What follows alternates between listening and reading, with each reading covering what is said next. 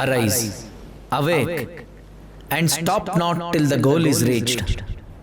ಗೆದ್ದೇಳು, ಎಚ್ಚರಗೊಂಡು ಗುರಿ ಮುಟ್ಟುವ ತನಕ ನಿಲ್ಲದಿರು. ಸ್ವಾಮಿ ವಿವೇಕಾನಂದರ ಈ ಮಾತು ಎಲ್ಲರಿಗೂ ಸ್ಫೂರ್ತಿಯಾಗಿರೋಂತೆ ನನಗೂ ಆಗಿದೆ. ಅದಕ್ಕೆ ಏನೋ ಗೊತ್ತಿಲ್ಲ, ಇವತ್ತಿನ ಈ ಎಪಿಸೋಡ್ ಶೂಟ್ ಮಾಡೋಕ್ಕೆ ನಾನು ಮೈಸೂರಿಗೆ ಹೋಗ್ತಾ ಇದ್ದೀನಿ. ಇದಕ್ಕೆ ಕಾರಣ ಸ್ವಾಮಿ ವಿವೇಕಾನಂದರೇ ಅಂದರೆ ನಿಮಗೆ ಆಶ್ಚರ್ಯ ಆಗುತ್ತೆ.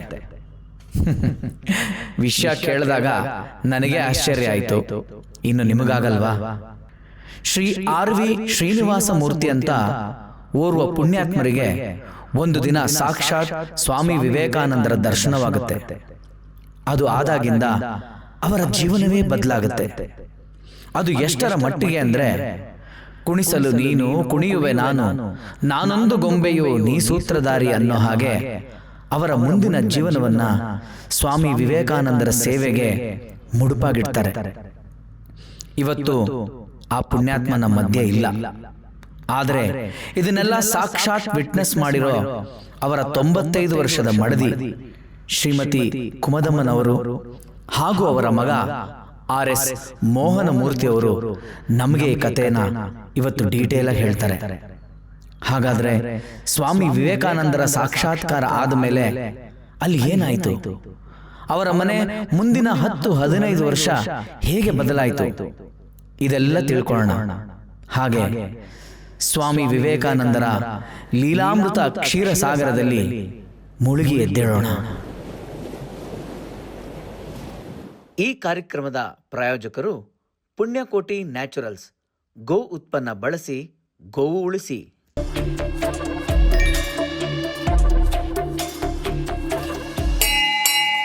ಹಾಯ್, ಹಲೋ, ಎಲ್ರಿಗೂ ನಮಸ್ಕಾರ.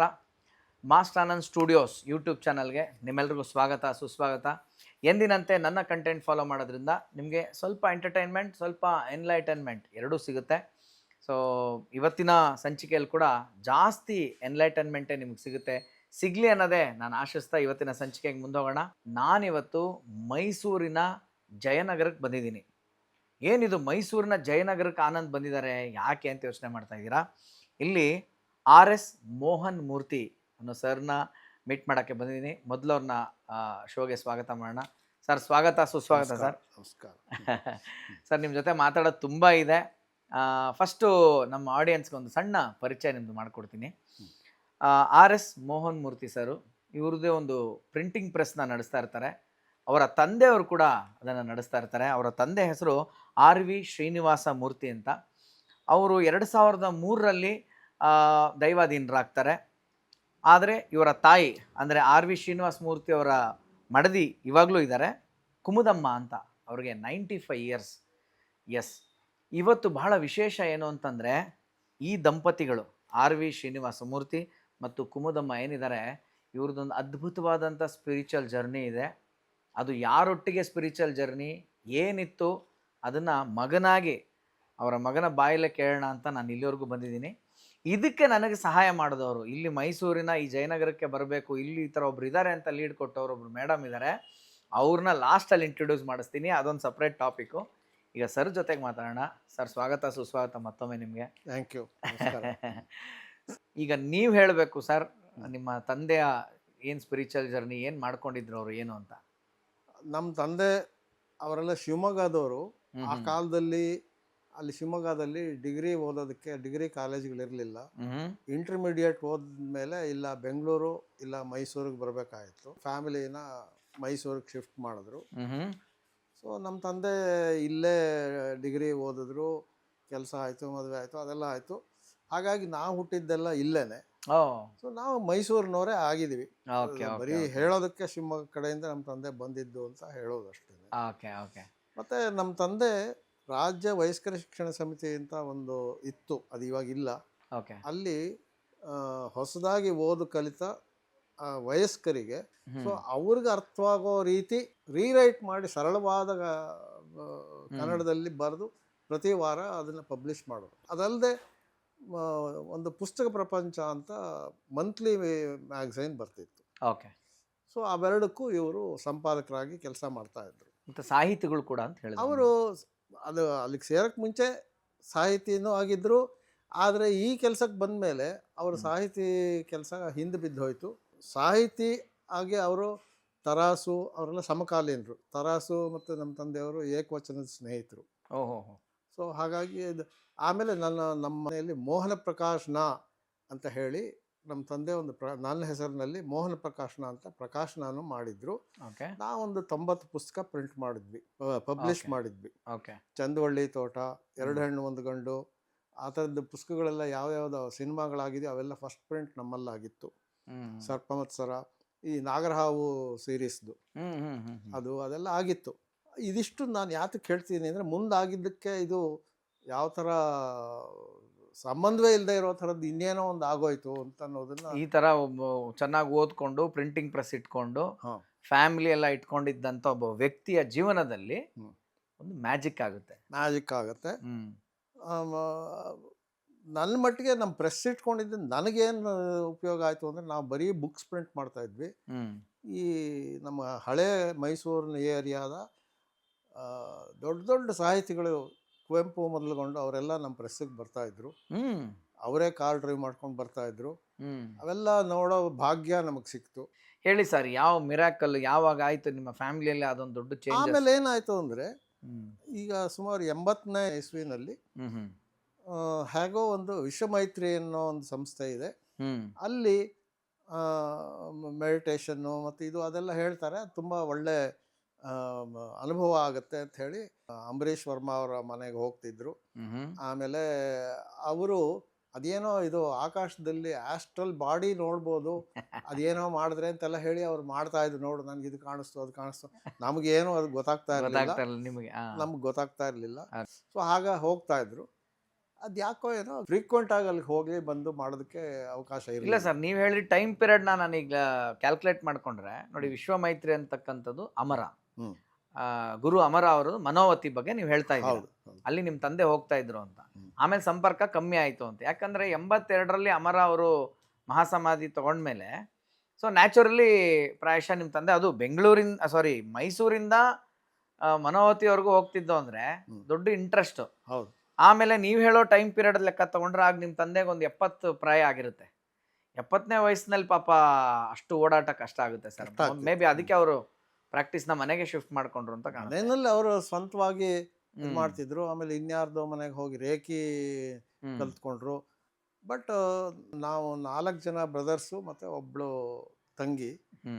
ಆ ತಂಗಿ ಮೆಂಟಲಿ ರಿಟಾರ್ಡೆಡ್. ಹುಟ್ಟಿದಾಗ್ಲಿಂದ ಅವಳ ಬುದ್ಧಿ ಬೆಳವಣಿಗೆ ಇರಲಿಲ್ಲ. ಈಗ ಬೇರೆ ಎಲ್ಲರೂ ನನ್ನ ತಮ್ಮಂದರು ಎಲ್ಲರೂ ತುಂಬ ಬುದ್ಧಿವಂತರು, ಎಲ್ಲ ಚೆನ್ನಾಗಿ ಹುಟ್ಟಿ ಬೆಳೆದು ಎಲ್ಲ ಮಾಡಿದ್ವಿ. ಅವಳೊಬ್ಳು ಯಾಕೆ ಆಯಿತು ಅನ್ನೋದು ಇವತ್ತಿಗೂ ನಮಗೆ ದೇರ್ ಈಸ್ ನೋ ಎಕ್ಸ್ಪ್ಲನೇಷನ್. ಇರ್ಬೋದು, ಏನೋ ಮೆಡಿಕಲ್ ಏನೋ ಕಾರಣಕ್ಕೆ ಏನೋ ಆಗಿರ್ಬೋದು, ಅದು ಗೊತ್ತಿಲ್ಲ. ಸೊ ಅದು ಇವಳು ಏನು ಮಾಡಿದ್ರೂ ಸರಿ ಹೋಗೋದಿಲ್ಲ. ಇಷ್ಟೇ, ನಾವು ಅವಳು ಬದುಕಿರೋವರೆಗೂ ಅಥವಾ ನಾವು ಬದುಕಿರೋವರೆಗೂ ಅದ್ರ ಜೊತೆ ಇರಬೇಕು ಅಂತ ಅನ್ನೋದನ್ನ ಒಂದು ನಿರ್ಧಾರಕ್ಕೆ ಬಂದುಬಿಟ್ಟಿದ್ವಿ. ಸೊ ಅದನ್ನು ರಿಪೇರಿ ಮಾಡೋ ಕಡೆ ನಾವು ಯಾವತ್ತೂ ಗಮನ ಕೊಡೋದನ್ನು ನಿಲ್ಲಿಸಿದ್ವಿ. ಯಾಕೆಂದರೆ ಅದು ಫ್ಯೂಟೈಲ್ ಎಫರ್ಟ್ ಅಂತಾರಲ್ಲ, ಅದರಿಂದ ಏನೂ ಪ್ರಯೋಜನ ಇರ್ತಾ ಇರಲಿಲ್ಲ. ಆಮೇಲೆ ಏನಾಯಿತು, ಒಂದು ಸತಿ ಯಾರೋ ಒಬ್ಬರು ನಂಜುಂಡಯ್ಯ ಅಂಥೇಳಿ high school head master, retired head master, ಅವರು ಉಡುಪಿ ಹತ್ರ ಸಾಲಿಗ್ರಾಮದಲ್ಲಿ ಡಿವೈನ್ ಪಾರ್ಕ್ ಅಂತ ಇದೆ, ಅಲ್ಲಿ ಡಾಕ್ಟರ್ ಚಂದ್ರಶೇಖರ್ ಉಡುಪ ಅಂತ ಇದ್ದಾರೆ.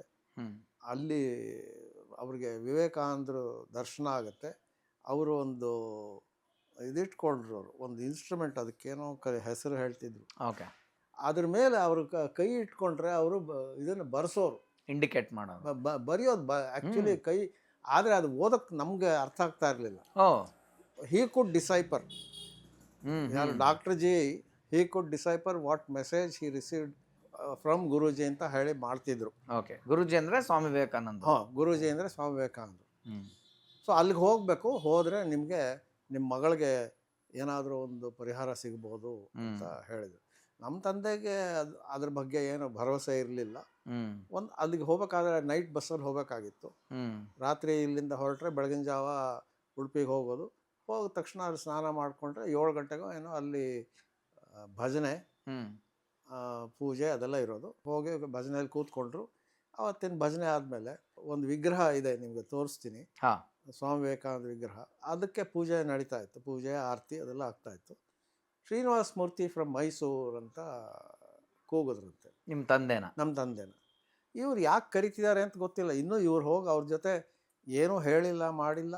ಅವ್ರು ಎದ್ದು ನಿಂತ್ಕೊಂಡ್ರೆ ಅವರು ಪೂಜೆಗೆ ಇಟ್ಟಿದ್ದು ವಿಗ್ರಹ ತಂದು ನಮ್ಮ ತಂದೆ ಕೈಗೆ ಕೊಟ್ಬಿಟ್ರು.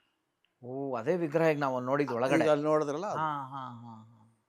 ಎಲ್ರಿಗೂ ಆಶ್ಚರ್ಯ, ಇದೇನಿದು ಇವ್ರು ಇವಾಗ ಫಸ್ಟ್ ಟೈಮ್ ಬರ್ತಿರೋದು, ಇವ್ರಿಗೆ ಆ ದಿನ ಪೂಜೆ ಮಾಡ್ತಾರೆ, ವಿಗ್ರಹನೇ ಕೊಡಬೇಕು ಅಂದರೆ ವಾಟ್ ಈಸ್ ಸ್ಪೆಷಲ್ ಅಂತ ಎಲ್ರಿಗೂ ಅಲ್ಲಿ ದಿನ ಬರೋರು ಇರ್ತಾರಲ್ಲ, ಹೌದು ಅವ್ರಿಗೆಲ್ಲರಿಗೂ ಆಶ್ಚರ್ಯವಾಯಿತು. ಸಹಜ. ಆಮೇಲೆ ಕೇಳಿದ್ರಂತೆ, ಇನ್ನು ಏನು ವಿಶೇಷ ಇದು, ಇವ್ರಿಗೆ ಬಂದರು ಅಂತ ಹೇಳಿ ಕೊಟ್ಬಿಟ್ರಲ್ಲ, ಅದು ನಾಳೆ ದಿವಸ ಪೂಜೆ ಮಾಡೋಕ್ಕೆ ಅಲ್ಲಿ ವಿಗ್ರಹ ಇಲ್ಲ. ಅದು ಮುಂದಿಂದ ಏನಾಯಿತು ಅಲ್ಲಿ ಗೊತ್ತಿಲ್ಲ, ಬಟ್ ಅದು ದಿನ ಅಲ್ಲಿ ಪೂಜೆ ಮಾಡುವ ವಿಗ್ರಹನ ಕೊಟ್ರಲ್ಲ ಅಂತ ಹೇಳಿದಾಯ್ತು. ಆವಾಗ ಅವ್ರು ಹೇಳಿದ್ರಂತೆ, ನನಗೇನು ಗೊತ್ತು, ಗುರೂಜಿ ನನಗೆ ಮೂರ್ತಿ ಕೊಡು ಅಂತ ಹೇಳಿದ್ರು, ಕೊಟ್ಟೆ. ಶ್ರೀನಿವಾಸ ಮೂರ್ತಿಗೆ ಆ ಮೂರ್ತಿನ ಕೊಡು ಅಂದ್ರು. ಮೂರ್ತಿ ಕೊಡು ಅಂತ ಹೇಳಿದ್ರು ಅಂತ ಹೇಳಿದ್ರಂತೆ. ಹಾಂ ಹಾಂ. ಅಷ್ಟೇ, ಇವರು ಇದನ್ನು ಏನು ಕೇಳಲಿಲ್ಲ. ವಿಗ್ರಹ ಕೊಟ್ಟರು, ತೊಗೊಂಬಂದರು. ನೀವು ಎಕ್ಸಿಬಿಷನ್ ಹೋದ್ರೋ ಏನಾದರೂ ಒಂದು ಈ ಥರದ್ದು ಬೊಂಬೆಗಳು ತೊಗೊಂಬಂದ್ರೆ, ದೇವ್ರದ್ದೇ ಬೊಂಬೆ ತಂದರೆ ಮನೆಯೊಳಗೆ ಇಟ್ಕೊತೀರಿ, ಪೂಜೆ ಮಾಡೋರು ಮಾಡ್ತಾರೆ, ಇಲ್ಲದೇ ಇದ್ರೆ ಒಂದು ಶೋಕೇಸಲ್ಲಿ ಇಡ್ತಾರೆ. ಆ ಥರವೇ ಅದು ನಮ್ಮ ತಂದೆ ಬೆಡ್ರೂಮ್ನಲ್ಲಿ ಒಂದು ಕಡೆ ಇಡಬೇಕು ಅಂತ ಮನಸ್ಸಿನಲ್ಲಿ ಮಾಡ್ಕೊಂಡಿದ್ರು. ನೋಡಿದ್ರೆ ಇನ್ನು 2 ದಿವಸದಲ್ಲಿ ಅದನ್ನು ಇಡೋದಕ್ಕೆ ಒಂದು ಪೀಠ ಇತ್ತು. ಅದು ಪ್ರಾಯಶಃ ಅಲ್ಲಿ ಪೂಜೆ ಮಾಡ್ತಾಯಿದ್ದ ಜಾಗದಲ್ಲಿ ಇರಲಿಲ್ವೋ, ಬೇರೆ ಕಡೆ ಇತ್ತು, ಅದೇನೋ ಗೊತ್ತಿಲ್ಲ. ಅದು ಯಾರ ಕೈಲೋ ಆ ಪೀಠ ಬೇರೆ ಕಳಿಸ್ಕೊಟ್ರು. ಮೊದಲನೇ ದಿನ ಬಂದಿದ್ದು ಬರೀ ವಿಗ್ರಹ, ಅದೇ ಇಟ್ಟಿದ್ದೀವಲ್ಲ ಇದು ಪೀಠ. ಹೌದು. ಆ ಪೀಠನ 2 ದಿನ ಆದಮೇಲೆ ಯಾರೋ ಒಬ್ಬರ ಕೈಲಿ ಕಳಿಸ್ಕೊಟ್ರು. ಓಹೋ. ಸರಿ, ಅದು ಒಳ್ಳೇದಾಯಿತು. ಅದನ್ನು ಒಂದು ಕಡೆ ಇಟ್ಕೊಂಡಿದ್ರು. ಅದಕ್ಕೇನು ವಿಶೇಷವಾದ ಅರ್ಥನೂ ಇರಲಿಲ್ಲ, ಭಕ್ತಿ ಭಾವ ಅದು ಯಾವುದೂ ಇರಲಿಲ್ಲ. ಕೊಟ್ಟರು, ಮರ್ಯಾದೆ.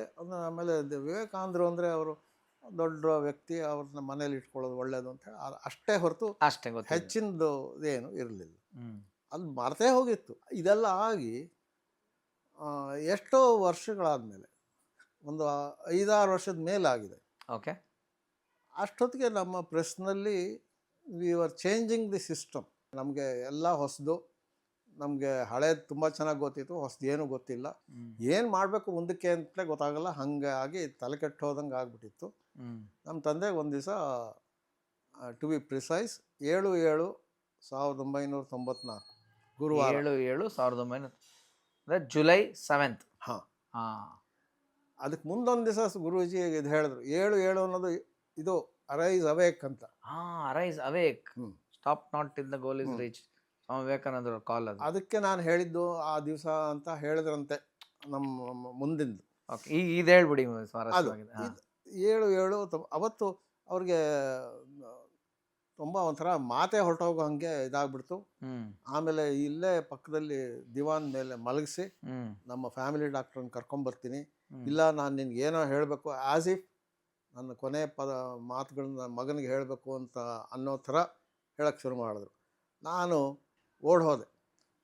ಆಮೇಲೆ ಇಲ್ಲಿ ಮನೇಲಿ ಹೆಂಗೆ ಅದಾಯಿತು ಅಂತ ಗೊತ್ತಿಲ್ಲ. ನಮ್ಮ ತಾಯಿ ಮತ್ತು ಯಾರೋ ಅಂತೂ ಒಟ್ಟಿನಲ್ಲಿ ಹೇಗೋ ಮಾಡಿ ಅವರ ಎದುರುಗಡೆ ಬೆಡ್ರೂಮ್ ಇದೆ, ಬೆಡ್ರೂಮ್ನಲ್ಲಿ ಹೋಗಿ ಅಲ್ಲಿ ಡಬಲ್ ಕಾಟ್ ಇತ್ತು, ಈಗ ನಮ್ಮ ಇದರಲ್ಲಿ ಒಂದೇ ಒಂದಿದೆ, ಅಲ್ಲರ ಮೇಲೆ ಹೇಗೋ ಮಾಡಿ ಮಲಗಿಸ್ಯಾರು. ಮಲಗಿಸಿದಾಗ ಅವರು ಹೀಗೆ ಪೂರ್ವದ ಕಡೆ ತಲೆ ಮಾಡ್ಕೊಂಡು ಬರ್ದಿದ್ದಾರೆ. ಅವ್ರ ಕಾಲ ಹತ್ರ ಇದ್ದಕ್ಕಿದ್ದಾಗೆ ಸ್ವಾಮಿ ವಿವೇಕಾನಂದರು ಕೂತ್ಕೊಂಡಿದ್ದಾರೆ. ಅವರ ರೂಮಾಲಿನಿಂದ ಈಗ ಹೀಗೆ ಒಂದು ಬರುತ್ತೆ, ಪಾಗು ಅಂತ ಹೇಳ್ತಾರೆ, ಅದರ ಎಕ್ಸ್ಟೆನ್ಷನ್ ಥರ ಒಂದು ಬರುತ್ತೆ, ಅದು ಹೀಗೆ ಮುಂದ್ಗಡೆ ಹಿಂಗೆ ಹಾಕ್ಕೊಂಡಿದ್ದಾರಂತೆ. ಪದ್ಮಾಸನ ಹಾಕ್ಕೊಂಡು ಕೂತಿದ್ದಾರೆ. ಅದು ನೋಡು, ನಿನ್ನಿಂದ ಇನ್ನೂ ಬೇಕಾದಷ್ಟು ಕೆಲಸ ಆಗಬೇಕಾಗಿದೆ, ನಿನ್ನನ್ನು ನಾನು ಸೇವ್ ಮಾಡಿದ್ದೀನಿ, ಮತ್ತು ನಿನಗೊಂದು ಔಷಧಿ ಕೊಡ್ತೀನಿ, you will be all right in 6 hours ಅಂತ ಹೇಳಿದ್ದಾರೆ. ಔಷಧಿ ಕೊಡೋದಕ್ಕೆ ಹೀಗೆ ಒಂದು ಬೆರಳಿಂದ ಹೀಗೆ ತಗೊಂಡು ತೋರಿಸಿದ್ದಾರೆ. ನಮ್ಮ ತಂದೆ ಏನು ನೋಡಿದ್ರಂತೆ ಅಂದರೆ, ಈ ಬೆರಳು ತುದಿನಲ್ಲಿ ಒಂದು ದಾಳಿಂಬೆ ಕಾಳು ಅಥವಾ ನೀವು ಕುಂಕುಮ ಒಂದು ಭರಣಿಯಿಂದ ಹಿಂಗೆ ಎತ್ಕೊಂಡ್ರೆ ಕೆಂಪಗೆ ಇರುತ್ತಲ್ಲ, ಒಂದು ಕುಂಕುಮದ ಒಂದು ಚುಟ್ಕು ಕುಂಕುಮ ಇದು ಇಂಥದ್ದು ಅಂತ ಹೇಳಕ್ಕೆ ಅವ್ರಿಗೆ ಗೊತ್ತಾಗಲಿಲ್ಲ. ಹ್ಮ್ ಅವರು ನಮ್ಮ ತಂದೆ ಹೀಗೆ ಕೊಡಿ ಅಂತ ಅದು ಕೈ ನೀಡಿದ್ದಾರೆ. ಇಲ್ಲ ಇಲ್ಲ ನೀನು ಬಾಯಿ ತೆಗಿ ಅಂತ ಹೇಳಿದ್ರು. ಹ್ಮ್ ಬಾಯಿಗೆ ಅದನ್ನು ಹಾಕಿದ್ದಾರೆ. ಹ್ಮ್ ಹಾಕಿದ ತಕ್ಷಣ ಅವ್ರಿಗೊಂಥರ ಒಂದು ಡಿವೈನ್ ಟೇಸ್ಟ್, ಹ್ಮ್ ಆ ಸ್ವೀಟ್ನೆಸ್ಸು ಮುಂಚೆನೂ ಯಾವತ್ತೂ ಆ ಸ್ವೀಟ್ನೆಸ್ನ ಅವರು ಸವಿದಿರಲಿಲ್ಲ. ಮತ್ತು ಜಸ್ಟ್ ಬಿಫೋರ್ ನಮ್ಮ ತಾಯಿ ಅವ್ರ ಬಾಯಿಗೆ ಇದನ್ನು ಹಾಕಿದ್ರು, ಜೇನುತುಪ್ಪ. ಮನೇಲಿದ್ದ ಜೇನುತುಪ್ಪನ ಸ್ವಲ್ಪ ಬಾಯಿ ಒಣಗಿ ಹೋಗ್ತಿದ್ರೆ ಒಂಚೂರು ಬಾಯಿ ಒದ್ದೆ ಆಗಲಿ ಅನ್ನೋ ಉದ್ದೇಶದಿಂದ ಹಾಕಿದ್ರು. ಆ ಜೇನುತುಪ್ಪಕ್ಕೆ ಇದು ಕಂಪೇರೇ ಮಾಡೋಕ್ಕಾಗಲ್ಲ ಅಂತ ಆಮೇಲಿಂದ ಹೇಳಿದ್ರು. ಹ್ಮ್ ಸೊ ಇದಾಯಿತು. ಇದಾದಮೇಲೆ ನಮ್ಮ ಡಾಕ್ಟ್ರನ್ನ ಕರ್ಕೊಂಡು ಬರೋ ಅಷ್ಟೊತ್ತಿಗೆ ಅವರು ನಾರ್ಮಲ್ಲಾಗಿ ಆಗ್ಬಿಟ್ಟಿತ್ತು. ಓ, ನೀವು ಡಾಕ್ಟರ್ ಕರ್ಕೊಂಬರಕ್ಕೆ ಹೋಗಿದ್ದೀರಾ? ಹಾಂ, ಆ ಗ್ಯಾಪಲ್ಲಿ ಇದೆಲ್ಲ ಆಗಿದೆ. ಇಷ್ಟೆಲ್ಲ ಆಗಿದೆ. Okay okay okay. ಅದಲ್ಲದೆ ಆಮೇಲೆ ನಮ್ಮ ತಾಯಿನ ಕರೆದ್ರಂತೆ. ಇದು ಜೈ ಗುರೂಜಿ ಜೈ ಗುರೂಜಿ ಅಂತ ಹೇಳಕ್ಕೆ ಶುರು ಮಾಡಿ, ಆ ಗುರೂಜಿ ಬಂದಿದ್ದಾರೆ, ಆರತಿ ಮಾಡಬೇಕು, ಆರತಿ ತೊಗೊಂಬ ಅಂತ. ನಮ್ಮ ತಾಯಿಗೆ ಏನು ಹಿಂದೆ ಮುಂದೆ ಗೊತ್ತಾಗ್ತಾ ಅರ್ಥ ಇರಲಿಲ್ಲ. ಆಗಿಲ್ಲ. ಅವ್ರು ಹೇಳ್ತಿದ್ದಾರೆ ಅಂತ ಸುಮ್ಮನೆ ಒಂದು ಆರತಿ ತೊಗೊಂಬಂದಿದ್ದಾರೆ. ತೊಗೊಂಬಂದು ನಮ್ಮ ತಂದೆಗೆ ಆರತಿ ಮಾಡೋಕ್ಕೆ ಹೋಗಿದ್ದಾರೆ. ನನಗಲ್ಲ, ಗುರೂಜಿಗೆ ಮಾಡು ಅಂಥೇಳಿ ಆರತಿ ಮಾಡಿಸಿದ್ದಾರೆ. ಇದಿಷ್ಟು ನಾನು ಬರೋ ಅಷ್ಟೊತ್ತಿಗೆ ಆಗೋಗ್ಬಿಟ್ಟಿದೆ. ಆಗಿತ್ತು. ನಮ್ಮ ಡಾಕ್ಟ್ರು ಬಂದರು. ಅವರು ಏನೋ ಬಂದಿದ್ದಕ್ಕೆ ಏನೋ ಒಂದು ಔಷಧಿ ಅಂತ ಹೇಳಿಕೊಟ್ರು. ನೀವು ನಿದ್ದೆ ಮಾಡಿ ಇದು ಅಂತೆಲ್ಲ ಹೇಳಿ ಹೋದರು. ಆಮೇಲೆ ಮಧ್ಯಾಹ್ನ ಅವತ್ತು 7ನೇ ತಾರೀಕು ನಮ್ಮ ಪ್ರೆಸ್ಸಲ್ಲಿ ಮಂತ್ಲಿ ಪೇಮೆಂಟು, ಬ್ಯಾಂಕ್ಗೆ ಹೋಗಿ ದುಡ್ಡು ತರಬೇಕು, ಇದೆಲ್ಲ ಇತ್ತು. ಅವೆಲ್ಲ ಇತ್ತು. ನಾನು ಹೆಂಗೋ ಮಾಡ್ಕೋತಿದ್ದೆ. 12 ಗಂಟೆಗೆ ಇಳ್ಕೊಂಡು ಬಂದುಬಿಟ್ರು, ಏನಾಗ್ತಿದೆ ಪ್ರೆಸ್ಸಲ್ಲಿ ಅಂತ. ನಾನು ಬೈದು ಕಳಿಸ್ದೆ, ನೀವು ಹೋಗಿ, ನಾನು ನೋಡ್ಕೋತೀನಿ, ಇವತ್ತು ನೀವು ರೆಸ್ಟ್ ತೊಗೊಳ್ಳಿ ಅಂತ ಕಳಿಸ್ದೆ. ಇದು ಅವತ್ತು ನಡೆದಂಥ ವಿಷಯ. ಓಕೆ. ಬಟ್ ಆಮೇಲೆ ಏನಾಯಿತು, ಅದು ಒಂಥರ, ಅದು ಅವ್ರಿಗೆ ಮಾತ್ರ ಕಂಡಿದ್ದು. ಅವ್ರಿಗೆ ಪದೇ ಪದೇ ಅವರ ಗುರೂಜಿ ದರ್ಶನ ಮಾಡಬೇಕು ಅಂತ ತುಂಬ ಅವ್ರಿಗೆ ಮನಸ್ಸಿನಲ್ಲಿ ಅನಿಸಿದೆ. ಗುರೂಜಿ ನಂಗೆ ದರ್ಶನ ಕೊಡಿ ಅಂತ ಬೇಡ್ಕೊಂಡಿದ್ದಾರೆ. ಆಗ ಅವರು ಇವೆಲ್ಲ ದೇಹಾತೀತವಾಗಿ ನಡೆದಂಥ ವಿಷಯಗಳು, ನಿನಗೆ ಜ್ಞಾನ ದರ್ಶನ ಬೇಕೋ ರೂಪದರ್ಶನ ಬೇಕೋ ಅಂತ ಕೇಳಿದ್ದಾರೆ. ಯಾವುದು ಜ್ಞಾನ ದರ್ಶನ ಬೇಕೋ ರೂಪದರ್ಶನ ಬೇಕೋ ಅಂತ ಕೇಳಿದ್ದಾರೆ ಸ್ವಾಮಿ ವಿವೇಕಾನಂದರು ನಿಮ್ಮ ತಂದೆಗೆ. ಹಾಂ, ಅವರು ಇನ್ಸ್ಟಿಂಕ್ಟಿವ್ಲಿ ನನಗೆ ಜ್ಞಾನ ದರ್ಶನ ಕೊಡಿ ಅಂತ ಹೇಳಿದ್ದಾರೆ. ನೋಡಿ, ಈಗ ರೂಪದರ್ಶನ ಅಂತಂದರೆ ಸುಮ್ಮನೆ ಫೋಟೋ ಥರ ನೀವು ನೋಡ್ದಂಗೆ ಅದು ಆಗ್ಬೋದು, ಏನು ಬೇಕಾದ್ರೆ ಆಗ್ಬೋದು ಅಷ್ಟೇ. ಅಲ್ಲ, ರೂಪ ಅಷ್ಟೇ, ಜ್ಞಾನ ಇರಲ್ಲ. ಅದೇ ಏನೋ ಫಾರ್ ಸಮ್ ರೀಸನ್ ಅದು ಅವರೇ ಮಾಡಿಸಿದ್ರು. ಒಟ್ಟಿನಲ್ಲಿ ಅದು ಜ್ಞಾನ ದರ್ಶನ ಕೊಡಿ ಅಂತ ಕೇಳಿದ್ದಾರೆ. ಅದು ಆಗಿದ್ದು ಗೊತ್ತು. ಆನಂತರ ಅವ್ರಿಗೆ ಒಳ್ಳೊಳ್ಳೆ ಥಾಟ್ಸು, ಅದನ್ನು ನೀವು ಸಂದೇಶ ಅಂತ ಬೇಕಾದ್ರೆ ಹೆಸರು ಹೇಳ್ಬೋದು, ಅದು ಬರ್ತಿತ್ತು. ಆದರೆ ಇದು ಗುರೂಜಿಯಿಂದ ಬರ್ತಾ ಇದೆ, ಇದು ಬಹಳ ಮುಖ್ಯವಾದ್ದು ಅಂತೆಲ್ಲ ಅರ್ಥವಾಗಬೇಕಾದ್ರೆ ಸ್ವಲ್ಪ ದಿವಸ ಆಯಿತು. ನಿಮ್ಮ ಮನಸ್ಸಿಗೆ ಬಂದಿದ್ದ ಯೋಚನೆಗಳೆಲ್ಲನಕ್ಕೂ ನೀವು ವಿಶೇಷ ಅರ್ಥಗಳನ್ನು ಅದೆಲ್ಲ ನೀವು ಮಾಡ್ಲಿಕ್ಕೆ ಹೋಗೋದಿಲ್ಲ. ಹೌದು. ಸೊ ಇನಿಷಿಯಲಿ ಅದಕ್ಕೆ ಏನು ಅಷ್ಟೊಂದು ಇದು ಮಾಡಲ್ಲ. ಆಮೇಲೆ ಇದೇನೋ ವಿಶೇಷವಾದ ಏನೋ ನಡೀತಾ ಇದೆ. ಈ ಥಾಟ್ಸ್ ಯಾವುದು ನಮ್ಮ ತಂದೆ ಸ್ವಂತ ಥಾಟ್ಸ್ ಅಲ್ಲ. ಓಕೆ. ಅಥವಾ ಲ್ಯಾಂಗ್ವೇಜ್ ಅವ್ರದ್ದಲ್ಲ. ಆದರೆ ಸಾಹಿತಿ ಅವ್ರದ್ದೇನೋ ಒಂದು ಇತ್ತಲ್ಲ, ಹೌದು, ಅದು ಅಲ್ಲ. ಮತ್ತು ವಿಷಯ ಅವ್ರದ್ದಲ್ಲ. ಅವರು ಒಂದು ಕಾಗದ ಬರಿಬೇಕಾದ್ರೆ ನಾವು ಎಷ್ಟೊಂದು ಯೋಚನೆ ಮಾಡಿ ಇಂಥದ್ದು ಬರಿಬೇಕು, ಹಿಂಗೆ ಬರೆದ್ರೆ ಹೆಂಗೆ, ಇಷ್ಟೆಲ್ಲ ಮಾಡ್ತೀವಲ್ಲ. ಸುಮ್ಮನೆ ಸರ ಹೇಳ್ಕೊಂಡು ಹೋಗ್ತಾರೆ, ಅದನ್ನು ನಾವು ಬರ್ಕೊಳ್ಳೋದು. ಆ ವಿಷಯ ಇದ್ರ ಬಗ್ಗೆ ಇವತ್ತು ಒಂದು ಆರ್ಟಿಕಲ್ ಬರಿಬೇಕು ಅಂದರೆ ನಾವು ಎಷ್ಟೊಂದು ವರ್ಕ್ ಮಾಡಿ ಎಲ್ಲ ಮಾಡ್ತೀವಿ, ಅದೇನೂ ಇಲ್ಲ. ಹಾಗೆ ಬರಬೇಕಾದ್ರೆ ಅದು ಯಾವುದೋ ಒಂದು ವಿಶೇಷವಾದ ಶಕ್ತಿ ಇವ್ರ ಮೂಲಕ ಬರೆಸ್ತು ಅನ್ನೋದ್ರ ಬಗ್ಗೆ ನನಗೆ ಯಾವುದೇ ಅನುಮಾನವಿಲ್ಲ. ಅದನ್ನು ನೀವು ಯಾವ ಹೆಸರಿಂದಲಾರು ಕರೀರಿ. ವಿವೇಕಾನಂದ ನಮ್ಮ ತಂದೆ ಕರಿತಿದ್ರು, ವೆಂಕಟರಮಣ ಸ್ವಾಮಿ ಅಂತ ಕರೀರಿ, ಇನ್ನೊಂದು ಯಾವುದೋ ಒಂದು ವಿಶೇಷವಾದ ಶಕ್ತಿ ಅವ್ರನ್ನ ಉಪಯೋಗಿಸ್ಕೊಂಡು ನಮಗೆಲ್ಲ ಸಂದೇಶಗಳು ಕೊಟ್ಟಿದೆ ಅನ್ನೋದ್ರ ಮಾತ್ರ ನಿರ್ವಿವಾದ.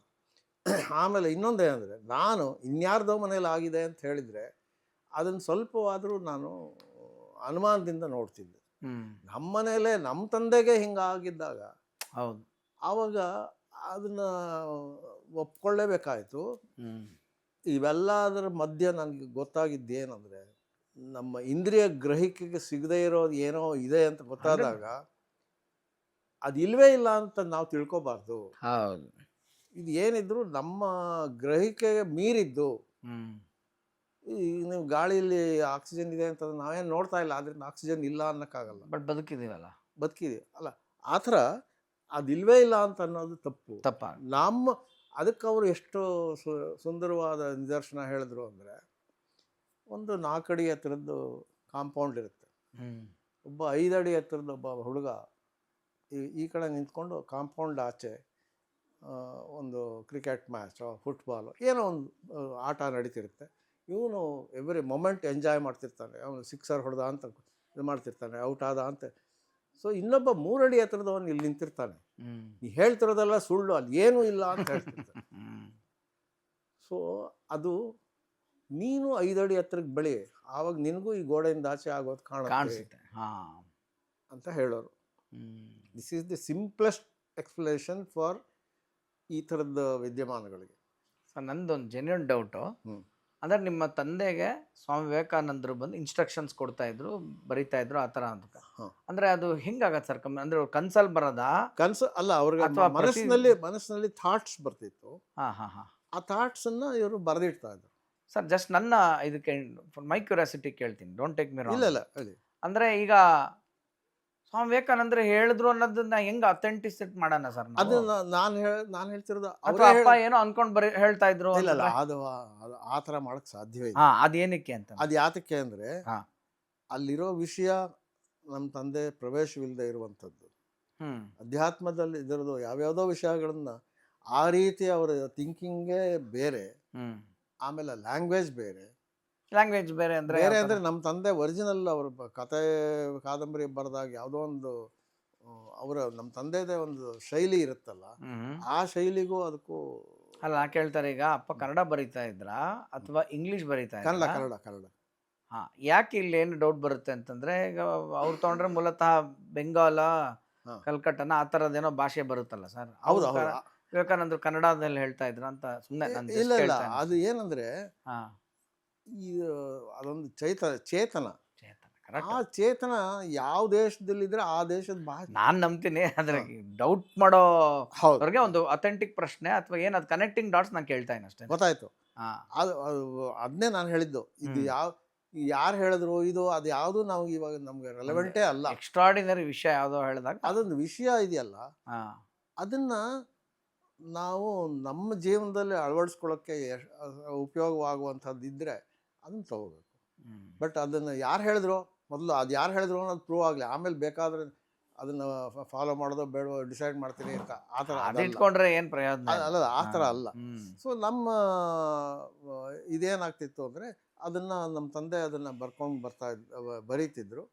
ಅವರು ರಾತ್ರಿ ಹೊತ್ತು ಹೆಚ್ಚಿಗೆ ಅವರು ಈ ಥರದ್ದು ಬರ್ತಾ ಇತ್ತು. ಆದ್ದರಿಂದ ಅವರು ಮಲಗೋ ಕಡೆನೇ ಒಂದು ಬುಕ್ ಒಳಗೆ ಪೇಪರು, ಪೆನ್ನು ಎಲ್ಲ ಇಟ್ಕೊಂಡು ಅವರು ಬಂದಾಗ ಬರ್ಕೊಳ್ಳೋರು. ಆಮೇಲೆ ಅವ್ರಿಗೆ ಆರೋಗ್ಯ ಕಡಿಮೆ ಆದಾಗ ರಾತ್ರಿ ಸರಿಯಾಗಿ ನಿದ್ದೆ ಬರ್ತಾ ಇರಲಿಲ್ಲ ಎಲ್ಲ. ಆದರೆ ಈ ಸಂದೇಶ ಬಂದಿದ್ದ ರಾತ್ರಿಗಳಲ್ಲಿ ಬೆಳಗ್ಗೆ ಎದ್ದಾಗ ಬಹಳ ಚೈತನ್ಯದಾಯಕವಾಗಿ ಇರೋರು. ಈ ಥರ ಚೇಂಜಸ್ ನಾನು ಹೇಳ್ತಾ ಇದ್ರು. ಅದು ಎನಿವೆ, ಅದು ಅವೆಲ್ಲ ಫಿಸಿಕಲ್ ಇದು. ಬಟ್ ನಮಗೆ ಮುಖ್ಯವಾಗಿ ಬೇಕಾಗಿರೋದು ಏನು ಅಂದರೆ ಅವರ ಸಂದೇಶಗಳು. ಆ ಸಂದೇಶಗಳು ನಿಜವಾಗ್ಲೂ 3 ಥರದ ಸಂದೇಶಗಳು ಬರ್ತಿತ್ತು.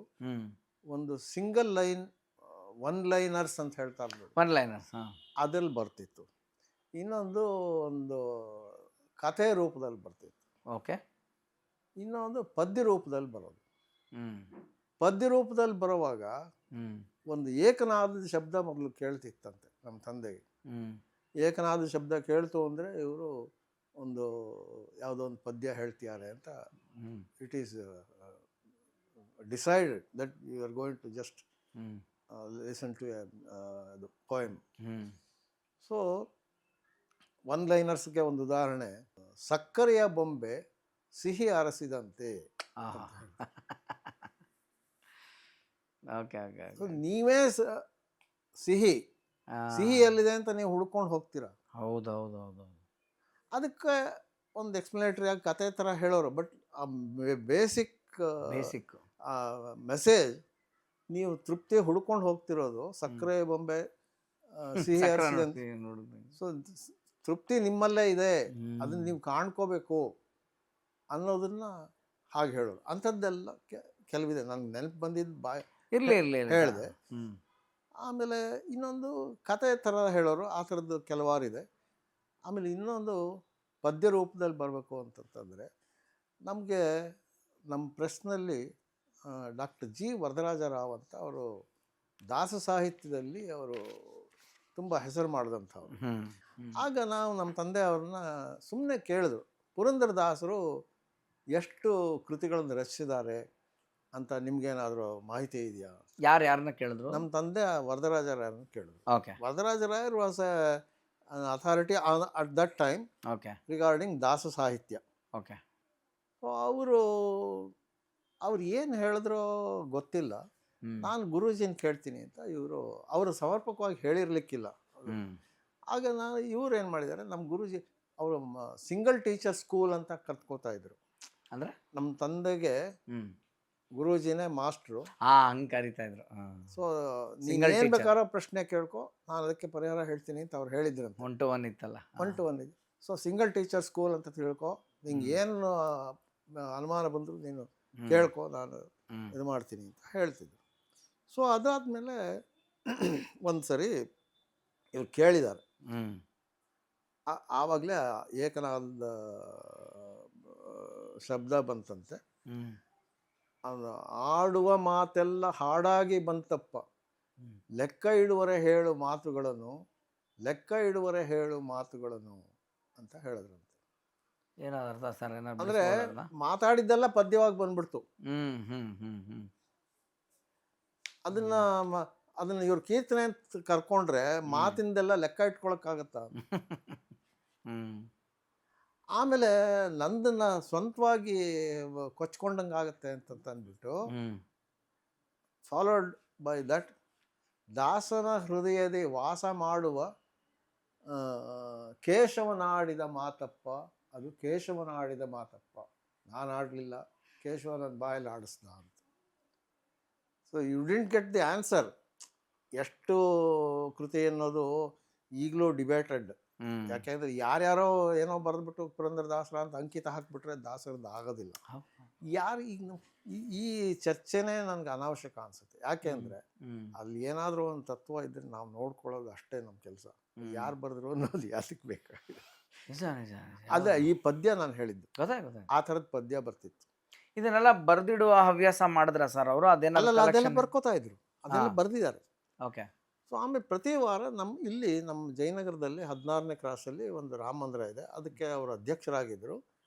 ಆಮೇಲೆ ಅಲ್ಲಿ ಪ್ರತಿ ಶನಿವಾರ ಕೆಲವು ಲೇಡೀಸ್ ಎಲ್ಲ ಕೂತ್ಕೊಂಡು ಭಜನೆ ಎಲ್ಲ ಮಾಡೋರು. ಅವ್ರು ಭಜನೆ ಮುಗಿದ ಮೇಲೆ ಆ ವಾರದಲ್ಲಿ ಬಂದಂಥ ಸಂದೇಶಗಳನ್ನು ಅಲ್ಲಿ ಓದಿ ಹೇಳ್ತಾ ಇದ್ರು. ಅವ್ರಿಗೆ ಜನಗಳಿಗೆಲ್ಲ ತುಂಬ ಇಷ್ಟವಾಗ್ತಾ ಇತ್ತು. ಗ್ರ್ಯಾಜುವಲಿ ಜನ ಹೆಚ್ಚೆಚ್ಚು ಬರ್ತಾ ಇದ್ರು. ನಾನು ಹೋಗ್ತಾ ಇರಲಿಲ್ಲ, ಯಾಕಂದ್ರೆ ನಾನು ಇಲ್ಲಿ ಇರಬೇಕಾಗಿತ್ತು. ಹಾಗಾಗಿ ಅದು ಅಲ್ಲಿ ಪಾಪ್ಯುಲರ್ ಆಯಿತು. ಅದು ಒಂದರಿಂದ ಒಬ್ಬರಿಗೆ ಹೀಗೆ ಬಂದು ಎಲ್ಲೆಲ್ಲಿಗೋ ಇವ್ರನ್ನ ಕರ್ಕೊಂಡು ಹೋಗೋರು. ಸಂದೇಶಗಳನ್ನ ಓದಿ ಹೇಳಿ ಅಂತ ಹೇಳಿ ಎಲ್ಲೆಲ್ಲಿಗೆ, ಕುದುರೆಮುಖ ಅಂತೆ, ಶಿವಮೊಗ್ಗ ಅಂತೆ, ಎಲ್ಲೆಲ್ಲಿಗೋ ಯಾರೊಬ್ಬರು ಬಂದು ಕೂತ್ಕೊಂಡು ನಮ್ಮ ತಂದೆನ ರೈಲೋ ಬಸ್ಸೋ ಯಾವುದ್ರಲ್ಲೋ ಕರ್ಕೊಂಡು ಹೋಗಿ ಅಲ್ಲಿ ಸಂದೇಶ ವಾಚನ ಎಲ್ಲ ಮಾಡ್ತಾಯಿದ್ರು. ಅದೆಲ್ಲ ಆಗ್ತಾಯಿತ್ತು. ಆಮೇಲೆ ಒಂದಿಷ್ಟು ಜನ ಅವರು ಇದನ್ನೆಲ್ಲ ಪ್ರಿಂಟ್ ಮಾಡಿಸ್ಬಿಡಿ ಅಂತ ಹೇಳಿದ್ರು. ಓಕೆ. ಆಗ ನಮ್ಮ ತಂದೆ, ನೋಡಪ್ಪ ಇದನ್ನು ನನ್ನ ಬರವಣಿಗೆ ಅಲ್ಲ, ನಾನು I will request the permission of Guruji ಅಂತ ಹೇಳಿ ಕೇಳಿದ್ರಂತೆ. ಗುರೂಜಿ, ನೋಡು, ನೀನು ಪ್ರೆಸ್ ಇದೆ, ನೀನು ಚೆನ್ನಾಗಿ ಪ್ರಿಂಟು ಮಾಡಿಸ್ಬೋದು, ಎಲ್ಲರೂ ಕೊಂಡ್ಕೋತಾರೆ, ಎಲ್ಲ ತೊಗೊಂಡೋಗಿ ಶೆಲ್ಫಲ್ಲಿ ಇಟ್ಬಿಡ್ತಾರೆ ಅಂತ ಏನನ್ನಾದರೂ ಸ್ಟ್ರೆಸ್ ಮಾಡಿ ಹೇಳಬೇಕಾದ್ರೆ ಇಂಗ್ಲೀಷಲ್ಲಿ ಹೇಳ್ತಿದ್ರು. ಇದಿಷ್ಟು ಕನ್ನಡದಲ್ಲಿ ಹೇಳಿ ಫಸ್ಟ್ ರೀಚ್ ದೇರ್ ಇಯರ್ಸ್ ಅಂತ ಹೇಳಿದ್ರು. ಸೊ ಅದು ಅವಾಗ ನಿಂತೋಯ್ತು. ಪ್ರಿಂಟಿಂಗ್ ಮಾಡೋ ಯೋಚನೆ ಇದಾಗಲಿಲ್ಲ, ಮುಂದುವರಿಲಿಲ್ಲ. ಸೊ ಇವರು ಅದೇ ಕೆಲಸ ಮಾಡಿದ್ರು. ಕ್ಯಾತ್ನಹಳ್ಳಿ ಅಂತ ಇಲ್ಲೊಂದು ಮಂಡ್ಯದ ಹತ್ರ ಇದೆ, ಅಲ್ಲಿ ಸ್ವಾಮಿ ವಿವೇಕಾನಂದರಿಗೆ ಒಂದು ದೇವಸ್ಥಾನ ಮಾಡಿದ್ದಾರೆ. ತುಂಬ ವರ್ಷಗಳಿಂದ ಇದೆ ಅದು. ಆ ಥರದ್ದೆಲ್ಲ ಅಲ್ಲಿ ಹೋಗಿ ಹೋಗಿ ಸಂದೇಶಗಳನ್ನು ಓದ್ತಿದ್ರು, ಜನಗಳಿಗೆಲ್ಲ ತುಂಬ. ಅದೇನಾದ್ರು ಬುಕ್ ಇದೆಯಾ ಸರ್, ಅದು ಬುಕ್ ಮಾಡಿದ್ದೀರಾ Yes. ಅದನ್ನ? ಆಮೇಲೆ ಏನಾಯಿತು, ಇದು ಸ್ವಲ್ಪ ದಿವಸ ಆದಮೇಲೆ ಇದು ಈ ಪ್ರಿಂಟ್ ಮಾಡಬೇಕು ಅನ್ನೋ ಒತ್ತಡ ಜಾಸ್ತಿ ಆದಾಗ ಮತ್ತೆ ನಮ್ಮ ತಂದೆ ಕೇಳಿದಾಗ ಆಯಿತು ಅದನ್ನು ಮಾಡು ಅಂತ ಹೇಳಿ ಅದಕ್ಕೆ ಕೆಲವು ಗೈಡ್ಲೈನ್ಸ್ ಅಂತ ಹೇಳಿದ್ದಾರೆ. ಏನು ಗೈಡ್ಲೈನ್ಸ್ ಅಂದರೆ, ಈ ಸಂದೇಶಗಳು ಬಂದಂಗೆ ಸುಮ್ಮನೆ ಬರೆದ್ಬಿಟ್ಟಿದ್ದಾರೆ, ಆದರೆ ಕೆಲವು ಜೀವನದಲ್ಲಿ ನಾವು ಅಳವಡಿಸ್ಕೊಳ್ಳಬೇಕಾದಂಥ ಕೆಲವು ಸಂದೇಶಗಳಿದೆ. ಓಕೆ. ಅದಕ್ಕೆ ಜೀವನ ಅಂತ ಒಂದು ಹೆಡ್ಡಿಂಗ್ ಕೊಟ್ಬಿಟ್ಟು ಅಂಥ ಸಂದೇಶಗಳನ್ನೆಲ್ಲ ಒಂದು ಗ್ರೂಪು. ಸಾಧನ ಅಂತ ಇದೆ, ಕೆಲವರು ಮೆಡಿಟೇಷನ್ನು ಇದರಲ್ಲೆಲ್ಲ ಸಾಧನೆ ಮಾಡ್ತೀನಿ ಅಂತ ಮಾಡ್ತಿರ್ತಾರೆ, ಅವ್ರಿಗೆ ಉಪಯೋಗವಾಗುವಂಥ ಸಂದೇಶಗಳು. ಅದು ಈ ಆರ್ಡಿನರಿ ಬರೀ ಜೀವನದಲ್ಲಿ ಅಳವಡಿಸ್ಕೊಳ್ಳೋಕೆ ಸಾಧ್ಯ ಮಾಡುವಂಥವ್ರಿಗೆ ಅದು ಪ್ರಯೋಜನ ಆಗೋದಿಲ್ಲ, ಆದರೆ ಅದು it's highly valuable for such people. ಇನ್ನೊಂದು ದರ್ಶನ ಅಂತ. ದರ್ಶನ ಅಂತಂತಂದರೆ ಬೇರೆ ಬೇರೆ ಹಬ್ಬದ ಟೈಮ್ನಲ್ಲಿ, ಗಣಪತಿ ಹಬ್ಬದ ಟೈಮ್ನಲ್ಲಿ ಗಣೇಶನ ದರ್ಶನ, ಮತ್ತು ಶಿವರಾತ್ರಿ ಟೈಮ್ನಲ್ಲಿ ಈಶ್ವರನ ದರ್ಶನ, ಈ ಥರದ್ದೆಲ್ಲ, ಗೋಕುಲಾಷ್ಟಮಿ ದಿವಸ ಕೃಷ್ಣ, ಇದೆಲ್ಲ ದರ್ಶನಗಳು. ಅವ್ರು ಹೇಳ್ತಾ ಇದ್ದಿದ್ದ ವಿಚಾರಗಳು ಯಾವ ಪುರಾಣ ಮತ್ತೊಂದು ಇದು ಯಾವುದ್ರಲ್ಲೂ ಸಿಗ್ತಾ ಇರಲಿಲ್ಲ. ಆ ಥರದ್ದನ್ನು ಹೇಳೋರು. ತುಂಬ ಇಂಟ್ರೆಸ್ಟಿಂಗ್ ಆಗಿರೋದು ಇಲ್ಲೇ ನಾ ಹೇಳೋದು, ಇದು ಯಾವುದು ನಮ್ಮ ತಂದೆ ಒರಿಜಿನಲ್ ಥಿಂಕಿಂಗ್ ಅಲ್ಲ, ರೈಟಿಂಗು ಅಲ್ಲ, ಲ್ಯಾಂಗ್ವೇಜು ಅಲ್ಲ. ಆಮೇಲೆ ಅದು ಬರೆದಾದ್ಮೇಲೆ ಅದನ್ನು ಒಂಚೂರು ತಿದ್ದಿ ರಿಪೇರಿ ಮಾಡೋಕ್ಕೆ ಅದು ಸ್ಕೋಪೇ ಇರ್ತಾ ಇರಲಿಲ್ಲ, ಆ ಥರ ಇರ್ತಿತ್ತು. ಅಂದರೆ definitely it was some superficial force. ಅದನ್ನು ನೀವು ಯಾವ ಹೆಸರಿಂದಲಾರೋ ಕರೀರಿ, ಅದು ನಮ್ಮ ತಂದೆಯವ್ರ ಮೂಲಕ ಮಾಡಿಸಿದ್ದು. ಅದು ನಮ್ಮ ತಂದೆ ಅವ್ರ ಮಗನಾಗಿದ್ದೀನಿ ಅಂತ ನನಗೆ ಒಂದು ಹೆಮ್ಮೆ. ಅದೇನ ಪುಸ್ತಕ ಇದ್ರೆ ಸ್ವಲ್ಪ ಪುಸ್ತಕನ ಅದೇ ಆ ರೀತಿ ಮಾಡಿ ಈ ವಿವೇಕಾಮೃತ ವಾಣಿ ಅಂತ ಈ ಪುಸ್ತಕ ಮಾಡಿದ್ರು. ತೋರಿಸಿ ಸರ್. ಇದು ಚೂರು ಮೇಲೆ ತಗೊಳ್ಳಿ ಸರ್. ಸೊ ಈ ಪುಸ್ತಕದಲ್ಲಿರುವ ಎಲ್ಲ ವಿಷಯಗಳು ಸ್ವಾಮಿ ವಿವೇಕಾನಂದರು ನಿಮ್ಮ ತಂದೆಗೆ ಹೇಳಿ ಅವ್ರು ಬರೆದಿರೋದು. ಹೌದು. So he has done the writing part, but the content is given by ಅವರು ಬರೀ ಸ್ಟೆನೋಗ್ರಾಫರ್ ಥರ. ಇಲ್ಲಿ ಶುರುವಿನಲ್ಲಿ ಒಂದು ಕೊಡಿ ಸರ್. ಒಂದು ಫಸ್ಟ್ ಚಾಪ್ಟರ್ನಲ್ಲಿ ಈಗ ನಾವು ಬಾಯಲ್ಲಿ ಏನು ಹೇಳಿದ್ನೋ ಆ ಘಟನೆಗಳು ಹೆಂಗೆ ನಡೀತು ಮಾಡ್ತು ಅಂತ ಅಂದ್ಬಿಟ್ಟು, ಓಕೆ, ಅದು ಅದರಲ್ಲಿದೆ. ದಿನಾಂಕ 7/7/94 ಕಾಲ ಒದಗಿತ್ತು. ಈ ಕಣ್ಣು ಮುಚ್ಚಿದ್ದರಿಂದ ಆ ಕಣ್ಣು ತೆರೆದಿತ್ತು. ಶ್ರೀ ಗುರೂಜಿ ನನ್ನ ಬಲ ಪಕ್ಕದಲ್ಲೇ ಕುಳಿತಿದ್ದರು, ಸ್ವಾಮಿ ವಿವೇಕಾನಂದರು. ಆಗ ತಾನೇ ಮಡಿ ಮಾಡಿದ ಶುದ್ಧ ಕಾವ್ಯ ಉಡುಪು, ಅಸ್ತವ್ಯಸ್ತವಾಗಿ ಸುತ್ತಿದ್ದ ರುಮಾಲು, ಸ್ವಲ್ಪ ಉದ್ದವಾಗಿದ್ದ ಅದರ ಜುಂಗನ್ನು ಎತ್ತಿ ಬಲಭುಜದ ಮೇಲೆ ಹಾಕಿಕೊಂಡು ಮುಗುಳು ನೆಗೆಯುತ್ತಾ ನಗುತ್ತಾ ಕುಳಿತಿದ್ದರು. ಇದುವರೆಗೂ ಇದ್ದೇ ಹಿಂದೆ, ಈಗ ಬಂದೆ ಮುಂದೆ ಎಂದು ಗುರೂಜಿ ಎಂದಾಗ ಶ್ರೀ ಗುರೂಜಿಯ ದರ್ಶನ ಆಯಿತು ಎಂಬುದು ಖಾತ್ರಿಯಾಯಿತು. ನಿಮ್ಮ ತಂದೆಗಾಗಿದ್ದ ಅನುಭವ ಬರಿತಾ ಇದ್ದಾರೆ. ಗುರೂಜಿ, ಗುರುವಾರ ಬಂದಿದ್ದೀರಿ. ನಾನು ಎಂಥ ಭಾಗ್ಯಶಾಲಿ. ನಾನು ಅಂಥ ಸಾಧನೆ ಏನೂ ಮಾಡಿಲ್ಲ, ಆದರೂ ನನಗೆ ಇಂಥ ಅನುಗ್ರಹ ಕೊಟ್ಟಿರಿ. ತುಂಬ ಸಂತೋಷ ಆಗಿದೆ ಎಂದೆ. ಅದಕ್ಕೆ ಗುರೂಜಿ, ನೀನು ಖಾಲಿ ಮಾಡಿಕೊಂಡೆ, ಅದಕ್ಕೆ ಬಂದೆ ಎಂದರು. ನಿಜ, ಹಿಂದಿನ ರಾತ್ರಿ ನನ್ನದೇನೂ ಇಲ್ಲದಂತೆ ಎಲ್ಲ ಖಾಲಿ ಮಾಡಿಬಿಟ್ಟಿದ್ದೆ. ನನ್ನ ಹೆಂಡತಿಯನ್ನು ಕರೆದು ಹೂ ತೆಗೆದುಕೊಂಡು ಬಾ, ದೀಪ ಹಚ್ಚು, ಆರತಿ ಮಾಡು ಎಂದು 2-3 ಸರಿ ಹೇಳಿದೆ. ಅವಳಿಗೆ ಮೊದಲು ಅರ್ಥವಾಗಲಿಲ್ಲ. ಹೂ ತಂದಳು, ದೀಪ ಹಚ್ಚಿದಳು. ಆರತಿ ಮಾಡಲು ಬಂದಾಗ ಇಲ್ಲಿ ಮಾಡು ಎಂದು ಬಲಗಡೆ ತೋರಿಸಿದಾಗ ಅವಳು ನನಗೆ ಆರತಿ ಮಾಡಲು ಬಂದಳು. ನಾನು ನನಗಲ್ಲ, ಗುರೂಜಿಗೆ ಎಂದು ಹೇಳಿದೆ. ಆಗ ಅವಳಿಗೆ ಅಲ್ಲಿರುವ ವಿಶೇಷ ವೈಭವದ ಅರಿವಾಯಿತು. ಅವಳು ಶ್ರೀ ಗುರೂಜಿ ಅವರನ್ನು ನೋಡದಿದ್ದರೂ ಆ ಕಡೆ ಆರತಿ ಮಾಡಿದಾಗ ಶ್ರೀ ಗುರೂಜಿ ಕೈ ಮುಗಿದು ನಾರಾಯಣ ನಾರಾಯಣ ಎಂದರು. ಅವರೂ ಅಂದ್ರಂತ ನಾರಾಯಣ ನಾರಾಯಣ ಅಂತ. ಅದು ಅಷ್ಟೊಂದು ಡೀಟೇಲ್ ನನಗೆ ಜ್ಞಾಪಕ ಇಲ್ಲ, ನಿಮಗೆ ಜ್ಞಾಪಕ ಇಲ್ಲ, ಬಟ್ ಭಾಳ ಇಂಟ್ರೆಸ್ಟಿಂಗ್ ಆಗಿದೆ ಸರ್. ಸೊ ಇಲ್ಲಿ ಇದೆಲ್ಲ ಆ ಅನುಭವದ ದಿನದ್ದು ಬರೆದಿದ್ದಾರೆ. ಅಷ್ಟು ಮಾತ್ರ ಇವ್ರ ಬರವಣಿಗೆ. ಓಕೆ, ಮುಂದಿಂದು ಅಂದ್ರೆ ಇಲ್ಲಿ ಸ್ವಾಮಿ ವಿವೇಕಾನಂದರು ಹೇಳಿದ್ದು ಎಲ್ಲ ಇದಾ? ನೆಕ್ಸ್ಟ್ ಇರೋದು ಜೀವನ ಅಂತ ಒಂದು ಇದೆ. ಒಂದ್ ನಿಮಿಷ ರೀ ಸರ್. ಜೀವನ ಅಂತ ಸ್ಟಾರ್ಟ್ ಆಗುತ್ತೆ ಇಲ್ಲಿ.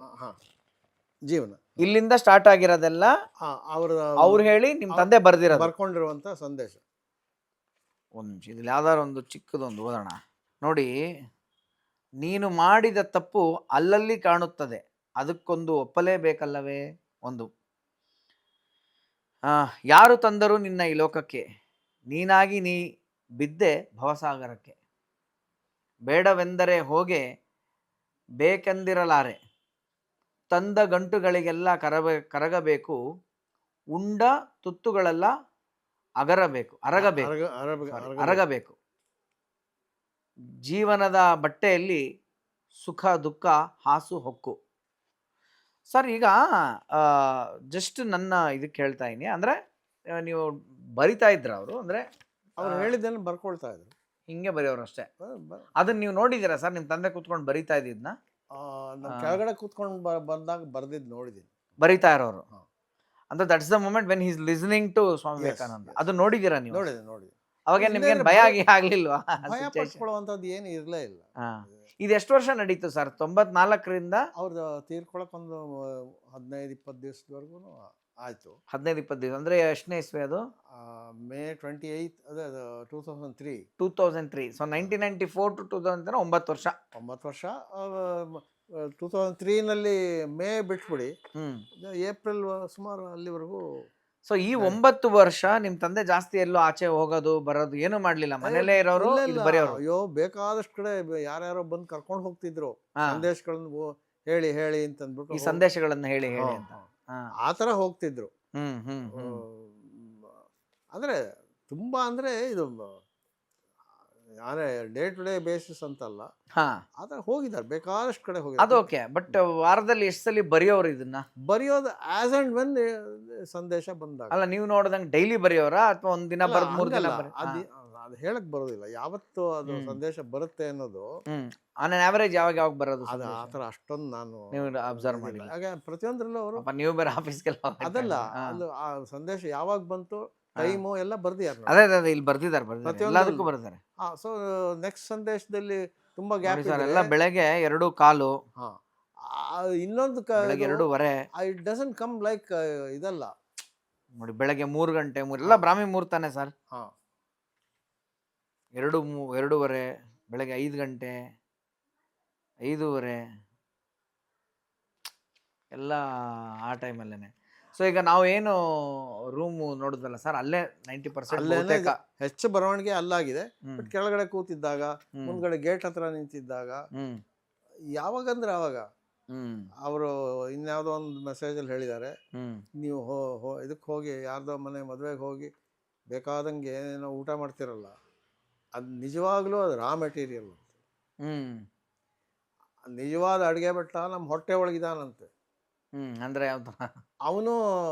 ಅವನೇ ಬೇರೆ ಬೇರೆ ರಸಗಳನ್ನ ಇಟ್ಕೊಂಡು ಅದನ್ನ ಹಾಕಿ ಅದರಿಂದ ತಯಾರು ಮಾಡಿ ಬೇರೆ ಬೇರೆ ಇದಕ್ಕೆ ಹಂಚ್ತಾನಂತೆ. ನೋಡಿ ಎಷ್ಟು ಚೆನ್ನಾಗಿದೆ ಡೈಜೆಷನ್ ಪ್ರೊಸೆಸ್, ನಿಂಗೂ ಹೇಳಬಹುದು. ಅದು ಹೇಳಿದಾರೆ, ಅದು ಎಲ್ಲೋ ಒಂದ್ ಕಡೆ ಇದೆ. ಇನ್ನ ಇದು ಅಡಿಗೆ ಭಟ್ಟ ಹೊಟ್ಟೆ ಒಳಗಿದಾನೆ, ನಾವು ಕನ್ಸ್ಯೂಮ್ ಮಾಡೋದು ಬರೀ ಇಟ್ ಈಸ್ ರಾ ಮೆಟೀರಿಯಲ್ ಅಂತ. ಸರ್ ನೋಡಿ, ಈಗ ನನಗೆ ಒಂದು ಡಾಟ್ಸ್ ಜಾಯಿನ್ ಮಾಡಕ್ ಇಷ್ಟಪಡ್ತೀನಿ ನಾನು. ಹೇಳಿ. ನಿಮ್ಮ ತಂದೆ ಹೇಳಿದ್ರಲ್ಲ, ಫಸ್ಟ್ ಬಿಫೋರ್ 82 ಅಲ್ಲಿ ಅಮರ ಅವರು ದೇಹ ಬಿಡ್ತಾರೆ. ಹಾಗಾಗಿ ಅದಕ್ಕೆ ಮುಂಚೆಯಿಂದನೂ ಅವ್ರ ಒಡನಾಟ ಆಯ್ತು, ಜಾಸ್ತಿ ಇರ್ಲಿಲ್ಲ. ಅದೇ ಹೋಗಿ ಬಂದು ಪರಿಚಯ ಲಿಂಕ್ ಬರೋದಕ್ಕೆ ಕಾರಣ. ಪ್ರಾಬ್ಲಮ್ ಏನಂದ್ರೆ ಅಷ್ಟು ದೂರ ಹೋಗೋದೇ ಒಂದು ಸಮಸ್ಯೆ ಇತ್ತು, ಮೊಬಿಲಿಟಿ ಕಷ್ಟ ಇತ್ತು. ಅದೇ ಇಲ್ಲಿಂದ ಅಲ್ಲಿ ಹೋಗ್ಬೇಕಲ್ಲ ಸರ್, ಮೈಸೂರಿಂದ ಮನೋತಿಗೆ. ನಾನು ಮೊನ್ನೆ ಒಂದು ಎಪಿಸೋಡ್ ಹಾಕಿದ್ದೆ ಸರ್ ನಂದು. ಆ ಎಪಿಸೋಡ್ ಅಲ್ಲಿ ಕಲ್ಕಿ ಮತ್ತೆ ಬರ್ತಿದ್ದಾರೆ ಅಂತ, ಡಾಕ್ಟರ್ ರಾಮಪ್ರಿಯ ಅನ್ನೋರು. ಅವರು ನೀವು ನೋಡಿದ್ದೀರಾ ಅಂತ ಕಾಣುತ್ತೆ. ರಾಮಪ್ರಿಯ ಅಂಕಲ್ ಹೇಳೋರು ಅದ್ರ ಆ ಎಪಿಸೋಡಲ್ಲಿ ಹೇಳಿದ್ದಾರೆ, ಅಮರ ಗುರುಗಳು ಹೇಳಿದ್ರಂತ ಅವ್ರಿಗೆ, ನಾನು ದೇಹ ಬಿಡುವ 6 ತಿಂಗಳ ಮುಂಚೆ ನಾನು ಯಾರು ಅಂತ ಹೇಳ್ತೀನಿ ಅಂತ. ಆವಾಗ ಹೇಳಿದ್ದವರು ಸೂರ್ಯನಾರಾಯಣ ಅಂತ ಹೇಳಿದ್ರಂತೆ. ಅಂಬರದಲ್ಲಿ ಯಾವಾಗಲೂ ಅಮರನಾಗಿರೋನು ಯಾರು ಅಂದ್ರೆ ಸೂರ್ಯನಾರಾಯಣ ಅಂತ. ಇದು ಒಂದು ಪಾರ್ಟ್ ಸರ್. ನನಗೆ ವಿನಯ್ ಗುರುಜಿ ಒಂದ್ಸತಿ ಹೇಳಿದ್ರು, ಹಿಂಗೆ ಎಲ್ಲ ನನಗೆ ಅಂತಲ್ಲ ಸರ್, ಎಲ್ಲರೂ ಕೂತಿದ್ರು, ಅದೆಲ್ಲ ಕೇಳಿಸ್ಕೊಂಡಿದ್ರು ಪ್ರವಚನದಲ್ಲಿ. ಪ್ರವಚನ ಅಂತಲ್ಲ, ಹಂಗೆ ಮಾತು ಸ್ಟಾರ್ಟ್ ಆಗ್ಬಿಡುತ್ತೆ ಆಶ್ರಮದಲ್ಲಿ. ಡಿಸ್ಕಷನ್ ಮಾತಾಡುವಾಗ ಸೂರ್ಯ ಬಂದು ಹೋದಪ್ಪ, ಯಾರಿಗೂ ಗೊತ್ತಾಗ್ಲಿಲ್ಲ ಅಂದ್ರು. ಸೂರ್ಯ ಬಂದು ಹೋದ, ಭಾಸ್ಕರ ಬಂದು ಹೋದ, ಯಾರಿಗೂ ಗೊತ್ತಾಗ್ಲಿಲ್ಲ ಪ್ರಪಂಚಕ್ಕೆ, ಅವನೇ ಸೂರ್ಯ. ಯಾರು ಗುರೂಜಿ ಅಂತಂದೆ ನಾನು. ಅವಾಗ ಅವ್ರು ಹೇಳಿದ್ರು ಸ್ವಾಮಿ ವಿವೇಕಾನಂದರು.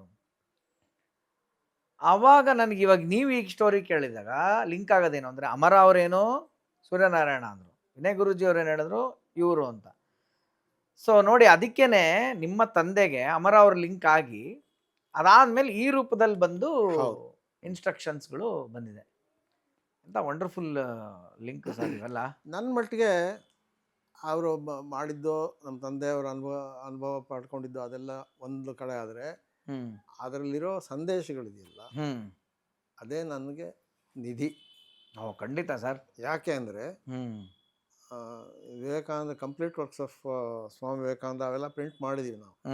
ಅದರಲ್ಲಿ ಅವರು ಬೇರೆ ಬೇರೆ ಟೈಮ್ನಲ್ಲಿ ಬೇರೆ ಬೇರೆ ಹೇಳಿರೋದು ಮಾಡಿರೋದು, ಅದು ಅಪಾರ್ಟ್ ಫ್ರಮ್ ದಿಸ್ ನಾನು ಅದೆಲ್ಲ ಓದಿದ್ದೀನಿ ಅಂದರೆ ಓದಲೇಬೇಕು.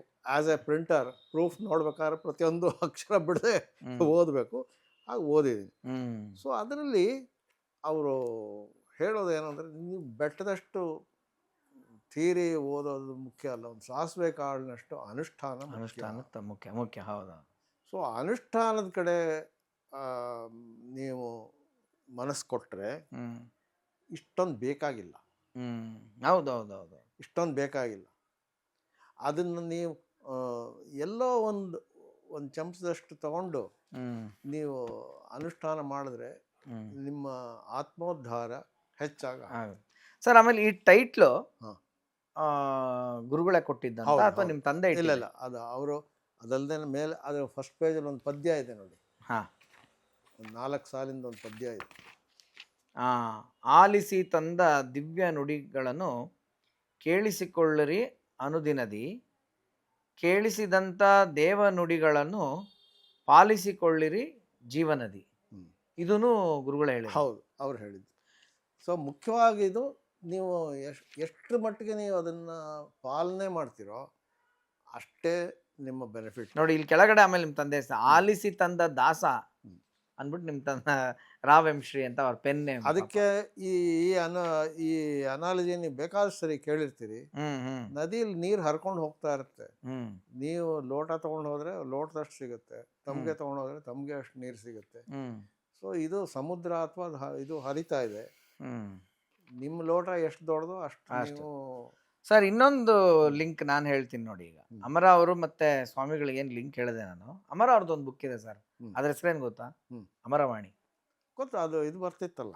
ಈಗ ಇಲ್ಲಿ ವಿವೇಕಾಮೃತವಾಣಿ ಸೇಮ್ ಬರ್ತಾ ಇದೆ, almost just replacing the personality ಅವ್ರದ್ದು ಅವತಾರ. ಹೌದು ಹೌದು, ಬೇರೆನೇ ಬರ್ಬೋದಾಗಿತ್ತಲ್ಲ. ಹೌದು ಸರ್, ನಾನು ಸ್ಪಿರಿಚುಯಾಲಿಟಿ ಹಿಂಗೆ ಹುಡ್ಕೋದು, ಹಿಂಗೆ ಲಿಂಕ್ ಮಾಡಿ ಹಿಂಗೆ ಕಂಡಿಡಿ. This a research sir. ಅಲ್ಲೇನೆ ಬಿಟ್ವೀನ್ ದ ಲೈನ್ಸ್ ಅಲ್ಲಿ ಇರುತ್ತೆ ವಿಷಯ. ಹೌದು ನೋಡಿ, ನನಗೆ ಇವಾಗ ಇದೆಷ್ಟು ಅರ್ಥ ಆಗ್ತಿದೆ. ಇದು ನೋಡುವ ಕಣ್ಣು ವಿವೇಕಾಮೃತವಾಣಿ, ಅಲ್ಲಿ ಅಮರವಾಣಿ ಒಂದು ಪುಸ್ತಕ. ನೋಡುವ ಕಣ್ಣು ಬೇಕು, ನೋಡುವ ಕಣ್ಣು ಬೇಕು. ಬಹಳ ಅದ್ಭುತವಾಗಿದೆ ಸರ್. ಆಮೇಲೆ ಮುಂದೆ ಮುಂದೆ ಹೋಗ್ತಾ ಅಂಗೈಯಲ್ಲಿ ಅಧ್ಯಾತ್ಮ ಅಂತ ಒಂದು ಮೆಸೇಜ್ ಬಂತು. 5 ಗುಣಗಳನ್ನು ನಾವು ಬೆಳೆಸ್ಕೋಬೇಕು ಅಂತ ಹೇಳ್ತಾರೆ. ಮೊದಲನೇದು ಪ್ರೀತಿ. ಓಕೆ, ಎಲ್ಲರನ್ನೂ ಪ್ರೀತಿಯಿಂದ ನೋಡುವಂಥ ಒಂದು ಮನೋಭಾವ ಬೆಳೆಸ್ಕೋಬೇಕು. 2ನೇದು ತಾಳ್ಮೆ. 3ನೇದು ಕ್ಷಮೆ. ನೆಕ್ಸ್ಟು ನೀವು ಮಾಡೋ ಕೆಲಸದಲ್ಲೆಲ್ಲ ನಿಸ್ವಾರ್ಥತೆ ಇರಲಿ, ಸ್ವಾರ್ಥದಿಂದ ಕೆಲಸ ಮಾಡಬೇಡಿ, ನಿಸ್ವಾರ್ಥತೆ. ಆಮೇಲೆ ನೀವು ಮಾಡೋ ಕೆಲಸನ ಕರ್ತವ್ಯ ಪರತೆ, ನೀವು ಏನು ಮಾಡ್ತಿದ್ದೀರೋ ಅದನ್ನು ಶ್ರದ್ಧೆಯಿಂದ ಮಾಡಿ ನಿಮ್ಮ ಮನಸ್ಸಿಗೆ ತೃಪ್ತಿ ಆಗೋ ರೀತಿ ಕೆಲಸ ಮಾಡಿ ಮುಗಿಸ್ಬೇಕು. ಈ 5 ಗುಣಗಳನ್ನು ಒಂದೇ ಸತ್ತಿಗೆ ಎಲ್ಲರೂ ಬೆಳೆಸ್ಕೊಳಕ್ಕಾಗೋದಿಲ್ಲ. But if you go from beginning, ಬಾಕಿದೆಲ್ಲ ತಾನಾಗೆ ಅದ್ರ ಹಿಂದೆ ಬಂದ್ಬಿಡುತ್ತೆ. ಸರ್, ಈ ಪುಸ್ತಕ ಎಲ್ಲ ಕಡೆ ಸಿಗುತ್ತಾ ಸರ್ ಅಥವಾ ಸಿಗೋದಿಲ್ಲ? ಇಲ್ವಾ? ಫಸ್ಟ್ ವಾಲ್ಯೂಮ್ ನಿಮಗೆ PDF ಸಿಗುತ್ತೆ. ಓಕೆ. 2ನೇದೆಲ್ಲ ಸ್ವಲ್ಪ ಕಾಪೀಸ್ ಇದೆ. ಓಕೆ. ಆಮೇಲೆ ಏನಾಯ್ತು ಅಂದರೆ ಅವರು ಅದ್ರಲ್ಲಿ ಪೀರಿಯಡ್ ಹಾಕಿದ್ದಾರೆ, ಎಷ್ಟು ದಿವಸದಿಂದ ಎಷ್ಟು ಅಂತ. ಆಮೇಲೆ ಇದು 2ನೇ ವಾಲ್ಯೂಮು. ಅದಾದಮೇಲೆ ಅವ್ರು ತೀರ್ಕೊಳ್ಳೋವರೆಗೂ ಕೊಡಿ ಸರ್. ಇದು 3ನೇದು ವಾಲ್ಯೂಮ್ ಇದೆ. ಅದು ನನ್ನ ಪರ್ಸ್ನಲ್ ಕಾಪಿ ಅಂತ ಇಟ್ಕೊಂಡಿದ್ದೀನಿ. ಒಂದು ನಿಮಿಷ ಸರ್, ಇದು 2ನೇದಾ? ಅದು 2ನೇದು. ಸಂಪುಟ 2 ಅಂತಿದೆ. ಹೌದು ಹೌದು ಹೌದು. ಪ್ರಕರಣ ಸಂಪುಟ 2. ಇದು 2 ಆಯಿತು. ಇದು 3ನೇದು ಏನು ಸರ್? 3ನೇದೇನು ಅಂದರೆ ಅದರಲ್ಲಿ ಕವರ್ ಆಗದೆ ಇರೋದು, ಅಲ್ಲಿಂದ ಅವರು ತೀರ್ಕೊಳ್ಳೋಕೆ ಮುಂಚಿನವರೆಗೂ ಒಂದು ಕೆಲವು ಮಾತ್ರ, ಅಷ್ಟೊಂದು ಜಾಸ್ತಿ. ಸರ್, ಈಗ ಇದು ಎಲ್ಲೂ ಸಿಗಲ್ವಾ ಸರ್ ಈ ಬುಕ್ಗಳು? ನಾವು ಅದನ್ನೇನು ಮಾರಾಟ ಅಂತ ಮಾಡೋಕ್ಕೆ ಹೋಗಲಿಲ್ಲ. ಯಾರು ನಂದು ನೋಡಿದ್ಮೇಲೆ ಚಾನಲ್ ಸ್ವಲ್ಪ ಇದಕ್ಕೆ ಬೇಡಿಕೆಗಳು ಬರ್ತಾವಲ್ಲ ಏನ್ ಮಾಡ್ಲಿ ನಾನು? ಆಗ ಅದು ನನಗೆ 2 ಥರ ಭಯ ಇದೆ ಸರ್. ಯಾಕಂದ್ರೆ ಒಂದು PDF ಇದನ್ನ ನೀವು ಕಾಪಿ ಕೊಡ್ಬೋದು, ನಾನು ಇನ್ಸ್ಟಾಗ್ರಾಮಲ್ಲಿ ಯಾರಿಗೂ ಕೊಡ್ಬೋದು. ಭಕ್ತಿಯಿಂದ ತಗೊಂಡು ಹೋದವರು ಲೆಕ್ಕ ಒಂದು. ಈ ಎಪಿಸೋಡಿಂದ ಆಮೇಲೆ ಯಾರೋ ನೋಡಿದವ್ರು ಅವ್ರು ಪ್ರಿಂಟ್ ಹಾಕೊಂಡು ಮಾರಕ್ಕೆ ಸ್ಟಾರ್ಟ್ ಮಾಡಿದ್ರೆ ಮಾಡ್ಕೊಂಡ್ರೆ ಸಂತೋಷ ಮಾಡ್ಕೊಳ್ಳಿ. ಯಾಕೆ ಅಂದ್ರೆ ನಮಗೇನು ಸಿ ನೀವು ಚೆನ್ನಾಗಿ ಹೇಳಿದ್ರಿ ಇನ್ನ. ಇಲ್ಲ, ಇದು ಜನಗಳಿಗೆ ಹಂಚ್ಬೇಕಾದ ಸರ್ ಹಂಚೋದೋಕೆ, ಹಾ. ಬಟ್ ಅದನ್ನ ಬಿಸ್ನೆಸ್ ಮಾಡ್ಕೊಂಡ್ಬಿಟ್ರೆ ಇದು ಮಾಡ್ಕೊಂಡ್ರೆ ಅದ್ರ ದೋಷ ನಮಗ್ ಬರಲ್ವಾ ಅಂತ ಇಲ್ಲ, ಅದ್ರ ಫಲ ಅವ್ರು ಅನುಭವಿಸ್ಕೋತಾರೆ. ನಾವ್ ಯಾಕೆ ಬರ್ಕೊಳ್ಬೇಕು? ಇದು idea is it should be. ನಾನು ಒಂದು ಕೆಲಸ ಮಾಡ್ತೀನಿ ಸರ್, ಆ ಥರ ತೀರಾ ಯಾರು ನನಗೆ ಕೇಳಿದ್ರೆ ನೀವು ಓಕೆ ಅಂದರೆ ನಿಮ್ಮ ಮೇಲ್ ID-ನೋ ನಿಮ್ಮ ಫೋನ್ ಮಾಡಿ ತೊಂದರೆ ಕೊಡ್ತಾರೆ, ಯಾವುದೋ ಒಂದು ಕೊಡ್ತೀನಿ, ನೀವೇನು ಕೊಡ್ತೀರೋ ಅದು ಕೊಡ್ತೀನಿ ಅವ್ರ ರೆಸಿಪ್ರೊಕೇಟ್ ಮಾಡೋಕ್ಕೆ. ಅವ್ರ ಜೊತೆ ಚೆನ್ನಾಗಿ ಮಾತಾಡಿ ನಿಮ್ಗೆ ಅನಿಸಿದ್ರೆ ಅವ್ರಿಗೊಂದು PDF ಕಾಪಿ ಕಳಿಸಿ ಸರ್. ಈ ಕಾರ್ಯಕ್ರಮದ ಪ್ರಾಯೋಜಕರು ಪುಣ್ಯಕೋಟಿ ನ್ಯಾಚುರಲ್ಸ್. ಗೋ ಉತ್ಪನ್ನ ಬಳಸಿ ಗೋವು ಉಳಿಸಿ. ಆಗ ನಿಮ್ಮ ಕುಟುಂಬಕ್ಕೆ ಭಾಳ ಹತ್ತಿರವಾದಂಥ ಇನ್ನೊಬ್ರು ಮೇಡಮ್, ಅವರೇ ಮೇನ್ ಕಾರಣ ಆ್ಯಕ್ಚುಲಿ. ಪಾಪ ಅವ್ರನ್ನೇ ಕೇಳ್ಬೇಕು, ನಾನು ನನ್ನ ನಂಬರ್ ಎಲ್ಲಿಂದ ತೊಗೊಂಡ್ರಿ ಮೇಡಮ್ ನೀವು ಅಂತ. ಅವರೆಲ್ಲ ಹುಡುಕಿ ಪಾಪ ನನ್ನ ನಂಬರ್ ತೊಗೊಂಡು ನನಗೆ ಮಾತಾಡಿ ನಿಮ್ಮ ತಂದೆಯವರ ಕಥೆನ ನನಗೆ ಹೇಳಿದ್ರು. ನನಗೆ ಭಾಳ ಅದು ಆಶ್ಚರ್ಯ ಅನ್ನಿಸ್ತು. ಯಾಕಂದರೆ ಸ್ವಾಮಿ ವಿವೇಕಾನಂದರು ಒಬ್ರಿಗೆ ಬಂದು ಏನೋ ಒಂದು ವಿಷಯನ ಹೇಳೋ ಅಂಥದ್ದು, ಅದನ್ನು ಇನ್ನೊಬ್ರು ಬರೆಯೋ ಅಂಥದ್ದು, ಅದು ಈ ಕಾಲದಲ್ಲಿ ಆಗಿರೋ 2003 94. ಸ್ವಾಮೀಜಿ ಹಿಂದೆನೇ ಹೇಳಿದ್ದಾರೆ, ಪ್ರಪಂಚದಲ್ಲಿರುವ ಅದು ಕಟ್ಟಕಡೆಯ ಮನುಷ್ಯ ಉದ್ಧಾರ ಆಗುವವರೆಗೂ ನಾನು ದೇಹಾತೀತನಾಗಿ ವರ್ಕ್ ಮಾಡ್ತಾ ಇರ್ತೀನಿ ಅಂತ ಹೇಳಿದ್ದಾರೆ. ಬಾ ಬಾ ಬಾ. ನಾವು ಪ್ರಿಂಟ್ ಮಾಡಿದ್ವಿ ಅದು ಆ ಸಂದೇಶ. ಯಾವಾಗ ಅರ್ಲಿ 1902ನಲ್ಲಿ ಅವ್ರು ತೀರ್ಕೊಂಡಿದ್ದು. ಅದಕ್ಕೆ ಮುಂಚೆ ಇದನ್ನು ಹೇಳಿದ್ದಾರೆ. ಅಂದರೆ ದೇಹಾತೀತವಾಗಿ ಅವ್ರು ಕೆಲಸ ಮಾಡ್ತೀನಿ ಅನ್ನೋದನ್ನ ಅವ್ಯಕ್ತದಲ್ಲಿ ನಾವು ನೋಡ್ತಾ ಇದ್ದೀವಿ. ನೋಡ್ತಾ ಹೌದು ಹೌದು ಹೌದು. ಆ ಥರದ್ದೊಂದು ಏನೋ ಒಂದು ಶಕ್ತಿ ಇರೋದಂತೂ ನಿಜ. ನೀವು ಅದನ್ನ ಯಾವ ಹೆಸರಿಂದಲಾದ್ರೂ ಕರಿ. ಸರ್ ಭಾಳ ಡೆಪ್ತ್ ಇದೆ ಸಬ್ಜೆಕ್ಟು. ನಿಮ್ಮ ತಾಯಿನ ಮಾತಾಡಿಸ್ಬೇಕು ನಾನು, ಅದೊಂದು ವಿತ್ ಯುವರ್ ಪರ್ಮಿಷನ್.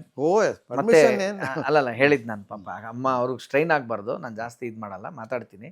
ಅವ್ರದ್ದು ಒಂದು ಆಶೀರ್ವಾದ ರೂಪದಲ್ಲಿ ಏನೇನು ಬರುತ್ತೋ ಅವ್ರ ನೆನಪಿಗೆ ಅವ್ರು ಹೇಳಲಿ ಅನ್ನೋದು ಒಂದು ಬಯಸ್ತೀನಿ. ಅಮ್ಮ ನಮಸ್ತೆ.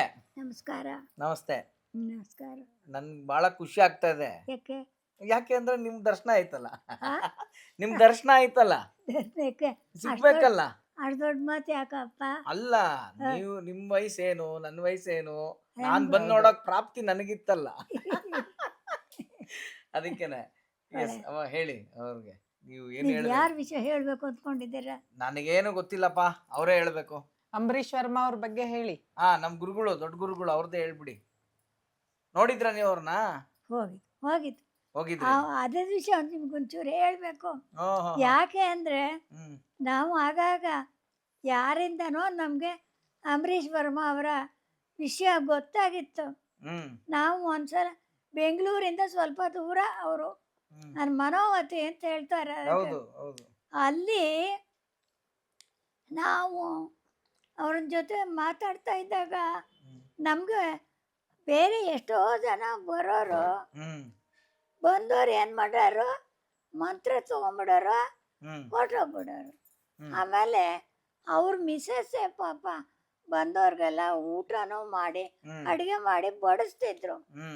ನಮಗೆ ಅಲ್ಲಿ ಎಷ್ಟು ದೂರ ಮಾಡಕ್ಕೆ ಹಸಿವಿರಲಿಲ್ಲ. ಯಾಕೆ ಅಂದರೆ ಹೋಟ್ಲಿಂದ ತಿಂಡಿ ತಿಂದಿರ್ತೇವೆ, ನಾವು ತಿಂದೇನೆ ಮನೆಗೆ ಬಂದ್ಬಿಡ್ತಿದ್ವು. ಆಮೇಲೆ ಅವ್ರದ್ದೇ ಒಂದು ತೋಟ ಇದೆ, ಅದಕ್ಕೆ ಅಂಬರೀಶ್ ವರ್ಮಾ ಅವ್ರ ತೋಟ ಅಂತಾನೆ ಹೆಸರು. ಅದು ಬಹಳ ಧ್ಯಾನದಲ್ಲಿ ನಮ್ಗೊಂದು ಮುಖ್ಯವಾದ ವಿಷಯ ಏನು ಹೇಳ್ಕೊಟ್ಟಿದ್ರು ಅಂದರೆ, ನಮ್ಮ ನೆಗೆಟಿವ್ನ ನಾವೇ ಆಕಾಶದಲ್ಲಿ ನೋಡೋ ಹಾಗೆ ನಮ್ಗೊಂದು ಮಂತ್ರ ಹೇಳ್ಕೊಟ್ಟಿದ್ರು. ಅದು ಎಲ್ಲೂ ಸಿಕ್ಕಲ್ಲ ನನಗೆ. ಆ ಮಂತ್ರಗಳು ಮರ್ತು ಹೋಗ್ಬಿಟ್ಟಿದೆ, ಅದೆಲ್ಲ ಪುಸ್ತಕದಲ್ಲಿ ಬರೆದಿಟ್ಟಿದ್ದೀನಿ. ಆಮೇಲೆ ಅವ್ರೇನು ಮಾಡಿದ್ರು, ಅವ್ರು ಹೇಳಿದ್ದು ಏನು ಅಂದರೆ, ಹಿಂದೆ ಋಷಿಗಳು ಸೊಂಟದ ಮೇಲೆ ಹಿಂಗೆ ಕೈ ಇಟ್ಕೋಬೇಕು, ಆಕಾಶ ಕ್ಲಿಯರ್ ಆಗಿರ್ಬೇಕು, ನಮ್ಮ ಬ್ಯಾಕ್ಗೆ ಸೂರ್ಯ ಬರ್ತಾ ಇರಬೇಕು, ಇಷ್ಟು ಇಂಪಾರ್ಟೆಂಟು. ಈ ಸೊಂಟದ ಮೇಲೆ ಕೈ ಇಟ್ಕೊಂಡು 5 ಸತಿ ಉಸಿರು ಕಟ್ಟಿ ಆಮೇಲೆ ಅಲ್ಲಿ ನಾವು ಆಕಾಶದಲ್ಲಿ ನಾವು ನೋಡಿದ್ರೆ ಹ್ಮ್ ನಮ್ಮ ನೆಗೆಟಿವ್ ಬ್ಲ್ಯಾಕ್ ಆ್ಯಂಡ್ ವೈಟ್ ಬಂದಿದ್ದು ನೆಗೆಟಿವ್ ಬರುತ್ತಲ್ಲ, ಹ್ಮ್ ಹಾಗೆ ಆಕಾಶದಲ್ಲಿ ಕಾಣಿಸ್ತಾ ಇತ್ತು. ಅದು ಓ. ನಮಗೆ ತುಂಬ ಅನುಕೂಲ. ಅವರು ಏನು ಹೇಳ್ತಾ ಇದ್ರು ಅಂದರೆ, ಹ್ಮ್ ನಮ್ಗೆ ಏನಾರ, ನನಗೆ ಸ್ವಲ್ಪ ಕೈ ಡಿಫೆಕ್ಟ್ ಇದೆ, ಹ್ಮ್ ಹೀಗೆ ಹಿಡ್ಕೊಂಡಿದ್ರೆ ಇದು ಹಿಂದಕ್ಕೆ ಹೋದಾಗತ್ತೆ, ಹ್ಮ್ ಅದು ಸರಿ ಇಲ್ಲ ಅಂತ ಅಂದ್ಕೊಂಡು ತಿರುಗಿ ಇನ್ನೊಂದ್ಸತಿ ಮಾಡಿದೆ ಹಿಂಗೆ ಅನ್ನೋವಾಗ, ಅದೆಲ್ಲ ಏನು ಮಾಡೋದು ಬೇಡ, ನಿಮ್ಮ ಪಾಡ್ ನೀವು ನಿಂತ್ಕೊಳ್ಳಿ. ತುಂಬ ಜನಕ್ಕೆ ಅದು ಆ ವಿಷಯ ಭಾಳ ಮುಖ್ಯವಾದ ನನ್ನ ಅಭಿಪ್ರಾಯದಲ್ಲಿ. ಹ್ಮ್ ಆಮೇಲೆ ಅವ್ರಿಗೆ ಬಹಳ ಸಿಂಪಲ್ ಮನುಷ್ಯ. ಹ್ಮ್ ಫೋಟೋ ಎಲ್ಲೋ ಇಲ್ಲಿ ಇಟ್ಟಿದ್ದೆ, ತಗೊಂಡು ಬಾ ಅದನ್ನ. ಇದೇ ಫೋಟೋ ನೋಡಿದೆ, ನಾನು ನೋಡಿದ್ದೀನಿ. ನೋಡಿದ್ರ? ನಮ್ ದೊಡ್ಡ ಗುರುಗಳಲ್ವಾ, ನೋಡಿದ್ದೀನಿ ಫೋಟೋ. ಹಾಗಾಗಿ ಆಮೇಲೆ ಅವ್ರದ್ದು ಒಂದು ಗಾರ್ಡನ್ ಇದೆ, ಆ ಗಾರ್ಡನ್ ಹತ್ರನೇ ಹೊರಟವರು. ಅಲ್ಲೊಂದು ಧ್ಯಾನದ್ದು ಕ್ಲಾಸ್ ಇದೆ. ಆಮೇಲೆ ಅವರ ಎಂತಾರೋ ರವಿಶಂಕರ್ ಯಾರೋ ಒಬ್ರು, ಅವ್ರು ಹೋಮಿಯೋಪತಿ ಔಷಧಿ ಕೊಡೋಕ್ಕೋಸ್ಕರ. ರಾಮಪ್ರಿಯ ಅವರು. ರಾಮಪ್ರಿಯ ಐ ಮೀನ್ ಗೊತ್ತಾ ನಿಮ್ಗೆ ಅವರು? ಗೊತ್ತು ಗೊತ್ತು. ಗೊತ್ತಾ? ಅವ್ರ ಮನೆ ಇದ್ದಿಲ್ಲ, ನಮ್ಮ ಮನೆ ಇದ್ದಿದ್ದಂತೆ ಓ ಚಿಕ್ಕ ವಯಸ್ಸಲ್ಲಿ. ಓ ಅವರು ಹೇಳಿದ್ರು, ನನಗೆ ಮರ್ತೋಗಿತ್ತು. ಅದೇ ಡಾಕ್ಟ್ರು ಡಾಕ್ಟ್ರು ಹೋಮಿಯೋಪತಿ ಕೊಡ್ತಿದ್ರು, ಒಳ್ಳೆ ಔಷಧಿ ಕೊಡೋರು. ಅದು ಹಿಂಭಾಗಕ್ಕೆ ಇವ್ರದ್ದು ತೋಟ ಎಲ್ಲ ಬರುತ್ತೆ. ಇವ್ರದ್ದು ಶಂಬಲ ಅಂತ ಮನೆಗೆ ಹೆಸರು. ಶಂಬಲ. ಪಕ್ಕದಲ್ಲಿ ಒಂದು ಮಹಿಳೆಯರ ಸ್ಕೂಲ್ ಇತ್ತು, ಅಥವಾ ಅಲ್ಲಿ ವಾಸ ಮಾಡೋರು ಅಂತ ಕಾಣುತ್ತೆ. ಅಂತೂ ಅಲ್ಲಿಗೆ ಹೋಗಿ ಬರ್ತಿದ್ದು. ಆಮೇಲೆ ಇವರು ಮನೆಯವರೆಲ್ಲ ಅಲ್ಲಿಗೆ ಹೊರಟೋಗ್ಬಿಟ್ರು. ಎಲ್ಲಿ ಅವರ ಎಸ್ಟೇಟ್ ಕೊಟ್ಟೋಗ್ಬಿಟ್ರು. ಅಲ್ಲಿ ಯಾರು ಬೇಕಾದ್ರೂ ಬರಲಿ, ಅಲ್ಲಿ ಒಂದು ದೇವಸ್ಥಾನ ಇದ್ದಾಗ ಶಂಬಲ ಅಂತ, ಮನೋವತಿಗೆ ಹೋಗಿ ಅವರು ನಾವು ಬರ್ತೀವಿ ಅಂತ ಸುಶೀಲಿಮ್ಮ ಅವ್ರಿಗೆ ಗೊತ್ತಾಗೋದು. ಅದಕ್ಕೆ ನಾವೆಲ್ಲ ಅದರಲ್ಲೂ ನಮ್ಮ ಮುಖ್ಯಸ್ಥರು ಯಾರು ಹೋದರೆ ನಮ್ಗೆ ಹಾಸಿಗೆ ಬಟ್ಟೆ ಸಾತ್ಯಾಗಿ ರೆಡಿ ಮಾಡಿ ಇಟ್ಬಿಟ್ಟಿರೋರು. ಆಮೇಲೆ ಈಗ ಅಡುಗೆ ಮಾಡೋಕ್ಕೆ ಯಾರು ಬೇಕಾದ್ರೂ ಒಳಗೆ ಹೋಗ್ಬೋದು, ಅಡುಗೆ ಮಾಡ್ಬೋದು, ಅದು ಇತ್ತು. ಆಮೇಲೆ ಯಾರು ಬರ್ತಾರೋ ಅವ್ರಿಗೆಲ್ಲರಿಗೂ ಊಟ ಬಡಿಸೋದು, ಆ ಕಾರ್ಯಕ್ರಮನೂ ಮಾಡೋರು. ಆಮೇಲೆ ನಮಗೆ ಆಗಲಿಲ್ಲ ಹೋಗೋದಕ್ಕೆ, ದೂರ ಅಲ್ಲ ಇಲ್ಲಿಂದ, ತುಂಬ ದೂರ. ಇಲ್ಲಿಂದ ಬೆಂಗಳೂರವ್ರಿಗೆ ಹೋಗಿ ಅಲ್ಲಿಂದ ಮುಂದಕ್ಕೆ ಹೋಗ್ಬೇಕು, ಸ್ವಲ್ಪ ಹೆಚ್ಚು ಕಡಿಮೆ ಅಲ್ಲಿಂದ 35 ಮೈಲ್ಸ್ ಆಗ್ಬೋದು ಅಂತ. ಅದೇ ರಾಮಪ್ರಿಯ ಅವರ ಶಾಪ್ ಹಿಂಭಾಗಕ್ಕೆ ಬರುತ್ತೆ, ತುಂಬ ಚೆನ್ನಾಗಿರೋದು. ಅವ್ರ ಮಿಸ್ಸಸ್ ಅಂತನೂ ಎಷ್ಟು, ಅವರು ಒಂದ್ಸಲ ಯುರೋಪ್ ಹೋಗಿದ್ರಂತೆ. ಅಲ್ಲಿ ಯಾವ್ಯಾವ ನದಿಗಳಿತ್ತೋ ಆ ನದಿ ನೀರನ್ನೆಲ್ಲ ಸಂಗ್ರಹಿಸ್ಕೊಂಡು ಬಂದಿದ್ರು. ನಮ್ಮ ಕಾವೇರಿ ನೀರನ್ನು ಅದಕ್ಕೆ ಬೆರೆಸಿದ್ರು. ಆಮೇಲೆ ಒಂದು ದಿವಸ ಅದಕ್ಕೆ ಬೆಳ್ಳಿ ತಟ್ಟೆ ಇಟ್ಟು ಅಭಿಷೇಕ ಮಾಡಿದ್ರು. ಅದು ಒಂದು ಕಾರ್ಯಕ್ರಮಕ್ಕೆ ನಾವು ನಮ್ಮ ಸ್ನೇಹಿತರ ಜೊತೆಗೆ ಹೋಗಿದ್ದು. ಅದೆಲ್ಲ ಮುಗಿಸ್ಕೊಂಡು ಊಟ ಮಾಡಿಕೊಂಡು ನಮಗೆ ತಕ್ಷಣ ಹೊರಟು ಬರೋಕ್ಕಾಗಲ್ಲ, ಒಂದು 2 ಗಂಟೆ ಹೊತ್ತು ಅಲ್ಲೇ. ಯಾಕೆಂದರೆ ಎಲ್ಲ ಕಡೆಗೂ ಗಿಡ ಮರ ತೋಟಗಳು, ಮಾತಾಡೋದು ಎಲ್ಲ ಇರ್ದು, ಜನ ಸಿಗ್ತಾ ಇರ್ತಾರೆ. ಎಲ್ರ ಜೊತೆಗೂ ಮಾತುಕತೆ ಆಡ್ಕೊಂಡ್ರೆ ಉಡುಗೊರೆ ಬೇರೆ ಕೊಡ್ತಾರೆ. ಸೀರೆ ಬೇರೆ ಕೊಟ್ಟಿದ್ರು ನಮಗೆಲ್ಲ, ರೇಷ್ಮೆ ಸೀರೆ. ಅದ್ರಲ್ಲಿ ಯಾರು ಕೊಡ್ತಾರೆ? ನಮ್ಗೆಲ್ಲ ಸಂಭ್ರಮಿಸಿದ್ರು ಅಮ್ಮ. ನಮಗ್ ಸುಶೀಲಮ್ಮ ಕೊಟ್ಟಿದ್ದು ನಮ್ಗೆಲ್ಲ ಅವಾಗ ಭಜನೆ ನಡಿಬೇಕಾದ್ರೆ ಅಲ್ಲಿ ಸಂಭ್ರಮಿಸಿದ್ರು. ಅಷ್ಟು ಸಂತೋಷ ಆತ್ಮೀಯತೆ ಅವ್ರಿಗೆ. ನಾವು ಅಲ್ಲಿ ಹೊಟ್ಟೋಗ್ಬಿಟ್ರೆ ಈ ಕಡೆದೆಲ್ಲ ಮರ್ತು ಹೋಗ್ಬಿಡುತ್ತೆ ನಮ್ಗೆ. ಈಗ ನನ್ನ ಪ್ರಶ್ನೆ ಏನಂದ್ರೆ, ಮುಂದಿಂದು, ಈಗ ನಿಮ್ಮ ಯಜಮಾನ್ರು ಅವ್ರು ಬರೀತಾ ಇದ್ರು, ಅವ್ರಿಗೆ ಸ್ವಾಮಿ ವಿವೇಕಾನಂದರು ಮಾತಾಡ್ತಾ ಇದ್ರು ಅಂತ ಇದ್ರಲ್ಲ, ನೀವು ಅದು ಫಸ್ಟ್ ಗೊತ್ತಾದಾಗ ನಿಮ್ಗೆ ಏನ್ ಅನ್ನಿಸ್ತು ನಿಮ್ಗೆ? ಯಾಕಂದ್ರೆ ಅವ್ರು ಆರತಿ ಮಾಡು ಅಂತೆಲ್ಲ ಹೇಳೋ ಮಾತ್ಗೆ ಯಾರಿಗೆ ಹೇಳುತ್ತಾ ಇದಾರೆ ಅವ್ರು? ಆರತಿ ಕಣ್ಣು ಕಾಣ್ತಾ ಇಲ್ವಲ್ಲ, ಅವಾಗ ಏನಾಯ್ತು ನಿಮ್ಗೆ? ಆಶ್ಚರ್ಯನಾ? ಗುರುಜಿ ಅಂತಂದ್ರೆ ನಾವು ವಿವೇಕಾನಂದರು ಅಂತಾನೆ ತಿಳ್ಕೊಂಡಿದ್ದು. ಹೌದು. ಆವಾಗ ಅವರು ಒಂದು ದಿವಸ ಅಲ್ಲಿಂದ ಬಂದ್ಮೇಲೆ ಸ್ವಲ್ಪ ಆರತಿ ಮಾಡು ಅಂದರು. ನಾನೇನು ಮಾಡಿದೆ, ಒಳಗಡೆ ಹೋಗಿ ಇಷ್ಟು ವರ್ಷ ಸುಣ್ಣ ಎಲ್ಲ ಹಾಕ್ಬಿಟ್ಟು ಆರತಿ ಮಾಡಕ್ಕೆ ಹೋದ್ರೆ ನನಗೆ ಯಾರಿಗೆ ಮಾಡಬೇಕು ಅಂತ ಗೊತ್ತಾಗಲೇ ಇಲ್ಲ. ಆಮೇಲೆ ಹಾ ಆಮೇಲೆ ಅಯ್ಯೋ ನಾನು ದೇವ್ರಿಗೆ ಅಲ್ಲಿ ಬೇಡ ಇಲ್ಲಿ ಮಾಡು ಅಂದರು. ಆಮೇಲೆ ಅವ್ರಿಗೆ ಕೂತ್ಕೊಂಡು ಅದು ಮಾಡಿ ನಾಚಿಕೆ ಆಗತ್ತೆ ಇವೆಲ್ಲ ಹೇಳ್ಕೊಳಕ್ಕೆ. ಇರ್ಲಿ ಪರವಾಗಿಲ್ಲ ಹೇಳಿ. ಆದರೆ ಇದರಲ್ಲಿ ಎಲ್ಲರೂ ಇರುವಾಗ ಎಲ್ಲರ ಹತ್ರನೂ ದೊಡ್ಡವರು ಅದರ ಕತೆ ಹೇಳ್ದಂಗೆ ಹೇಳಿದ್ರೆ ಏನು ತಪ್ಪಿಲ್ಲ ಅಂತ. ಏನಿಲ್ಲ ಆಮೇಲೆ ಆರತಿ ಮಾಡಿ ಮಲಕ್ಕೊಳಗೆ ಇಲ್ಲಿ ಮಲಕ್ಕೋತಿದ್ರು ಒಬ್ಬ ದಿವಸ. ಆಮೇಲೆ ಎದ್ದಲ್ಲಿ ಒಳಗಡೆಗೆ ಹೋದ್ರು. ಅದೆಲ್ಲ ನಡೀತು ಕತೆ.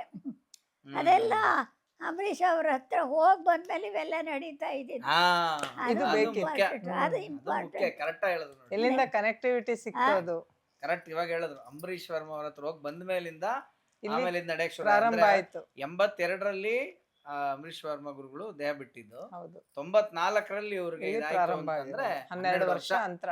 12 ವರ್ಷಕ್ಕೆ ಒಂದೊಂದು ಇದು ಅಂತಾರಲ್ಲ, ನಡೆಯುತ್ತಲ್ಲ ಒಂದೊಂದು ತಪಸ್ಸು ಘಟನೆಗಳು. ಘಟನೆಗಳು 12 ವರ್ಷ. ಅದು ನಮ್ಗೆ ಹೇಳ್ಕೊಟ್ಟಿದ್ದು ಬಹಳ ಚೆನ್ನಾಗಿತ್ತು. ಅದು ಎಷ್ಟು ಎಂಜಾಯ್ ಮಾಡ್ಬೋದು ಅಂದರೆ ನಮ್ಗೆ ಏನು ತೊಂದರೆ ಇತ್ತು ಅನ್ನೋದನ್ನ ಅದ್ರಲ್ಲಿ ಗೊತ್ತಾಗತ್ತಂತೆ. ಋಷಿಗಳು ಅದಕ್ಕೆ ಸರಿಯಾಗಿ ಧ್ಯಾನ ಜಪ ಎಲ್ಲ ಮಾಡಿಕೊಂಡು ಸರಿ ಮಾಡ್ಕೋತಾ ಇದ್ರು ಅಂತ. ನನಗೆ ಈ ಕೈ ಸ್ವಲ್ಪ ಡಿಫೆಕ್ಟ್ ಇದೆ ನೋಡಿ, ಇದಕ್ಕೆ ಡಿಫ್ರೆನ್ಸ್ ಇಷ್ಟು ಇಂಚು ಡಿಫ್ರೆನ್ಸ್. ಏನೋ ತೊಂದರೆ ಆಗ್ಬಿಟ್ಟು ಇಲ್ಲಿ ಚೂರು ಆಪರೇಷನ್ ಮಾಡಿದ್ದಾರೆ. ಇದು ಎಳ್ಕೊಂಡ್ಬಿಡ್ತು ಕೈನ. ಈ ಕೈಲಿ ಏನು ಮಾಡೋಕ್ಕಾಗಲ್ಲ, ಸುಮ್ಮನೆ ಹಿಡ್ಕೊಂಡು ಮಾತ್ಕೋತೀನಿ ಅಷ್ಟೇ.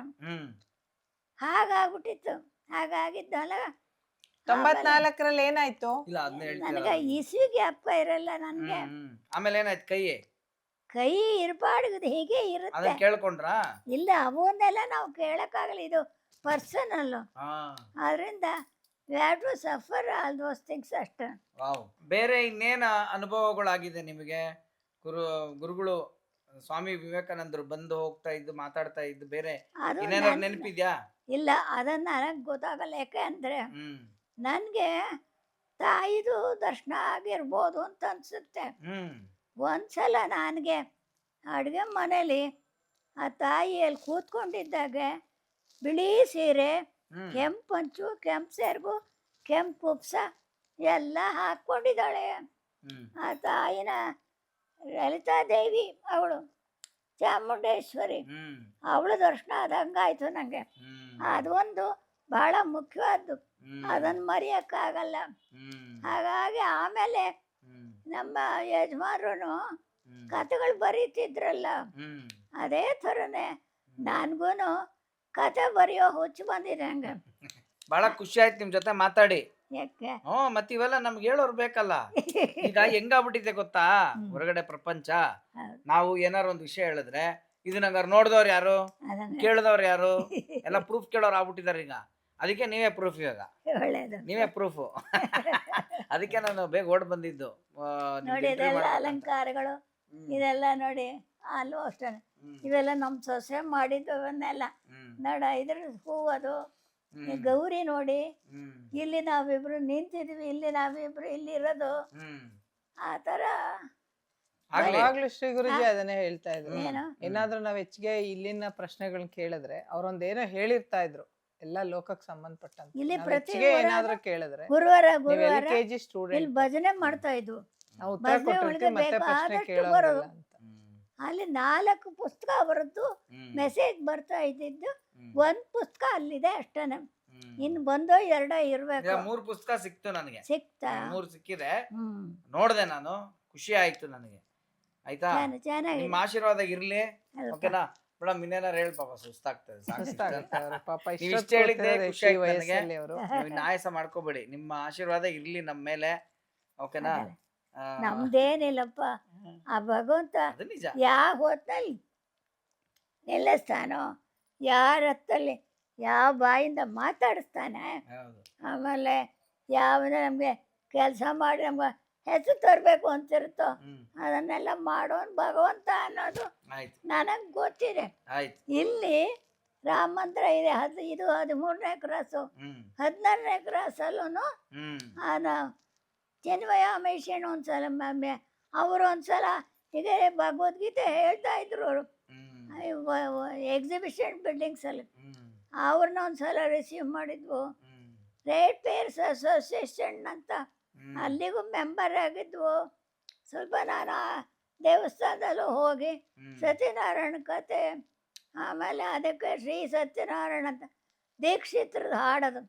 ಈಗೇನಾಗಿದೆ, ಹಾಡು ಕತೆ ಎಲ್ಲ ಇದೆಯಲ್ಲ, ಹಾಂ ಈಗೆಲ್ಲ ಯೂಟ್ಯೂಬ್ ಅಲ್ಲಿ ಎಲ್ಲರೂ ಮೊಬೈಲ್ ಅಲ್ಲಿ ನೋಡ್ತಾರೆ ಈಗ ಜಾಸ್ತಿ. ಇವಾಗ ಹಂಗಾಗಿದೆ, ಹೌದು. ಕಾಲ ಬದಲಾದಂಗೆ ಕಾಲ ಕಾಲ ಕಾಲ ಕಾಲಾಯ ತಸ್ಮೈ ನಮಃ ಅಂದಂಗೆ. ಅದಕ್ಕೆ ಇವಾಗೆಲ್ಲ ನಾವು ಇದನ್ನ ಯೂಟ್ಯೂಬ್ಗೋಸ್ಕರ ಮಾಡ್ತಾ ಇದೀವಿ. ಅಂದ್ರೆ ಯೂಟ್ಯೂಬ್ ಅಂದ್ರೆ ಮೊಬೈಲ್, ಅದ್ರಲ್ಲಿ ಎಲ್ಲರೂ ನೋಡ್ಲಿ ಅಂತ. ಬುಕ್ ಓದೋಕೆ ಎಲ್ರಿಗೂ ಪಾರಾಯಣ ಕಷ್ಟ ಇವಾಗ, ಓಕೆನಾ? ಅದಕ್ಕೆ ಇದೇ ಪಾರಾಯಣ ಅಂತ. ಆಮೇಲೆ ಅವಾಗ ಕಣ್ ಸರಿ ಇರ್ಬೇಕು, ಹಾ ಕಣ್ ಟೆಸ್ಟ್ ಮಾಡ್ಸಕ್ ಹೋಗ್ಬೇಕು, ಹೌದು. ಅವೆಲ್ಲ ಬರುತ್ತೆ. ಸರಿ, ಅದು- ಇದು ಬರುತ್ತೆ ಎಪಿಸೋಡ್, ನೀವು ನೋಡಿ. ನಾನು ಮತ್ತೆ ಫೋನ್ ಮಾಡ್ತೀನಿ ಅವಾಗ. ನಾನು ಎಲ್ಲಿ ಗ್ಯಾಪ್ ಕರ್ತೀನಿ ಇವತ್ತು ಅಷ್ಟೇ ಲೆಕ್ಕ. ನೀವ್ ಎಲ್ಲಿರೋದು? ಬೆಂಗಳೂರು. ಎಲ್ಲಿ? ಬೆಂಗಳೂರಲ್ಲಿ ಕೆಂಗೇರಿ ಉಪನಗರ. ಓಕೆ. ಹಾ ಹಾ ಅಲ್ಲ ಹೇಳಿದ್ದು, ಆಯ್ತಾ? ಹಾ, ಆದ್ರೆ ನೆನಪಿಟ್ಕೊಳ್ಳಿ, ನಾನು ಫೋನಲ್ಲಿ ಮತ್ತೆ ಗ್ಯಾಪಿಸ್ತೀನಿ. ನಿಮ್ಮ ಹೆಸರೇನ? ನನ್ನ ಹೆಸರು ಆನಂದ್. ಆ ಹಾ. ನಮ್ಮಲ್ಲಿ ಒಬ್ಬ ಆನಂದ್ ಇದ್ದಾನೆ. ಹೌದಾ? ಹೋ, ಯಾರದು? ಕೇಳಿ ಹಾ, ಹಾ, ಹಾ. ನೀವು ನೆಕ್ಸ್ಟ್ ಅಲ್ಲ ನೆಕ್ಸ್ಟ್. ಹೌದಾ? ಹಾ. ಯಾರು ಮೇಡಮ್? ಅವನು ಇಂಜಿನಿಯರಿಂಗ್ ಕಾಲೇಜಲ್ಲಿ ಮಾಡಿ ಹೌದಾ? ಜೆಸಿ ಕಾಲೇಜಲ್ಲಿ ಫಸ್ಟ್ ಕ್ಲಾಸ್ ಪ್ರೊಫೆಸರ್. ಪ್ರೊಫೆಸರ್ ಆಗಿ ಕೆಲಸ ಆಗಿ ಜೆಸಿ Teacher ಮಗನಾ? ಪ್ರೊಫೆಸರ್. ಮಗ. ಹೌದು ಸೂಪರ್ ಇವನ ಆಯ್ತು. ತಮ್ಮ ಎರಡನೇ ಅಲ್ಲ ಮೂರನೇ. ಸರ್ ದೊಡ್ಡವರು. ಸೂಪರ್. ಮತ್ತೆ ಆಯ್ತಲ್ಲ ಎಲ್ಲರೂ. ಹ್ಮ್ ಹಂಗಾರ ಮರೆಯಂಗಿಲ್ಲ ನಮ್ಮ ಹೆಸರು. ಹಂಗಾರ ಮರೆಯಂಗಿಲ್ಲ ನಮ್ಮ ಹೆಸರು. ಮರೆಯಾಗಿಲ್ಲ. ಹಾ, ಮರೆಯಂಗಿಲ್ಲ. ಆಮೇಲೆ ಅಲ್ಲಿ ಎಲ್ಲಿಂದ ಬಂದಿತ್ತೆಲ್ಲ ಹ್ಮ್. ಅದನ್ನೆಲ್ಲ ನನ್ನ ಸ್ವಂತ ಕಥೆಗಳನ್ನ ಬೇರೆ ಬರ್ದಿಟ್ಟಿದ್ದೀನಿ. ಆಯ್ತು. ನಿಮ್ಗೆ ಸಿಕ್ಕುತ್ತೆ, ನನ್ನ ಚೂರು ಕೆಳಗಡೆಗಿದೆ ತಾನು. ಆಯ್ತು, ಥ್ಯಾಂಕ್ ಯು. ಆಯ್ತಾ? ಈಗ ಊಟ ಮಾಡಿ ನಾನು ನಾವು. ನಿಮ್ಮನ್ನ ಬಿಟ್ಬಿಟ್ಟು ಊಟ ಮಾಡ್ಬಿಟ್ಟಿದ್ದೀನಿ. ಏನು ತೊಂದ್ರೆ? ಅದ್ರಲ್ಲಿ ಅವನೇ ಕರ್ಕೊಂಡ ಬಿಟ್ಟಿದ್ದು. ಆಯ್ತು ಆಯ್ತು. ಥ್ಯಾಂಕ್ಸ್ ಅಮ್ಮ, thank you madam, thank you. ನೀವು ಬೆಂಗಳೂರು ಅಂದ್ರಲ್ಲ, ಕೆಂಗೇರಿ ಇದ್ದೀರಾ? ಹ್ಮ್. ಒಳ್ಳೆ. ಏನ್ ಕೆಲಸ ನೀವಿರೋದ? ನಮ್ ಕೆಲ್ಸ ಏನ್ ಹೇಳಿ, ಶೂಟಿಂಗು, ಶೂಟಿಂಗು ಇದೆಯಾ?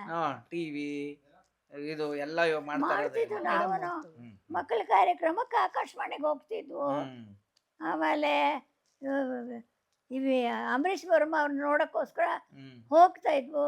ಹ್ಮ್. ಹಾಗೆ ಎಲ್ಲೆಲ್ಲಿ ಏನೇನು ಒಳ್ಳೊಳ್ಳೆ ಇಲ್ಲಿ ರಾಮಂದ್ರ ಅಲ್ಲಿ ಕತೆ ಓದಿ ಹಾಡು ಹೇಳಿ ಪ್ರಸಾದ ಇಸ್ಕೊಂಡು ಮನೆಗೆ ಬಂದು ಸೂಪರ್. ಅಡುಗೆ ಮುಗಿಸಿ ಹ್ಮ್. ಎಲ್ಲ ಮಾಡಿ ನಾವು ಊಟ ಮಾಡಿ ಮಲ್ಕೋತಿದ್ವು. ಆಯ್ತು, ಇವಾಗ ಇಷ್ಟೆಲ್ಲ.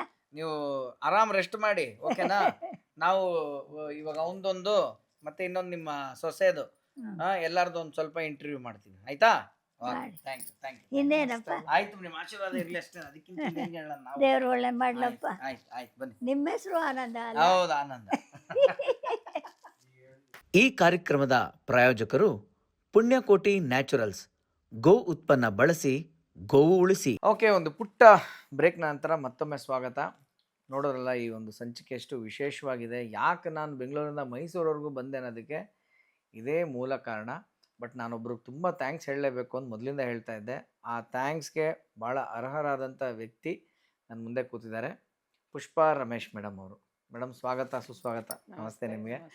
ನಿಮಗೂ ನಾನು ಥ್ಯಾಂಕ್ಸ್ ಹೇಳಬೇಕು. ಯಾಕಂದರೆ ಅಪ್ಪಾಜಿ ಬಗ್ಗೆ ಅವ್ರು ಬುಕ್ ಬರೀತಾ ಇದ್ರಲ್ಲ, ಮತ್ತು ಅವ್ರಿಗೆ ಸ್ವಾಮಿಗಳ ಜೊತೆ ಇದ್ದಂಥ ಒಂದು ಕಾಂಟ್ಯಾಕ್ಟ್, ಗುರುಜಿ ಜೊತೆ, ಅದೆಲ್ಲವೂ ನೀವು ನನಗೆ ಹೇಳಿದಾಗ ನನಗೆ ಒಂಥರ ಆಶ್ಚರ್ಯನೇ ಆಯಿತು. ಸೊ ಹೇಳಿ ನೀವು ಅವ್ರಿಗೆ ಅಮರ ಗುರುಗಳು ಕೂಡ ಪರಿಚಯ, ಅಲ್ಲಿಗೂ ಹೋಗ್ತಾ ಇದ್ರು. ನೀವು ದಯವಿಟ್ಟು ಇಲ್ಲಿ ಬಂದು ಎಪಿಸೋಡ್ ಮಾಡಿ ಅಂದಾಗ ನನಗೆಲ್ಲ ಡೀಟೇಲ್ ಪಾಪ ನೀವೇ ಕೊಟ್ಟಿದ್ದು ಫಸ್ಟ್. ರಾಮಮೂರ್ತಿ ಸರ್ಗೆ, ಅಮ್ಮ ಅವ್ರಿಗೆ, ಅವರ ಮತ್ತೆ ಅಮರ ಅಪ್ಪಾಜಿ ಅವರ ಮಿಸ್ಸಸ್ ಸುಶೀಲಮ್ಮ ಇದಾರೆಲ್ಲ, ಹೌದು ಹೌದು. ಅಮ್ಮನವರು ಸ್ವಲ್ಪ ಹತ್ರದ ಸ್ನೇಹಿತರು. ಹ್ಮ್. ಅವ್ರ ಬಗ್ಗೆ ಇಲ್ಲಿಗೆ ಬಂದಾಗ ನನ್ಗೇನೋ ಒಂದು ಆಧ್ಯಾತ್ಮಿಕದ್ದು ಸಿಗುತ್ತೆ. ನೀವು ಯಾವ ಇಸ್ವಿಯಿಂದ ಇಲ್ಲಿ ಬರಕ್ ಸ್ಟಾರ್ಟ್ ಮಾಡಿದ್ರಿ ಮನೆಗೆ? 2002. 2002. ಓ, ಒಂದೇ ವರ್ಷ ಇತ್ತು ಅವ್ರು ಇನ್ನ ಅಷ್ಟೇ. ಅದಕ್ಕೋಸ್ಕರನೇ ಅವ್ರೆಲ್ಲ ಕರ್ಸಿದ್ದಾರೆ. ಇವೆಲ್ಲ ನಡೆಯೋದಿಕ್ಕೆ ಮುಂದೆ ಬೇಕಾಗತ್ತೆ ಅಂತ ಹೇಳ್ಬಿಟ್ಟು ಅವ್ರು ಅವತ್ತು ರೆಡಿ ಮಾಡಿ ಇಟ್ಬಿಟ್ಟಿದ್ದಾರೆ ಶ್ರೀ ಗುರುಜಿ. ನಮಗೇನು ಗೊತ್ತಿಲ್ಲ ಇದ್ರ ಬಗ್ಗೆ, ಅವ್ರಿಗೆ ಗೊತ್ತಿರುತ್ತೆ ಎಲ್ಲಾನು. ಏನ್ ಮಾಡ್ಬೇಕು, ಯಾವ ಟೈಮ್ಗೆ ಏನ್ ಆಗತ್ತೆ ಅಂತ ಅವ್ರಿಗೆ ಗೊತ್ತಿರುತ್ತೆ, ನಮ್ಗೇನು ಗೊತ್ತಿಲ್ಲ. ನಾನು ಇಲ್ಲಿವರೆಗೂ ವಿವೇಕಾಮೃತ ವಾಣಿಯನ್ನು ಪ್ರಿಂಟ್ ಮಾಡಿಸ್ಬೇಕು ಅಂತ ಸಾಹಸ ಪಟ್ರು ಆಗ್ತಾ ಇಲ್ಲ. ಹೌದಾ?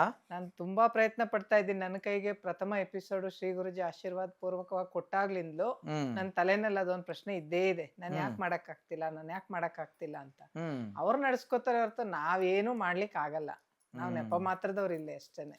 ಸರ್ ಅವ್ರ ಹತ್ರ ನಾನು ಏನ್ ಬಂದು ಮಾತಾಡಿದ್ರು ನಂಗೆ ಧೈರ್ಯ ಬರ್ತಾ ಇರಲಿಲ್ಲ ಸರ್ ಅವ್ರ ಹತ್ರ ಮಾತಾಡ್ಲಿಕ್ಕೆ. ಹ್ಮ್ ಯಾಕಂದ್ರೆ ಅವ್ರ ಅಪ್ಪಣೆ ಇಲ್ಲದೆ ನಾವು ಮುಂದುವರಿಯಲಿಕ್ಕೆ ಆಗೋದಿಲ್ಲ ಏನುವೆ. ಹ್ಮ್ ಅದು ಹ್ಮ್ ಇಲ್ಲಿಂದ ಬಂದಿರೋಂಥ ಪುಸ್ತಕ ಅದು. ಹ್ಮ್. ಶ್ರೀ ಗುರುಜಿಯವರು ಋಷಿ ಮುನಿಗಳೆಲ್ಲ ಬಂದು ಕೊಟ್ಟಿರೋಂಥದ್ದು. ಅದು ತುಂಬಾ ಪವಿತ್ರವಾದದ್ದು. ಭಗವದ್ಗೀತೆ ಹೌದು. ಎಷ್ಟು ಪವಿತ್ರವಾದದ್ದು. ಹೌದೌದಾ? ನೀವು ಯಾವ್ದಾದ್ರಕ್ಕೂ ಹೋಲಿಸಿ, ಖಂಡಿತ. ನೀವೇನಕ್ಕೆ ಹೋಲಿಸಿದ್ರು ಅದ್ರಲ್ಲಿ ಒಂದೊಂದು ಇರೋದನ್ನು ಅಣಿಮುತ್ತುಗಳದೆಲ್ಲ ಹೌದು ಜೋಡಿಸಿರೋದವ್ರು. ಹೌದು ಹೌದು ಹೌದು. ನಾವ್ಯಾರು ಅಂತ ಅದು ಕಲ್ಪನೆನೂ ಮಾಡ್ಲಿಕ್ಕೆ ಆಗೋದಿಲ್ಲ. ಹ್ಮ್ ಹಾಗಾಗಿ ನನಗೆ 94ನೇ ಇಸ್ವಿನಲ್ಲಿ ನಾನು ಡಿಗ್ರಿ ಓದ್ತಾ ಇರ್ಬೇಕಾದ್ರೆ ಗೌರಿಬಿದನೂರಲ್ಲಿ ಪುರುಷೋತ್ತಮಾನಂದ ಸ್ವಾಮೀಜಿ ಅವರು ರಾಮಕೃಷ್ಣಾಶ್ರಮದಲ್ಲಿ ಬೆಂಗಳೂರಲ್ಲಿದ್ದರು. ಹ್ಮ್ ಅವರ ಸಂಪರ್ಕದಿಂದ ನಾನು ಈ ರಾಮಕೃಷ್ಣಾಶ್ರಮಕ್ಕೆ ಸಂಪರ್ಕಕ್ಕೆ ಬಂದಿದ್ದು. ಓಕೆ.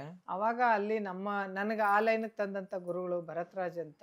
ಹ್ಮ್ ಅವರು ನನಗೊಲಿದ ಗುರೂಜಿ ನಿಮಗೊಲಿಯಲಿ ಅಂತ ಚಂದ್ರಶೇಖರ ಉಡುಪ ಡಾಕ್ಟರ್ ಜಿ ಅವರ ಪುಸ್ತಕ ಮೊದಲು ಬಿಡುಗಡೆ ಆಗಿತ್ತು. ಹ್ಮ್ ಅದನ್ನು ಸುಮ್ಮನೆ ಕೊಟ್ಟಿದ್ರು ಓದಲಿಕ್ಕೆ. ಓದ್ರಿ ಇದು ಅಂಥೇಳಿ. ನಂಗೆ ಪುಸ್ತಕ ಓದೋದು ಅಂದರೆ ಮೊದಲೇ ಹುಚ್ಚು. ಅದನ್ನು ಒಂದು ದಿನದಲ್ಲಿ ಓದಿ ಮುಗಿಸ್ಬಿಟ್ಟೆ. ಹ್ಮ್ ಓದುವಾಗ ಪ್ರಾರಂಭ ಆಯಿತು ಪ್ರಶ್ನೆಗಳು. ಹ್ಮ್ ಯಾಕೆ ಅವ್ರಿಗಾಗಿದ್ದು ನಮ್ಗೆ ಯಾಕೆ ಆಗೋದಿಲ್ಲ, ಅವ್ರಿಗೆ ಆಗಿದ್ದು ನಮ್ಗೆ ಯಾಕೆ ಆಗೋದಿಲ್ಲ. ಅದೆಲ್ಲೋ ಹಾಗೇ ಇತ್ತು. ಹಾಗೇ ಇರಬೇಕಾದ್ರೆ 2001ರಲ್ಲಿನೇ ಇಲ್ಲಿನೇ ಕುವೆಂಪು ನಗರದಲ್ಲಿ ನಮ್ಮ ಊರ್ಗಿತ್ತಿ ಮನೆ ಇತ್ತು. ಇಲ್ಲಿಗೆ ಬರ್ತಾ ಇದ್ದಂಥ, ಇಲ್ಲಿಗೂ ಸಾಲಿಗ್ರಾಮಕ್ಕೆ ಬರ್ತಾ ಇದ್ದಂಥ ಒಬ್ಬರು ವಿಮಲಾ ಗೋಳಿ ಅಂತ, ಹ್ಮ್ ಅವರು ಮನೆಗೆ ಹೋಗಿ ವಿವೇಕ ಸಂಪದದ ಮೆಂಬರ್ಶಿಪ್ ಮಾಡಿಸ್ತಾ ಇರ್ಬೇಕಾದ್ರೆ ಅವ್ರ ಮನೆಯಲ್ಲಿ ಬಂದ್ಬಿಟ್ಟು ನಂಬರ್ ಎಲ್ಲ ಕೊಟ್ಟೋಗಿದ್ರು. ಹ್ಮ್ ಆಮೇಲೆ ಅವ್ರು ನಾನು ಕಾಂಟ್ಯಾಕ್ಟ್ ಮಾಡಿದೆ. ಹೀಗೆ ನಾನು ಸಾಲಿಗ್ರಾಮಕ್ಕೆ ಹೋಗ್ಬೇಕು, ನಾನು ದರ್ಶನ ಮಾಡಬೇಕು, ಹೇಗೆ ಅಂತ. ಅವರು ಇಲ್ಲ ಅಲ್ಲಿಗೆ ಹೋಗ್ಬೇಡಿ, ನೀವು ಫಸ್ಟ್ ಇಲ್ಲಿಗೆ ಬನ್ನಿ ಅಂತ ಇಲ್ಲಿನ ಅಡ್ರೆಸ್ ಕೊಟ್ಟರು. ಹ್ಮ್ ನಾನು ಗುರುವಾರದವರೆಗೂ ತಡೆಯುವಷ್ಟು ನನಗಿಲ್ಲ. ಅಡ್ರೆಸ್ ಸಿಕ್ತಲ್ಲ, ಮುಗೀತು ನನ್ನ ಕತೆ. ನಮ್ಮದು ಬಂದು ಕಡಕೊಳ ಊರು. ಓಕೆ. ನಮ್ಮ ಯಜಮಾನ್ರನ್ನ ಮಂಗಳವಾರ ಅವತ್ತು ಯಜಮಾನ್ರ ನಾನು ಇಲ್ಲಿಗೆ ಹೋಗ್ಬೇಕು ಅಂತ ಅಳ್ತಾ ಕೂತೆ.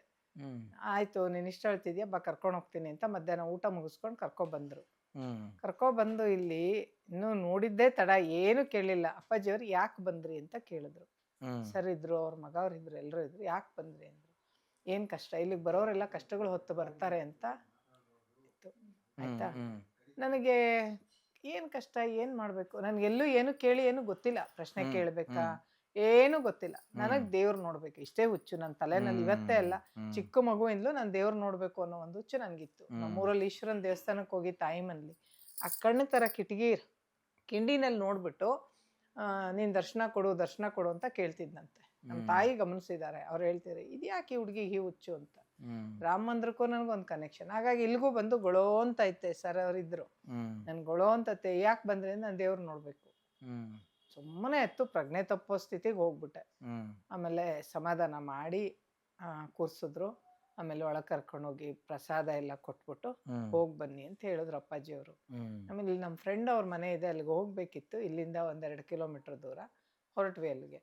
ಅಲ್ಲಿಗೆ ಹೋಗಿ ಅಲ್ಲೇನೋ ಕೆಲಸ ಇತ್ತು, ಮುಗಿಸ್ಕೊಂಡು ನಾನು MA ಮಾಡ್ತಾ ಇದ್ದೆ. ಅವಾಗ ಪುಸ್ತಕ ಇಸ್ಕೊಂಡು ಅವ್ರ ಹತ್ರ ಇಲ್ಲಿಗೆ ಬರೋದ್ರಲ್ಲಿ, ಅಲ್ಲಿ ಮನೆಗೆ ಹೊರಡೋಣ ಅಂತ ಹೊರಡೋದ್ರಲ್ಲಿ ಕೀ ಮರ್ತ್ಬಿಟ್ಟಿದ್ದೆ. ಕೀ ಯಾಕೆ ಮರ್ತೆ ಏನೂ ಗೊತ್ತಿಲ್ಲ, ಇಲ್ಲೇ ದಿವಾನ್ ಮೇಲೆ ಇಟ್ಬಿಟ್ಟು ಹೋಗಿದ್ದೆ. ಹಿಂಗೆ ಕೀ ತಗೊಂಡು ಹೋಗ್ಬೇಕು, ನಾ ಬಂದಿದ್ದೀನಿ ಅಂತೇಳಿ ಬಂದೆ ವಾಪಸ್ಸು. ಇಲ್ಲ ನೀವು ಅದಕ್ಕೆಲ್ಲ ಬಂದಿರೋದು, ಬನ್ನಿ ಇಲ್ಲಿ ಅಂತೇಳಿ ಕೂರಿಸಿ ಆ ಪ್ರಥಮ ಪಾರ್ಟ್ ಪುಸ್ತಕವನ್ನ ಕೊಟ್ಟು ಶ್ರೀ ಗುರುಜಿ ಹೇಳಿದ್ದಾರೆ, ತಗೊಳ್ಳಿ ಇದನ್ನ. ಅಷ್ಟು ಬೇಗ ಪ್ರಸಾದವಾಗಿ ಸೆಕೆಂಡ್ಸ್ ಎಲ್ಲ ಆಗತ್ತೆ. ಮಿರಾಕಲ್ಸ್ ಅಂತ ನನ್ಗೆ ಹೇಳಕ್ ಇಷ್ಟ, ಚಮತ್ಕಾರಗಳು ಅಂತಾನೆ ಹೇಳ್ತೀನಿ. ಅವರು ಕೊಟ್ಬಿಟ್ಟು ಅದಕ್ಕೆಲ್ಲ ಬಂದಿರೋದು ಇದಕ್ಕೆ ಅಂದ್ರು. ಅದಕ್ಕೆ ನಾನು ದುಡ್ಡು ಕೊಡ್ಲಿಕ್ಕೆ ಅವ್ರಿಲ್ಲ, 100 ರೂಪಾಯಿ ಇತ್ತು. ಇಲ್ಲ ದುಡ್ಡುಗಲ್ಲ, ಇದು ಗುರುಜಿ ಹೇಳಿದ್ದಾರೆ ಈ ತರ ಪ್ರತಿ ಗುರುವಾರ ಇಲ್ಲಿ ಭಜನೆ ನಡೆಯುತ್ತೆ, ನೀವು ಬನ್ನಿ, ಅವತ್ತು ಏನಾದ್ರೂ ನಿಮ್ಗೆ ಇಷ್ಟವಾದ ಪ್ರಸಾದ ತನ್ನಿ ಅಂತ ಹೇಳಿದ್ರು. ಸರಿ, ಆಮೇಲೆ ಅವತ್ತು ಹೋಗ್ಬಿಟ್ಟು ಪ್ರಸಾದ ಆಮೇಲೆ ತಂದು ಗುರುವಾರ ಕೊಟ್ಟಾಯ್ತು. ಆಮೇಲೆ ಅಲ್ಲಿಂದ ಪ್ರಾರಂಭ ಆಯ್ತು ನಮ್ಮ ಜರ್ನಿ.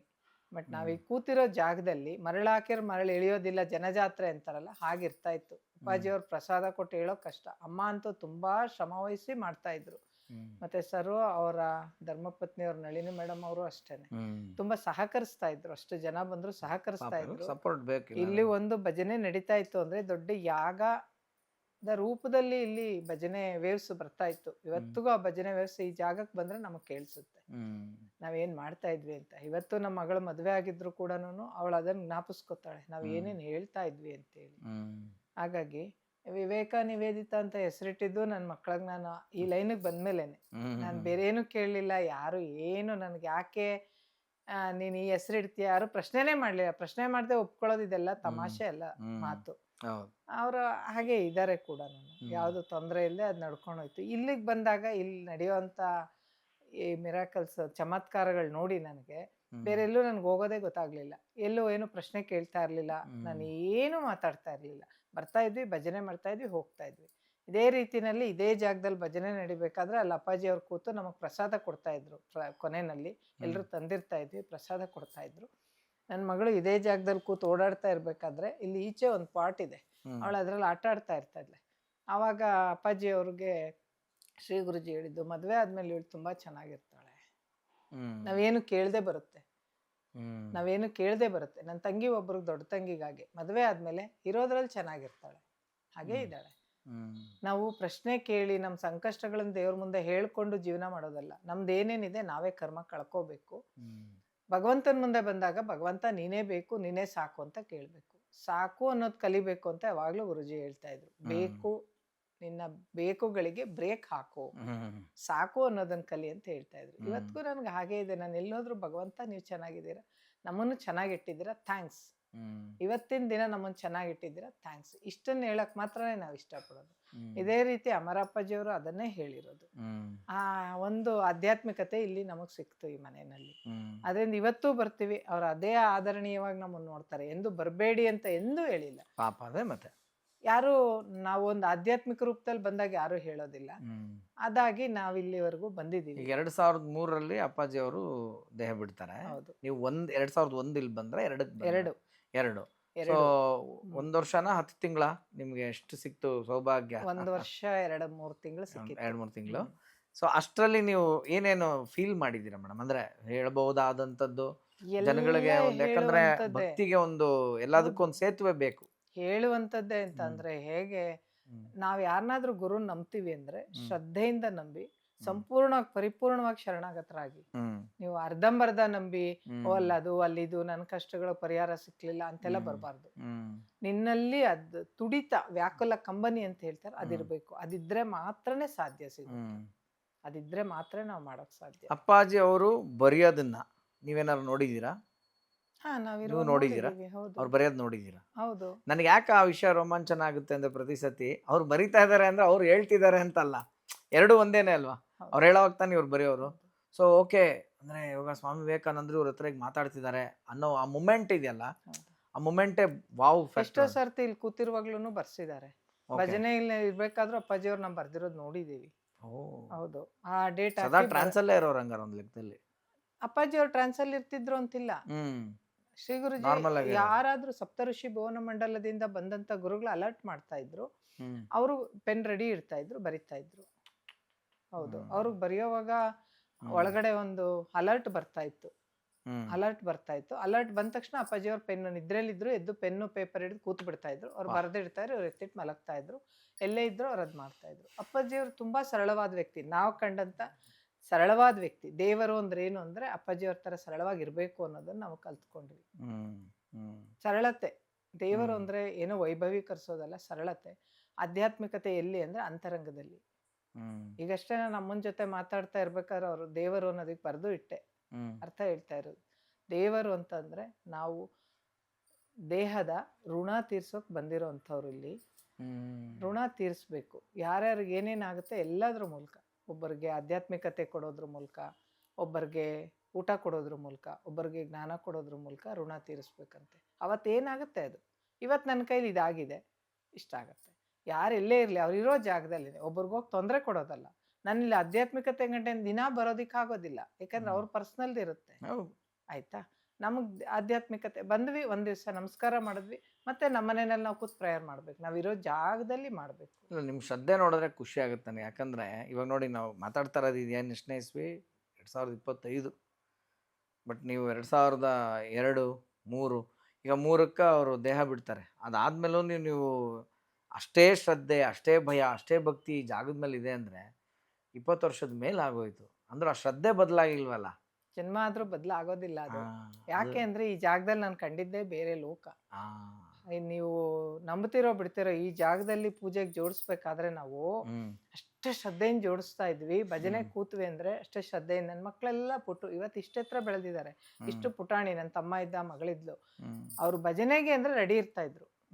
ಭಜನೆಗೆ ಇವತ್ತು ನಾವು ಭಜನೆಗೆ ಹೊರಟ್ವಿ, ನಮಗ್ ಪ್ರಸಾದ ಸಿಗುತ್ತೆ, ಮಕ್ಕಳಿಗೆ ತಿನ್ನೋ ಆಸೆ ಇರುತ್ತೆ, ಪ್ರಸಾದ ಸಿಗುತ್ತೆ ಅಂತ ಮೈಂಡಲ್ಲಿ ಇದ್ರು ಕೂಡ ಅವ್ರ ಅಟೆಂಡೆನ್ಸ್ ಇತ್ತಲ್ಲ, ಅದು ಕಾಪಾಡಿದೆ ಖಂಡಿತ.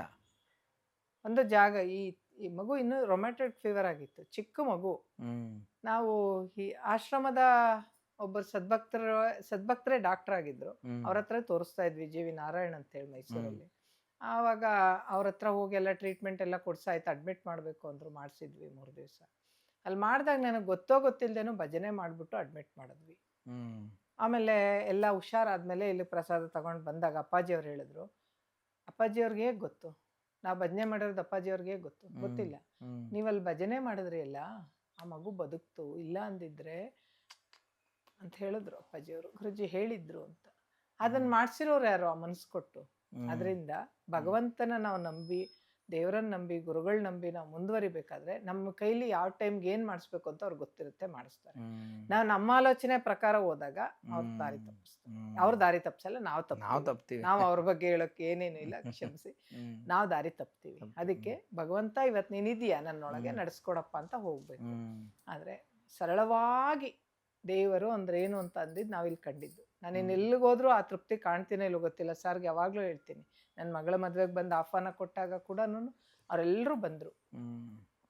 ಈ ಮನೆ ನಮಗ್ ದೇವಾಲಯ, ಒಂಥರ ಕಾಶಿ ರಾಮೇಶ್ವರಕ್ಕೆ ಹೋದ್ರೆ ಎಷ್ಟು ಸಿಗುತ್ತೆ ಅಷ್ಟು ನಮಗಿಲ್ಲಿ ತೃಪ್ತಿ ಸಿಗುತ್ತೆ. ದಯವಿಟ್ಟು ನಾವು ಬಂದು ಹೋಗ್ತೀವಿ ಅಂತಂದು ನೀವ್ ಯಾವಾಗ್ಲಾದ್ರೂ ಬನ್ನಿ, ಎಂದು ಇಲ್ಲ ಅಂತ ಅವ್ರು ಹೇಳೋ ಮಾತೇ ಇಲ್ಲ. ಅಷ್ಟು ಪ್ರೀತಿಯಿಂದ ಅಮ್ಮ ನೀವು ಬಂದ ತಕ್ಷಣ ನೋಡಿದ್ರಲ್ಲ, ಮುದ್ದಾಡಿದ್ರು, ತಬ್ಬಿ ಮುದ್ದಾಡ್ತಾರೆ. ಅಷ್ಟು ಶಾರದಾ ಮಾತೆ ಅಷ್ಟು ಪ್ರೀತಿ ಅವ್ರು ನಮಗ್ ಕೊಡ್ತಾರೆ. ಇದಲ್ವಾ? ಖಂಡಿತ ಖಂಡಿತ ಖಂಡಿತ. ಇವಾಗ ಈ 3 ಬುಕ್ಗಳು ಇದೆಯಲ್ಲ, ಇದರ ಒರಿಜಿನಲ್ ಬರ್ದಿರೋದು ಹ್ಯಾಂಡ್ ರೈಟಿಂಗ್ದು ಇದೆಯಾ? ಬುಕ್ ಪೇಪರ್ಗಳಿದೆಯಾ ಸರ್ ಅದು?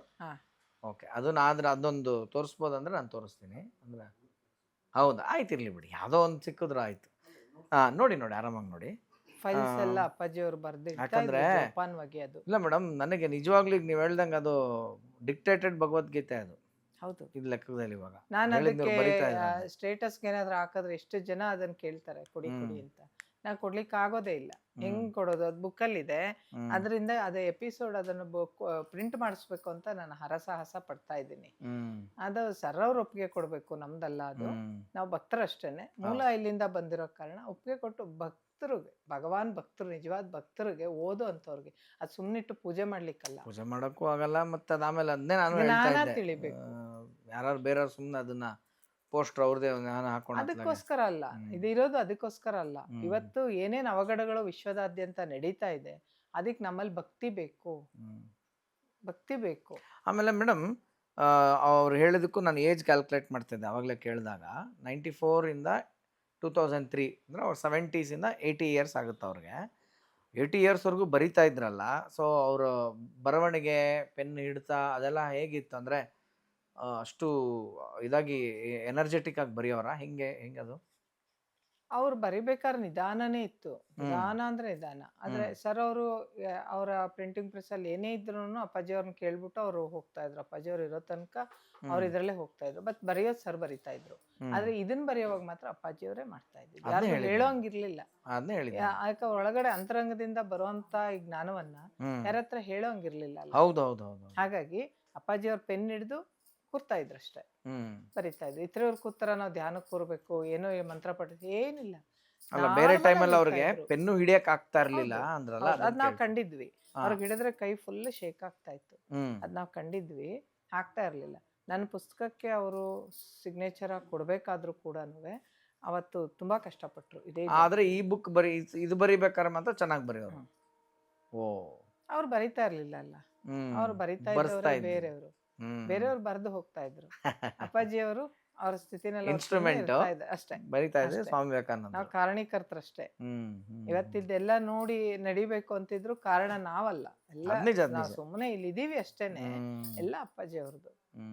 ಕುಮ್ದಮ್ನವ್ರು ಅವ್ರಿಗೆ ಅಷ್ಟೇ ಸಪೋರ್ಟಿವ್ ಆಗಿ ಇರ್ತಾ ಇದ್ರು. ಈ ಮನೆ ಒಂದು ದೇವಾಲಯವಾಗಿ ನಡ್ಕೊ ಬಂತು. ಓಕೆ ಮೇಡಮ್, ನಿಮ್ಮಿಂದ ನನಗೆ ಫಸ್ಟ್ ನಾನು ನಿಮ್ಗೆ ತುಂಬಾ ಥ್ಯಾಂಕ್ಸ್ ಹೇಳ್ತೀನಿ. ನಿಮ್ಗೆ ಹೆಂಗ್ ಮನ್ಸ್ ಬಂತೋ, ಯಾರು ಮನ್ಸ್ ಕೊಟ್ರೋ, ನನ್ನ ನಂಬರ್ ಹೆಂಗ್ ಸಿಕ್ತಿ, ನೀವು ಎಲ್ಲಿ ಸತೀಶ್ ಅಣ್ಣ ಕಾಂಟ್ಯಾಕ್ಟ್ ಅವ್ರ ಮಾಡಿ? ಹತ್ರ ಸತೀಶ್ ಅಣ್ಣನ್ಗೆ ಕೇಳಿದ್ರಾ? ಸತೀಶ್ ಅಣ್ಣ ಅವ್ರಿಗೆ ಓಕೆ. ನನಗೊಂದು ಕೆಲವು ಮಾತುಗಳು ಆಡ್ಬೇಕು, ಇವ್ರೇನೋ ಆಧ್ಯಾತ್ಮಿಕದಲ್ಲಿ ಮಾತಾಡ್ತಿದ್ದಾರೆ, ಅವ್ರು ಬರೀ ನಾವು ಫಿಲಮ್ ಅಲ್ಲಿ ನೋಡಿದ್ವಿ, ಸೀರಿಯಲ್ ಅಲ್ಲಿ ನೋಡಿದ್ವಿ, ನಿಜ ಇದು ಏನೋ ಇದ್ ಮಾಡಿದಾಗ ಆಂಕರ್ ಆಗಿ ನೋಡಿದ್ವಿ. ಬಟ್ ಈತ ಈ ಮಟ್ಟಕ್ಕೆ, ಈ ಚಿಕ್ಕ ಹುಡುಗ ಈ ಮಟ್ಟಕ್ಕೆ ಒಂದು ಆಧ್ಯಾತ್ಮಿಕತೆ ಬಂದಿದ್ದಾರೆ ಅಂತಂದ್ರೆ ಏನೋ ಹೇಳ್ಬೇಕು ಅನಿಸ್ತಿದೆ, ಅಣ್ಣ ನಂಬರ್ ಕೊಡಿ ಅಂದ ತಕ್ಷಣ ಪಾಪ ಕಳ್ಸಿದ್ರು ಅವ್ರು. ಅವ್ರಿಗೊಂದು ಥ್ಯಾಂಕ್ಸ್, ಸತೀಶ್ ಅಣ್ಣಗೊಂದು ಥ್ಯಾಂಕ್ಸ್. ಹೌದು ಹೌದು, ಯಾಕಂದ್ರೆ ಅಲ್ಲ ಅಷ್ಟು ದೊಡ್ಡ ಆಧ್ಯಾತ್ಮಿಕವಾದಿಗಳು ಅವರು, ಅಷ್ಟು ಸರಳವಾಗಿದ್ದಾರೆ ನೋಡಿ.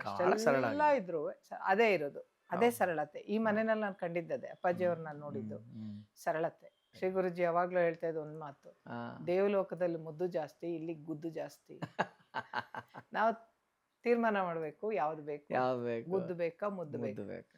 ಆದ್ರೆ ತಂದಿರೋದನ್ನಂತೂ ತೀರಿಸ್ಕೊಂಡೇ ಹೋಗ್ಬೇಕು.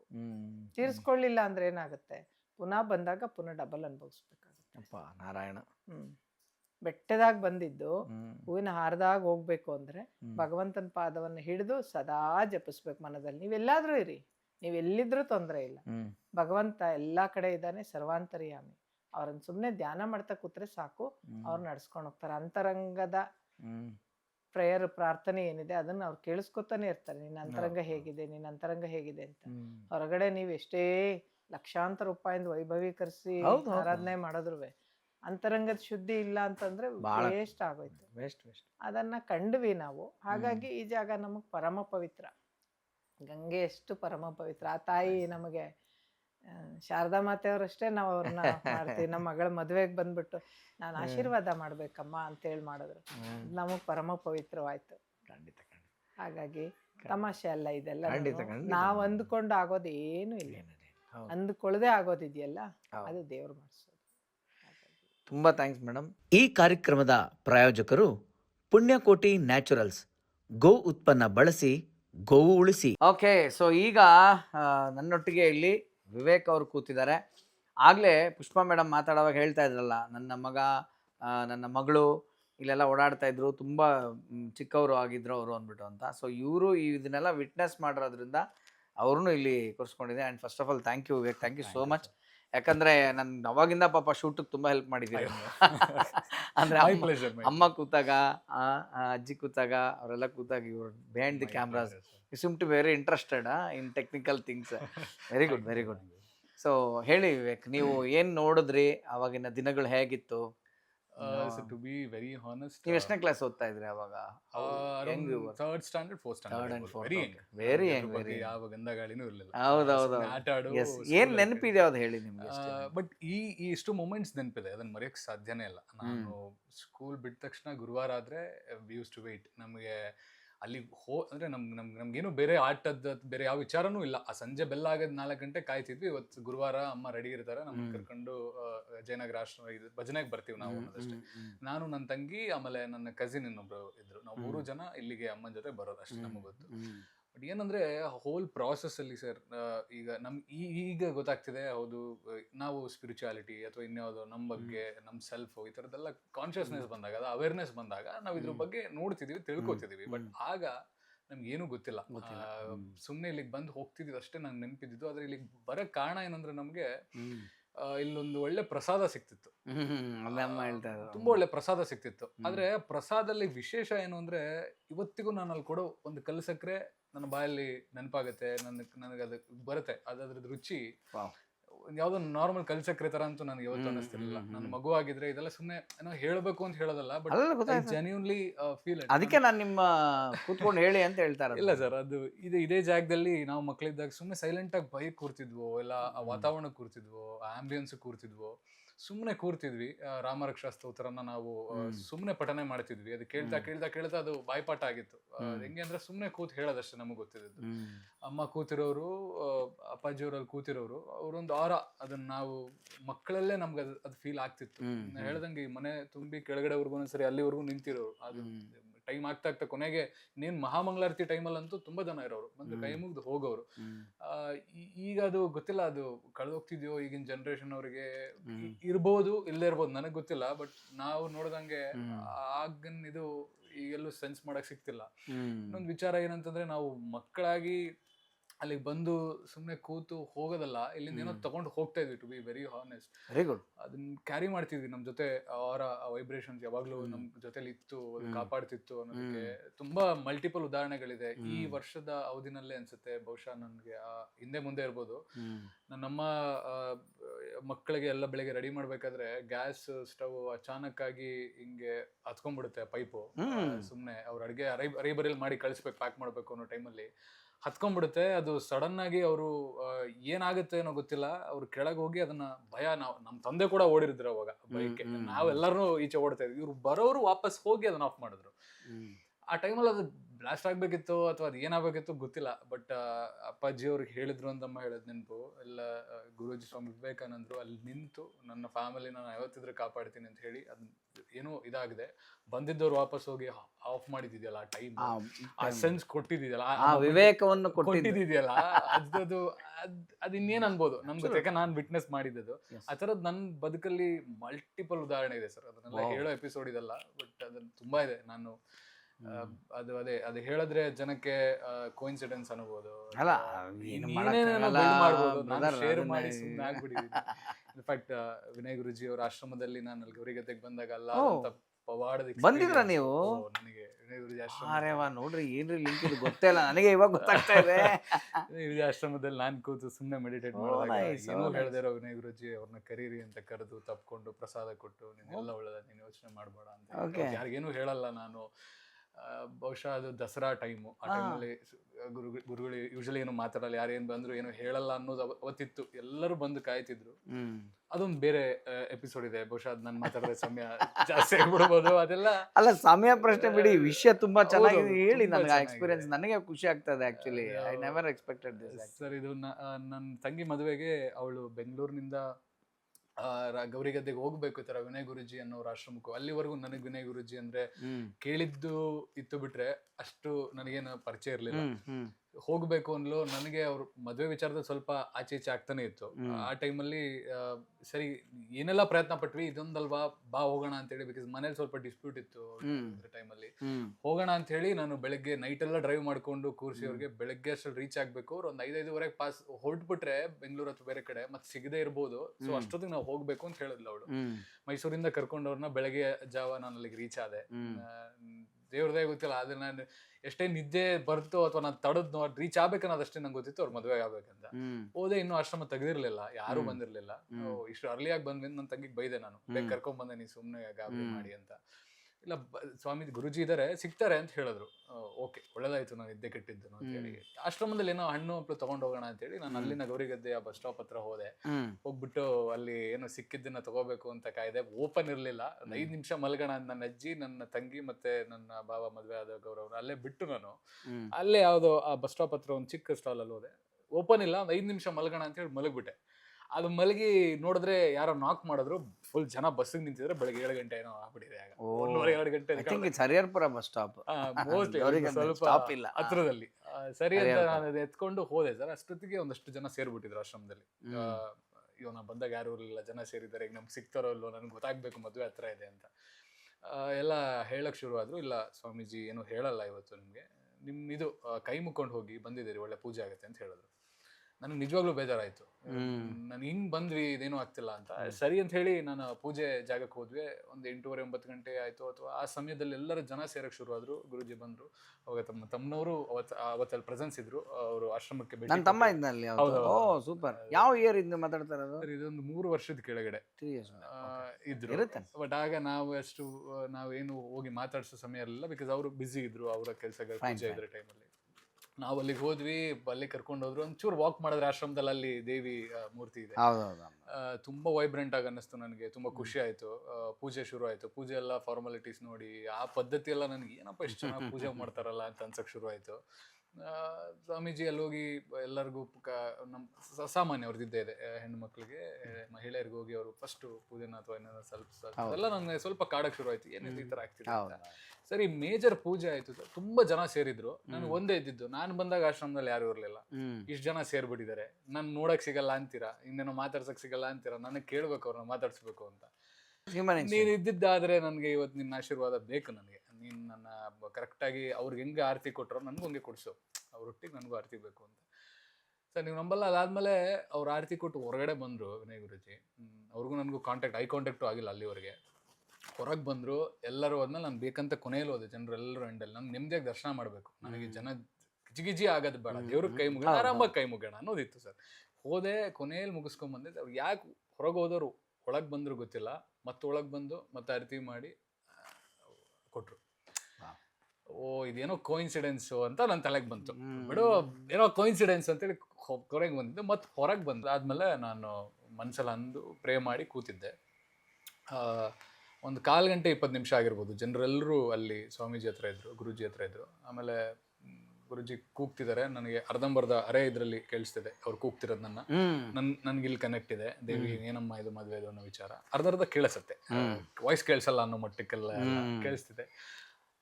ಬಟ್ ನನಗೆ ಕಣ್ಣು ಬಿಡೋಕ್ಕಾಗ್ತಿಲ್ಲ, ನನಗೆ ಆ ಪರಿಸ್ಥಿತಿಯಲ್ಲಿ ಇದೀನಿ. ನನ್ನ ತಂಗಿ ಬಂದು ನನ್ನ ತಟ್ಟಿ ಗುರುಜಿ ಕರಿತಿದ್ದಾರೆ ಬಾ ಅಂತ ಅಂದರು. ನಾನು ಕಣ್ಣು ಬಿಟ್ಟು ಸರಿ ಅಂತ ಅಲ್ಲಿಗೆ ಹೋದೆ.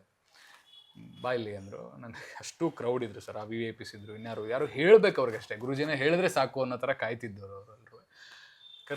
ಕರೆದ್ಬಿಟ್ಟು ಸುಮ್ಮನೆ ಹೇಳೋದು ಹಿಂಗೆ ಎದಮಲ್ಲಿ ಹಿಂಗೆ ತಪ್ಕೊಂಡು, ನೀನು ಯೋಚನೆ ಮಾಡಬೇಡ, ನೀನು ತುಂಬ ನೊಂದಿದ್ಯಾ, ನನಗೆ ತೆಗ್ತಿದೆ ಅಂತೇಳಿ ಅವ್ರು ಯಾರು ಅವ್ರಿಗೆ ಕರೆದು ಪ್ರಸಾದ ನಾವಾಗಿದ್ದನ್ನು ಕೈ ಕೊಟ್ಬಿಟ್ಟು, ಒಳ್ಳೇದಾಗತ್ತೆ, ನೀನು ಅದೇ ಒಂದಷ್ಟು ದೇವಸ್ಥಾನಕ್ಕೆ ಹೇಳಿದ್ರು ಅವರು, ಅಲ್ಲಿಗೆ ಹೋಗು, ನೀನು ಹೋಗಿ ಕೈ ಮುಗಿ, ಅದನ್ನು ನೀನು ಫಾಲೋ ಅಪ್ಸ್ ಮಾಡೋದನ್ನ ಮಾಡು, ಏನಾಗಲ್ಲ ಹೋಗು ಅಂತ ಹೇಳಿ. ಅದಾದ್ಮೇಲೆ ಐ ಕಾಂಟ್ಯಾಕ್ಟ್ ನನಗೆ ಇವತ್ತಿಗೂ ಅದು ರಿಜಿಸ್ಟರ್ ಆಗಿದೆ. ನಾನು ಅಲ್ಲಿ ನಿಲ್ಲಕ್ಕಾಗಲಿಲ್ಲ, ನನಗೇನು ಕೇಳಬೇಕಂತ ಹೋದೊಂದು ಕೇಳೋಕ್ಕಾಗಲಿಲ್ಲ. ನನ್ನ ತಂಗಿ ಹಂಗೆ ಕೇಳಿದ್ಲು, ಈ ಥರ ಬಂದಿದ್ವಿ, ಈ ಥರ ನಾನು ಮದುವೆ ವಿಚಾರ ಕೇಳಕ್ಕೆ ಬಂದಿದ್ವಿ ಅಂತ. ಅದೇ ಅವ್ರು ಕೇಳಿದ್ರು ಏನಾಗಬೇಕು ನೀವು ಅಂತ, ತಂಗಿ ಅಂತ ಹೇಳಿದ್ರು, ಮದುವೆ ವಿಚಾರಕ್ಕೆ ಅಂತ ಹೇಳಿದ್ರು. ಆಗಿ ನಿಮ್ಗೆ ಇಷ್ಟ ಇದೆ, ಆಗಿ ಎಲ್ಲ ಒಳ್ಳೇದಾಗುತ್ತೆ, ಹೋಗಿ ಅಂದರು. ಮದುವೆ ಆಯಿತು, ಅದೇ ಫೈನ್, ಏನು ಪರ್ಸನಲ್ ಇದಿರ್ಬೋದು, ಬಟ್ ದೇ ಗುಡ್, ಆರಾಮಾಗಿದ್ದಾರೆ, ಅದು ನಡೀತಾ ಇದೆ. ಅದಾಯ್ತು. ಅದು ಮುಗಿದ ಮೇಲೆ ಒಂದಿನ ನಾವು ನಂಜನಗೂಡಿಗೆ ಹೋಗಿದ್ವಿ ಫ್ಯಾಮಿಲಿ ಎಲ್ಲ. ವಿನಯ್ ಗುರುಜಿಯಲ್ಲಿ ಬಂದಿರೋದು ನನಗೆ ಗೊತ್ತಿಲ್ಲ, ಇದು ಒಂದೇ ಇನ್ಸಿಡೆನ್ಸ್ ಎನ್ಕೌಂಟರ್ ಆಗಿದೆ. ಇದಾಗ ಒಂದೂವರೆ ವರ್ಷ ಆಗಿರ್ಬೋದು ಬಹುಶಃ. ಅದಾದ್ಮೇಲೆ ಸೊ ದರ್ಶನ ಮುಗಿಸ್ಕೊಂಡು ಬರ್ತಿದ್ ಸ್ವಾಮೀಜಿ, ಎಸ್ಕಾಟಿಂಗ್ ಮಾಡ್ತಿದ್ರು. ಯಾರು ಅಂತ ನಾನು ನೋಡಿದೆ, ಮಧ್ಯದಲ್ಲಿ ವಿನಯ್ ಗುರುಜಿ ಬರ್ತಿದ್ರು. ಅಷ್ಟು ಜನರ ಮಧ್ಯೆ ಅಲ್ಲಿ ಕೈ ಮುಗಿಯಕ್ಕೆ ಹೋದವ್ರು ಈ ಕಡೆ ಎದುರುಗಡೆ ಬಂದು ಚೆನ್ನಾಗಿದೆಯಾ ಅಂದರು. ಚೆನ್ನಾಗಿದೆ ಅಮ್ಮಂಗೆ, ಚೆನ್ನಾಗಿದ್ದೀರಮ್ಮ, ಚೆನ್ನಾಗಿದೆ. ಅಮ್ಮ ಬಂದೇ ಇಲ್ಲ ಅಲ್ಲಿಗೆ, ಅಮ್ಮ ಅಲ್ಲಿ ನಮ್ಮ ಜೊತೆ ಬಂದಿದ್ದು, ಆಶ್ರಮಕ್ಕೆ ಬಂದಿಲ್ಲ. ಚೆನ್ನಾಗಿದ್ದೀರ ಅಮ್ಮ, ಚೆನ್ನಾಗಿದ್ದೀವಿ ಅಂತಂದೆ ಅಷ್ಟೇ. ಅದೇ ಬ್ರೋ, ನೀವು ಯೋಚನೆ ಮಾಡಿ, ನಾನೊಂದು ಪಬ್ಲಿಕ್ ಡೊಮೈನಲ್ಲಿ ಇರೋದ್ರಿಂದ ಹೇಳ್ತೀನಿ, ಎಷ್ಟು ಜನ ಭೇಟಿ ಮಾಡ್ತಿರ್ತೀವಿ, ದೇವರಣೆಗೆ ಅಬ್ಕಾರಲ್ಲ. ಓಕೆನಾ? ಡೋಂಟ್ ನೆನಪಿರೋ ಒಂದು ತುಂಬ ಇಂಪ್ಯಾಕ್ಟ್ ಆಗಿ ತುಂಬ ಯಾರೋ ಮನ್ಸಿಗೆ ಮಾತಾಡಿದ್ರೆ ಮಾತ್ರ ನೆನಪಿರ್ತಾರೆ, ಬಿಟ್ರೆ ಹಾಯ್ ಬಾಯಿ ಅವೆಲ್ಲ ಯಾರೂ ನೆನಪಿರಲ್ಲ. ಎಷ್ಟೋ ಸತಿ ತಿಂಡಿಗಳು ತಿಂದಿರ್ತೀವಿ, ಊಟ ಮಾಡಿರ್ತೀವಿ, ಜ್ಞಾಪಕಾರಲ್ಲ. ಇವ್ರಿಗೆ ಎಷ್ಟು ಜನ ನೋಡ್ತಾರೆ, ಎಷ್ಟು ಜನರ ಕಷ್ಟ ಎಲ್ಲ ಕೇಳಲ್ಲ ಆಗಿರೋರಿಗೆ. ನೀನು ಈ ಥರ 1 ವರ್ಷ ಬಿಟ್ಟು ಬಸ್ಸಿದ್ದಾಗ ನಿನಗೆ ಚೆನ್ನಾಗಿದೆಯಾ ಅಂತ ಮಾತಾಡಿಸಿ ಅವರು ಈ ಥರದ್ದು ಮಲ್ಟಿಪಲ್ ಇನ್ಸಿಡೆಂಟ್ಸ್ ಇದೆ ನನ್ನೊಟ್ಟಿಗೆ. ಚಾಮುಂಡಿ ಬೆಟ್ಟದಲ್ಲಾಗಿರ್ಬೋದು, ನಮ್ದಂತ ತಿರುವಣ್ಣಾಮಲೆಗೆ ಹೋದಾಗ ಆಗಿರ್ಬೋದು, ಈ ಥರದ್ದು ಏನೋ ಬರ್ತಾನೆ ಇದೆ. ಇದು ಹಿಂಗೆ ಬರ್ತಿದೆ ಅಂದರೆ ಬಹುಶಃ ನಮಗೆ ಚಿಕ್ಕ ವಯಸ್ಸಿಂದ ಈ ಥರದ್ದು ಒಂದು ಇಲ್ಲ ಬ್ರೋ. ಏನು ಗೊತ್ತಾ, as you sow you reap ಅಂತ ಒಂದು ಗಾದೆ ಮಾತಿದೆ. ಓಕೆ, ಈಗ ಒಂದು ಸೀಡ್ ಏನೋ ನಿಮ್ಮ ತಾಯಿ, ನಿಮ್ಮ ತಂದೆ, ಆ ಸಂಸ್ಕಾರ ಏನ್ ಬೇರಲ್ಲಿರುತ್ತೋ ಅದೇ ತಾನೇ ಎಲೆಯಾಗಿ ಆಚೆ. ಇಲ್ಲ, ನನ್ನಲ್ಲೂ ಬ್ಯಾಡ್ ಎಕ್ಸ್ಪೀರಿಯನ್ಸ್ ಆಗಿದ್ದ ಬದುಕಲ್ಲಿ ನಾನು ನೋಡಿದ್ದಿದೆ. ಅದೆಲ್ಲವೂ ಆಗಿದೆ. ಅಲ್ಲ, ಅದು ಬೇಕಲ್ಲ. ಬ್ಯಾಡ್ ಆಗದೆ ಗುಡ್ ಯಾವ್ದು ಅಂತ ಹೆಂಗ್ ಗೊತ್ತಾಗುತ್ತೆ? ನನ್ಗೆ ಅನ್ಸಿದ್ದು ಡಿಫ್ರೆನ್ಸ್. ಬಟ್ ನಾನೆಲ್ಲೂ ಯಾವತ್ತು ಯಾರಿಗೂ ಕೆಟ್ಟದ್ದು ಬಯಸಿದಿಲ್ಲ. ಬಟ್ ಸಮಾಜ ಯಾವಾಗಲೂ ಹಿಟ್ ಆದಾಗ ಅದನ್ನ ತಗೊಂಡಿದ್ದು ಇದೆ. Let me tell you very frankly, ನಾವೆಲ್ಲ ಇವಾಗ ಇಲ್ಲಿ ಇದೀವಿ, ಇಲ್ಲಿ ಬಂದಿದ್ದೀವಿ ಅಂತಂದ್ರೆ ಎಲ್ಲರೂ 100% ಅಲ್ಲ, ಏನೇನೇನೋ ಇರೋತ್ತಿಗೆ ನಾವು ಪರ್ಸೆಂಟೇಜ್ ಕಾಂಬಿನೇಷನ್ ಇಲ್ಲಿ ಬಂದಿದ್ದೀವಿ. So we have to go through everything. ಅದೆಲ್ಲ ಏನು ಮಾಡೋಕ್ಕಾಗಲ್ಲ. ಅದರಲ್ಲೂ ಅಷ್ಟು ಕಾಂಬಿನೇಷನ್ ಮಧ್ಯದಲ್ಲೂ ನಮಗೆ ಗೈಡ್ ಮಾಡೋಕ್ಕೆ ಒಂದು ಗೈಡಿಂಗ್ ಫೋರ್ಸ್ ಮೇಲಿಂದ ಸಿಗ್ತಾ ಇದೆ. ಅಲ್ಲಿ ಇಲ್ಲಿ ನಾವು ಬಚಾವ್ ಮಾಡ್ಕೊಂಡು ಹೋಗ್ತಾ ಇದೆ ನಮ್ಮನ್ನ ಅಂತಂದರೆ ಕನ್ಸಿಡರ್ ಯುವರ್ ಸೆಲ್ಫ್ ಲಕ್ಕಿ ಅಷ್ಟೇ. ರಾಮಕೃಷ್ಣ ಆಶ್ರಮ ನಮಗೆ ಯಾವತ್ತಿದ್ರು ಸರ್, ಏನಿಲ್ಲ ಅಂದ್ರೆ ಸುಮ್ಮನೆ ಹೋಗಿ ನಾನಲ್ಲಿ ಕೂತ್ರೆ, ನಾನು ಬೆಂಗಳೂರು ಮಟ್ಟದಲ್ಲೂ 21 ದಿನ ರಾಕ್ ಹತ್ರ ಹೋದಾಗ, ಶಾರದಾ ರಾಕ್ ಹತ್ರ ಅಮ್ಮ ಯಾಕೋ ಹೋಗು ಅಂದ್ರೂ ಗೊತ್ತಿಲ್ಲ. ನನ್ನ ಲೈಫಲ್ಲಿ ಒಂದು ಮೇಜರ್ ಬ್ಯಾಡ್ ಇನ್ಸಿಡೆಂಟ್ಸ್ ನಡೀತು. ಅದಕ್ಕೂ ಮುಂಚೆ ಸಡನ್ ಆಗಿ ನಾನೆಲ್ಲ ಅಂದರೆ ನಮ್ಮ ಇರೋ ಸಣ್ಣ ಪುಟ್ಟ ಹ್ಯಾಬಿಟ್ಸ್ ಎಲ್ಲ ಸೈಡಲ್ಲಿಟ್ಟು ನಾನು ಅವತ್ತು ಅಲ್ಲಿಗೆ ಹೋಗಿ ತುಂಬ ಅಚ್ಚುಕಟ್ಟಾಗಿ ಒಂದು 21 ದಿನ ಅಲ್ಲಿ ಹೋಗಿ ಮೆಡಿಟೇಟ್ ಮಾಡೋಕ್ಕೆ ಶುರು ಮಾಡಿದೆ. ರಾಮಕೃಷ್ಣ ಮಠದ ಶಾರದಾ ರಾಕ್ ಅಲ್ಲೋ ಕೂತು ಪ್ರೇಯರ್ ಮಾಡೋಕ್ಕೆ ಶುರು ಆದೆ. ಅಲ್ಲೊಂದು ತುಂಬ ಅದ್ಭುತವಾದ ಎಕ್ಸ್ಪೀರಿಯನ್ಸು. ನಾನು ನಿಮ್ಗೆ ಹೇಳಿದ್ರೆ ಇದು ಬಹುಶಃ ನನಗೆ ನಂಬಕ್ಕಾಗಲ್ಲ, ನಿಮಗಲ್ಲ ಸರ್, ನನಗೆ ನಿಜವಾಗ್ಲೂ ಇವತ್ತು ನಂಬಕ್ಕಾಗಲ್ಲ. ವೆರಿ ಫಸ್ಟ್ ಟೈಮ್ ಬೆಂಗಳೂರು ಮಟ್ಟದಕ್ಕೆ ಹೋದಾಗ ನಾನು ಆ ಹಾಲ್ ಅಷ್ಟೇ ನನಗೆ ಗೊತ್ತು. ಒಳಗೆ ಹೋದೆ, ಕೂತೆ ಪ್ರೇಯರ್ ಮಾಡ್ತಿದ್ದೆ. ಕಣ್ಮುಚ್ಚಿ ಧ್ಯಾನ ಮಾಡಬೇಕಾದ್ರೆ ಆ ಕಲ್ ಮೇಲೆ ಯಾರೋ ಒಬ್ರು ಕೂತಿದ್ದಾರೆ, ಬಂದವ್ರಿಗೆಲ್ಲ ಬ್ಲೆಸ್ ಮಾಡ್ತಿದ್ದಾರೆ. ಇದು ನನಗೆ ಕ್ಲಿಯರ್ ಇದೆ. ನೀವು ಕೈ ಮುಗಿದು ನಾನು ವಾಪಸ್ ಲೆಫ್ಟಿಂದ ಅಲ್ಲಿ ಮುಂದೆ ಹೋಗ್ತೀನಿ, ಅಲ್ಲಿ ವಿವೇಕಾನಂದರದು ರಾಕ್ ಮೇಲೆ ಅದೊಂದು ಸ್ಟ್ಯಾಚು ಇದೆ. ನಾನು ನೋಡಿಲ್ಲ ಫಸ್ಟ್ ಟೈಮ್. ಇದನ್ನ ಏನ್ ಹೇಳ್ಬೇಕಂತ ನಾನು ಹೇಳಕ್ ಹೋದ್ರೆ ಜನಕ್ಕೆ ಏನೋ ಹೇಳ್ಬೋದು ಅನ್ಸ್ಬೋದು. ನನಗೆ ಇವತ್ತುವರೆಗೂ ಐ ಅಕ್ಸೆಪ್ಟ್ ಇಟ್ ಅಪ್ಪ, don't worry about it. I ಆ ಬ್ಯಾಕಪ್ ಅಂದ್ರೆ ನಮ್ಗೆ ಯಾವತ್ತೂ I believe it, support no. ಇದೆ. ಲೈಫಲ್ಲಿ ಹರ್ಡಲ್ಸ್ ಇರ್ಬೋದು, ಫಿನಾನ್ಷಿಯಲಿ ನಾವು ಸ್ಟ್ರಗಲ್ ಮಾಡ್ಬೋದು, ನಮ್ ಕೆರಿಯರ್ ವೈಸ್ ಸ್ಟ್ರಗಲ್ ಮಾಡ್ಬೋದು, ಬಟ್ ಈ ಎನರ್ಜೀಸ್ ಯಾವತ್ತಿದ್ರು ಡಿವಿನಿಟಿ ಸ್ಟ್ರಗಲ್ ಇಲ್ಲ ಅಂದ್ರೆ you will not look for the path, right? Very true. ಸ್ಟ್ರಗಲೇ ಇಲ್ಲ ಅಂದ್ರೆ ನೀನ್ ಪಾತ್ ಹುಡ್ಕೋದೇ ಇಲ್ಲ, ನೀನ್ ಎಲ್ಲಿರ್ತೋ ಅದೇ ಖುಷಿ ಅನ್ಕೊಂಡು ಹೋಗ್ತೀಯ. ಸೊ ಏನ್ ಸ್ಟ್ರಗಲ್ ಇದೆ ಅಥವಾ ಯಾರಿಗಾನ ಕಷ್ಟ ಏನೋ ಡಿಸ್ಟರ್ಬೆನ್ಸ್ ಬರ್ತಿದೆ ಅಂತ ದಟ್ಸ್ ಅ ಕಾಲಿಂಗ್ ಅಂತೀನಿ ನಾನು ಯಾವಾಗಲೂ. It's a calling for you to check out. ಹೌದು ಹೌದು. ಇಲ್ಲ ಅಂದ್ರೆ ನಿಂಗೆಲ್ಲ ಕೊಟ್ಟು ಕೂರಿಸ್ಬಿಡ್ತಾನೆ ದೇವ್ರು, ಆರಾಮಾಗಿ ನೀನು ಇರೋ ಅಂತ ಅನ್ಕೊಂಡು ನಿನಗೆ ಎಲ್ಲ ಕೊಟ್ಬಿಡ್ತಾನೆ, ಆರಾಮಾಗಿರ್ತೀಯ, ಅವ್ನಿಗೆ ಅನ್ಕೋದ್ರೆ ಬರಲ್ಲ. ಇದು ಎಕ್ಸ್ಪೀರಿಯನ್ಸ್ ಆಗಿದೆ, ನೀವು ಹೇಳಿದಾಗೆ ಇನ್ಸಿಡೆನ್ಸ್ ಆಗಿದೆ, ಎಕ್ಸ್ಪೀರಿಯನ್ಸ್ ಆಗ್ತಿರಲಿಲ್ಲ. ಸೊ ಇಲ್ಲಿ ನಾನು ಇವತ್ತು ಗೊತ್ತಿಲ್ಲ ಸರ್, ಇವತ್ತು ನಾನು ಬರೋನೇ ಇರಲಿಲ್ಲ. ಅಮ್ಮ ಬಾ ಅಂತಿದ್ರು, ಇಲ್ಲಮ್ಮ ಬೇಡ ನಾನು ಬರಲ್ಲ. ನನಗೆ ಬಹಳ ಖುಷಿ ಆಯ್ತಪ್ಪ, ನನಗೆ ಎಲ್ಲ ತರದಲ್ಲೂ ಖುಷಿ ಆಯ್ತು. ಇಲ್ಲ ನೀನ್ ಬರ್ಲೇಬೇಕು ಅಂದ್ರು. ಆಮೇಲೆ ನನಗೆ ಯಾಕೋ ಸೆಕೆಂಡ್ ಥಾಟೇ ಬರ್ಲಿಲ್ಲ ಬೇಡ ಅಂತ Very ಹೇಳಿ. nice. ಬಟ್ ನಾನು ನಂದು ಯಾವುದೋ ಒಂದಷ್ಟು ಪರ್ಸನಲ್ ಇದರಲ್ಲಿ ಇದಾಗ್ತಾ ಇತ್ತು. ಸರಿ ಬನ್ನಿ ಅಂತ ಕರ್ಕೊಂಬಂದೆ. ಇನ್ನೆಲ್ಲೋ ಅದು ನಂದು ಮಾತಾಡ್ಬೇಕು ಅನ್ನೋದು ನಂಗೆ ಗೊತ್ತಿಲ್ಲ, ನಾನು ಮಾತಾಡ್ತೀನಿ ಅನ್ನೋದು ಯಾವ ಇದಿರಲಿಲ್ಲ. ಇನ್ಫ್ಯಾಕ್ಟ್ ಈಗಲೂ ನನಗೆ ಮಾತಾಡ್ತಿರೋದು ಸರಿನಾ ತಪ್ಪ ನನಗೆ ಗೊತ್ತಿಲ್ಲ. perfect. ನಾನು ಬಿಕಾಸ್ ನನಗೆ ಗೊತ್ತಿಲ್ವಲ್ಲ. ನೋಡಿ ಇಲ್ಲಿ ಎಲ್ಲರೂ ಕನೆಕ್ಟ್ ಆಗೋದ್ರು, ಅಮರ ಗುರುಗಳು ಬಂದ್ರು, ಸ್ವಾಮಿ ವಿವೇಕಾನಂದರು ಬಂದ್ರು, ನಮ್ಮ ವಿನಯ ಗುರುಜಿನೂ ಬಂದ್ರು, ಇದು ಟ್ರಯಾಂಗಲ್ ಆಗೋಯ್ತು. Very nice. All the best Vivek. Next ಮತ್ತೆ ಸಿಗೋಣ. ನಾನು ಮತ್ತೆ ಬರ್ತಾ ಇರ್ತೀನಿ ನೋಡೋಣ ಮೈಸೂರಿಗೆ, ನಿಮ್ಮ ಥರನೇ ಮತ್ತೆ ಇನ್ನೂ ವಿಶೇಷವಾದಂಥ ಪರಿಚಯಗಳು, ಆತ್ಮಗಳು, ಆಧ್ಯಾತ್ಮ ದಾರಿ ದೀಪವಾಗಿ ನನಗೆ ಸಿಗ್ಲಿ ಅಂತ ಕೇಳ್ಕೊಂತೀನಿ. So nice sir. ನಾನು ಈ ತರ ನೋಡ್ತಿರೋದು ಸುಮ್ನೆ ರೀ, ಅವೆಲ್ಲ ಏನಿಲ್ಲ. ನಾವು ನೋಡಿದ ರೀತಿ, ನಿಮ್ಮನ್ನ ನೋಡಿದ ವಿಚಾರ, ಬಟ್ ಈಗ ಅದ್ ಗೊತ್ತಿಲ್ಲ, ಈ ತರ ಕನೆಕ್ಟ್ ಮಾಡಿಸುತ್ತೆ ಅನ್ನೋದು ಗೊತ್ತಿಲ್ಲ. ನೋಡ್ತಿರೋದು ಖುಷಿ ಆಗ್ತದೆ. ಯಾರು ಗುರು ಬಾಂಧವಾಸ್ ಅಷ್ಟೇ, ನಾವೆಲ್ಲರೂ ಇದು ಡಿವೈನ್ ಫೋರ್ಸ್ ಬೇರೆ, ನಾವೆಲ್ಲರೂ ಲಿಟಲ್ ಇದು ಅಂತ ಅಷ್ಟೇ. Okay, thank you so much. Thank you so much. ಈ ಕಾರ್ಯಕ್ರಮದ ಪ್ರಾಯೋಜಕರು ಪುಣ್ಯಕೋಟಿ ನ್ಯಾಚುರಲ್ಸ್. ಗೋ ಉತ್ಪನ್ನ ಬಳಸಿ ಗೋವು ಉಳಿಸಿ. ಮೇಡಮ್ ನಮಸ್ತೆ. ನಮಸ್ತೆ ಸರ್, ಮೇಡಮ್ ಪರಿಚಯ ಮಾಡಿಕೊಡಿ. ನಾನು ಶ್ರೀಮತಿ. ಹಾ, ಮುಂದಿನ ವರ್ಷ 50 ವರ್ಷ ಆಗುತ್ತೆ ನಾವು ದಾಂಪತ್ಯಕ್ಕೆ. Oh congrats, advance anniversary. Thank you. Okay, 50 ನಾನು ಯಾಕೆ ಹೇಳಿದೆ ಅಂದ್ರೆ, ಹೌದು 50 ವರ್ಷದಿಂದ ಈ ಮನೆ ಆಗು ಹೋಗುಗಳಲ್ಲಿ 49 ಈಗ. ಆಲ್ಮೋಸ್ಟ್ ಅಂತ ಹೇಳಿಲ್ಲ, ಅದೇ ಅದೇ ಕರೆಕ್ಟ್ ಪಾಪ. ಆಗು ಹೋಗುಗಳನ್ನೆಲ್ಲ ನನ್ನಷ್ಟೇ ಅವಳು ಭಾಗಿಯಾಗಿದ್ದಾಳೆ. ಹೌದು. ಏಳು ಬೀಳುಗಳನ್ನೆಲ್ಲ ಕಂಡಿದ್ದಾಳೆ. ಸೊ ನಿಮ್ಗೇನ್ ಪ್ರಶ್ನೆ ಕೇಳಬೇಕು ಅಂತ ಅನ್ಸುತ್ತೋ ಅದೇ ನಾನು ಕೇಳಬೇಕು, ಅದು ಹೇಳಿ. ನಾನು ಅದನ್ನೇ ಕೇಳಬೇಕು ಅಂತಿದ್ದೆ ಮೇಡಮ್ನ. ಹ್ಮ್. ಅಂದ್ರೆ ಎಲ್ಲರ ಸಹಾಯ ಸಹಕಾರ ಇಲ್ಲದೆ ಆಗಲ್ಲ ಅಮ್ಮ ಒಂದು ಮನೇಲಿ. ಹಾ. ಯಾಕಂದ್ರೆ ಸಂಸಾರ ಮಾಡುವ ಮನೆ ಬೇರೆ, ಹ್ಮ್. ಇದು ಒಂಥರ ಆಶ್ರಮವಾಗಿ ಜನ ಬಂದು ಹೌದು. ಇದೆಲ್ಲ ಸಂಭಾಳಿಸೋದಿದೆಯಲ್ಲ, ಹಾ. ಅದನ್ನೇ ಪುಷ್ಪ ಮೇಡಮ್ ಹೇಳ್ತಾ ಇದ್ರು. ಸೊ ನಿಮ್ಮ ಪಾತ್ರ ಬಹಳ ಮುಖ್ಯ ಇದೆ. ಹೌದು. ಏನೆಲ್ಲ ನೀವು ಕಣ್ಣಾರ ಕಂಡಿದ್ರಿ, ನೋಡಿದ್ರಿ, ಏನ್ ಖುಷಿ ಪಟ್ಟಿದ್ರಿ ಹೇಳಿಮ್ಮ, ಹಂಚ್ಕೊಳ್ಳಿ ನಮ್ಮ ಜೊತೆಗೆ. ಆವಾಗ ಅದೇ ಇದು ಇಲ್ಲಿ ಭಜನೆ ಎಲ್ಲ ಶುರುವಾದಾಗ ನಮ್ಗೆ ಮಕ್ಳು ಇಬ್ರು ಅವರು ಓದ್ತಾ ಇದ್ರು, ಚಿಕ್ಕವರಿದ್ರು. ಅವ್ರದ್ದು ಎಜುಕೇಶನ್ನು ಅದನ್ನೆಲ್ಲ ನಾನು ಮೇಂಟೈನ್ ಮಾಡ್ಬೇಕಾಗಿತ್ತು. ಅದ್ರ ಜೊತೆಗೆ ಇಲ್ಲಿ ಮನೆಯಲ್ಲೂ ತುಂಬಾ ಜನ ಬರೋರು, ಅವ್ರದಕ್ಕೆಲ್ಲಾರ್ಗು ಇಲ್ಲಿ ಒಂದ್ ರೀತಿ ಅವ್ರಿಗೆ ಪ್ರಸಾದ ಮತ್ತೆ ಹೂವು ಹಣ್ಣು ಎಲ್ಲ ತಗೊಂಬರೋದು. ಆಮೇಲೆ ಎವ್ರಿ ವೀಕ್ ಮೀಟಿಂಗ್ಗಳು ಇರ್ತಿತ್ತು, ಅದಕ್ಕೆಲ್ಲ ನಾವು ಎಷ್ಟೊಂದು ಬಾಳೆಹಣ್ಣು ಕೊಡೋದಿಕ್ಕೆ ಮತ್ತೆ ಹೂವು ಮತ್ತೆ ಅವ್ರಿಗೆಲ್ಲಾರ್ಗು ಬಾದಾಮಿ ಹಾಲು ಅಂತ ಹೇಳಿ ಈ ತರ ಎಲ್ಲ ನಾವು ಅರೇಂಜ್ ಮಾಡ್ಬೇಕಾಗ್ತಿತ್ತು. ಆದ್ರೆ ಏನಪ್ಪಾ ಅಂತಂದ್ರೆ ಒಂಥರ ಅದು ರೆಗ್ಯುಲರ್ ಆಗಿ ಒಳ್ಳೆ ಇದು ವಿವೇಕಾನಂದರದ ಪುಸ್ತಕಗಳು ನಮ್ಮಲ್ಲಿ ಅದೇ ಪ್ರಿಂಟ್ ಆಗ್ತಾ ಇದ್ದಿದ್ದು ಪ್ರೆಸ್ ಅಲ್ಲಿ. ಅದ್ರ ಜೊತೆಗೆ ವಿವೇಕಾನಂದರು ಅದನ್ನು ಕೂಡ ಭಜನೆ ಕೂಡ ಮನೆಯಲ್ಲಿ ನಡೀತಿತ್ತು. ಆಲ್ಮೋಸ್ಟ್ ಇಲ್ಲಿ ಹೋಲ್ ಆಫ್ ಜಯನಗರನೇ ಬರ್ತಾ ಇದ್ರು. ಅದು ಒಂಥರ ನಮ್ಗೆ ಎಲ್ಲಾರ ಒಂದು ಸನ್ನಿಧಿ ಒಂಥರ ಚೆನ್ನಾಗಿರ್ತಿತ್ತು.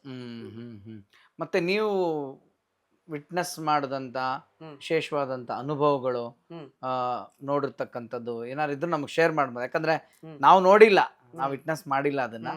ಸೊ ನಿಮ್ಮ ಅನುಭವದಲ್ಲಿ ಹೇಳೋದಾದ್ರೆ ಏನ್ ಹೇಳ್ಬೋದು ಮೇಡಮ್?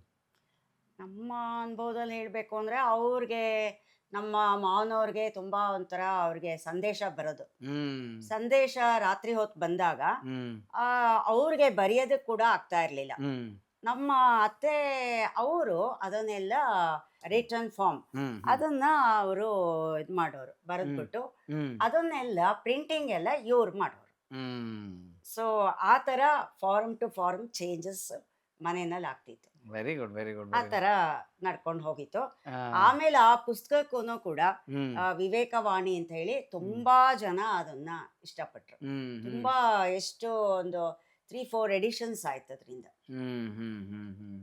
ಅಷ್ಟು ಚೆನ್ನಾಗಿ ಅದೆಲ್ಲ. ಸೊ ನಿಮ್ಮ ಮಕ್ಕಳ ಎಜುಕೇಶನ್, ಅವರ ಪಾಲನೆ ಪೋಷಣೆ, ಹ್ಮ್. ಅದೊಂದು ನಿಮ್ಗೆ as a mother big task. ಅದ್ರ ಜೊತೆಗೆ ಇಲ್ಲಿ ಮನೇಲಿ ಬರೋ ಭಕ್ತಾದಿಗಳು ಹಾ ಟಾಸ್ಕ್, ಇದೆಲ್ಲವನ್ನು ನೀವು ಹ್ಮ್. ಸಂಭಾಳಿಸ್ಕೊಂಡು ಬಂದಿದ್ದೀರಿ. ಹೌದು. So you play very major role madam actually.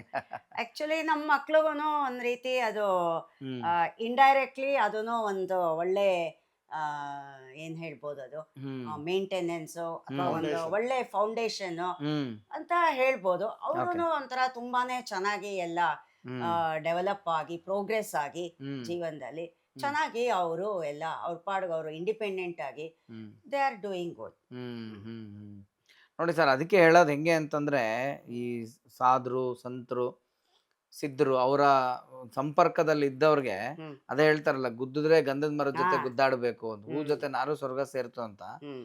ಒಬ್ರು ಪುಣ್ಯಾತ್ಮರಿದ್ರೆ ಅವ್ರ ಜೊತೆ ಇದ್ದವರು ಮತ್ತು ಅವ್ರ ಸೇವೆ ಮಾಡಿದವ್ರಿಗೂ ಕೂಡ ಅದೆಲ್ಲ ಪುಣ್ಯ ಸೇರುತ್ತೆ ಅನ್ನೋದಕ್ಕೆ ನೀವು ದಂಪತಿಗಳು ಅದಕ್ಕೊಂದು ಸಾಕ್ಷಿ. ನೀವು ಮಗನಾಗಿ ಒಂದು ದೊಡ್ಡ ಜವಾಬ್ದಾರಿ ಸರ್. ಅಪ್ಪ ಬರೀತಾ ಇದ್ದಿದ್ದು ಜವಾಬ್ದಾರಿನೇ. ದೊಡ್ಡ ಜವಾಬ್ದಾರಿ. ಮನೆಯಲ್ಲಿ ಗುರುವಾರ ನಾವ್ ಬೇರೆ ಏನೇ ಇದ್ರೂ ಕೂಡ ಅದನ್ನ ಒಂದು ರಿಟೈನ್ ಮಾಡ್ಕೊಂಡು ಹೋಗ್ಬೇಕಾಗಿತ್ತು. ಸುಮಾರು ವರ್ಷಗಳು ಹಾ, ಮತ್ತೆ 10 ವರ್ಷ ಅಂದ್ರೆ ಏನ್ ಕಮ್ಮಿನಾ ಮೇಡಮ್? ಹೇಳೋದಕ್ಕೆ ಬಹಳ ಸುಲಭ. 10 ವರ್ಷಕ್ಕಿಂತ ಜಾಸ್ತಿನೇ. Thank you madam, thank you so much. ನಿಮ್ ಜೊತೆ ಮಾತಾಡಿ ಬಹಳ ಖುಷಿ ಆಯ್ತು. ಆಸ್ ಅ ಫ್ಯಾಮಿಲಿ ಎಲ್ಲರೂ very important. Thank you. Okay, ಇವತ್ತಿನ ಈ ಒಂದು ಎಪಿಸೋಡ್ ನಾನು ಇಷ್ಟೆಲ್ಲ ಪ್ಲ್ಯಾನ್ ಇರಲಿಲ್ಲ. ಒಂದು ವಿಷಯ ಗೊತ್ತಿದ್ದೇನೆ, ಆ ಬುಕ್ ಬರೀತಾ ಇದ್ರಲ್ಲ, ಆ ಪುಣ್ಯಾತ್ಮರ ಕತೆ ಒಂದು ಕೇಳೋಣ ಅಂತ ಬಂದಿದ್ದು. ನೋಡ್ರೆ ಇಲ್ಲಿ ಇದು ಸಾಕಷ್ಟು ಇಷ್ಟೆಲ್ಲ ವಿಷಯ ಸಿಕ್ತು. ಸೊ ನನ್ನ ಪ್ರಯೋಗ ಹೇಗೆ ಇರುತ್ತೆ, ಫಲಿತಾಂಶ ನಿಮ್ಮ ಕೈಲಿರುತ್ತೆ ಅಂತ ಹೇಳ್ತಾ, ನನ್ನ ಕಂಟೆಂಟ್ ನಿಮ್ಗೆ ಇಷ್ಟ ಆದರೆ ಫಾಲೋ ಮಾಡಿ, ತುಂಬ ಇಷ್ಟ ಆದರೆ ನನ್ನ ಚಾನಲ್ನ ಸಬ್ಸ್ಕ್ರೈಬ್ ಮಾಡಿ. ಮತ್ತು ಈ ಮಾಹಿತಿ ಇದೇ ಥರ ಬೇರೆ ಯಾರಾದ್ರು ನಿಮ್ಮ ಫ್ರೆಂಡ್ಗೆ ಉಪಯುಕ್ತ ಅಂತ ನಿಮ್ಗೆ ಅನಿಸಿದ್ರೆ ಅವ್ರಿಗೆ ಶೇರ್ ಮಾಡಿ ಅಂತ ಹೇಳ್ತಾ ನನ್ನ ಈ ಕಾರ್ಯಕ್ರಮನ ಇವತ್ತಿಗೆ ಇಲ್ಲಿ ಮುಗಿಸ್ಕೊಡ್ತಾ ಇದ್ದೀನಿ. ಶ್ರೀಕೃಷ್ಣಾರ್ಪಣಮಸ್ತು. ಈ ಕಾರ್ಯಕ್ರಮದ ಪ್ರಾಯೋಜಕರು ಪುಣ್ಯಕೋಟಿ ನ್ಯಾಚುರಲ್ಸ್. ಗೋ ಉತ್ಪನ್ನ ಬಳಸಿ ಗೋವು ಉಳಿಸಿ.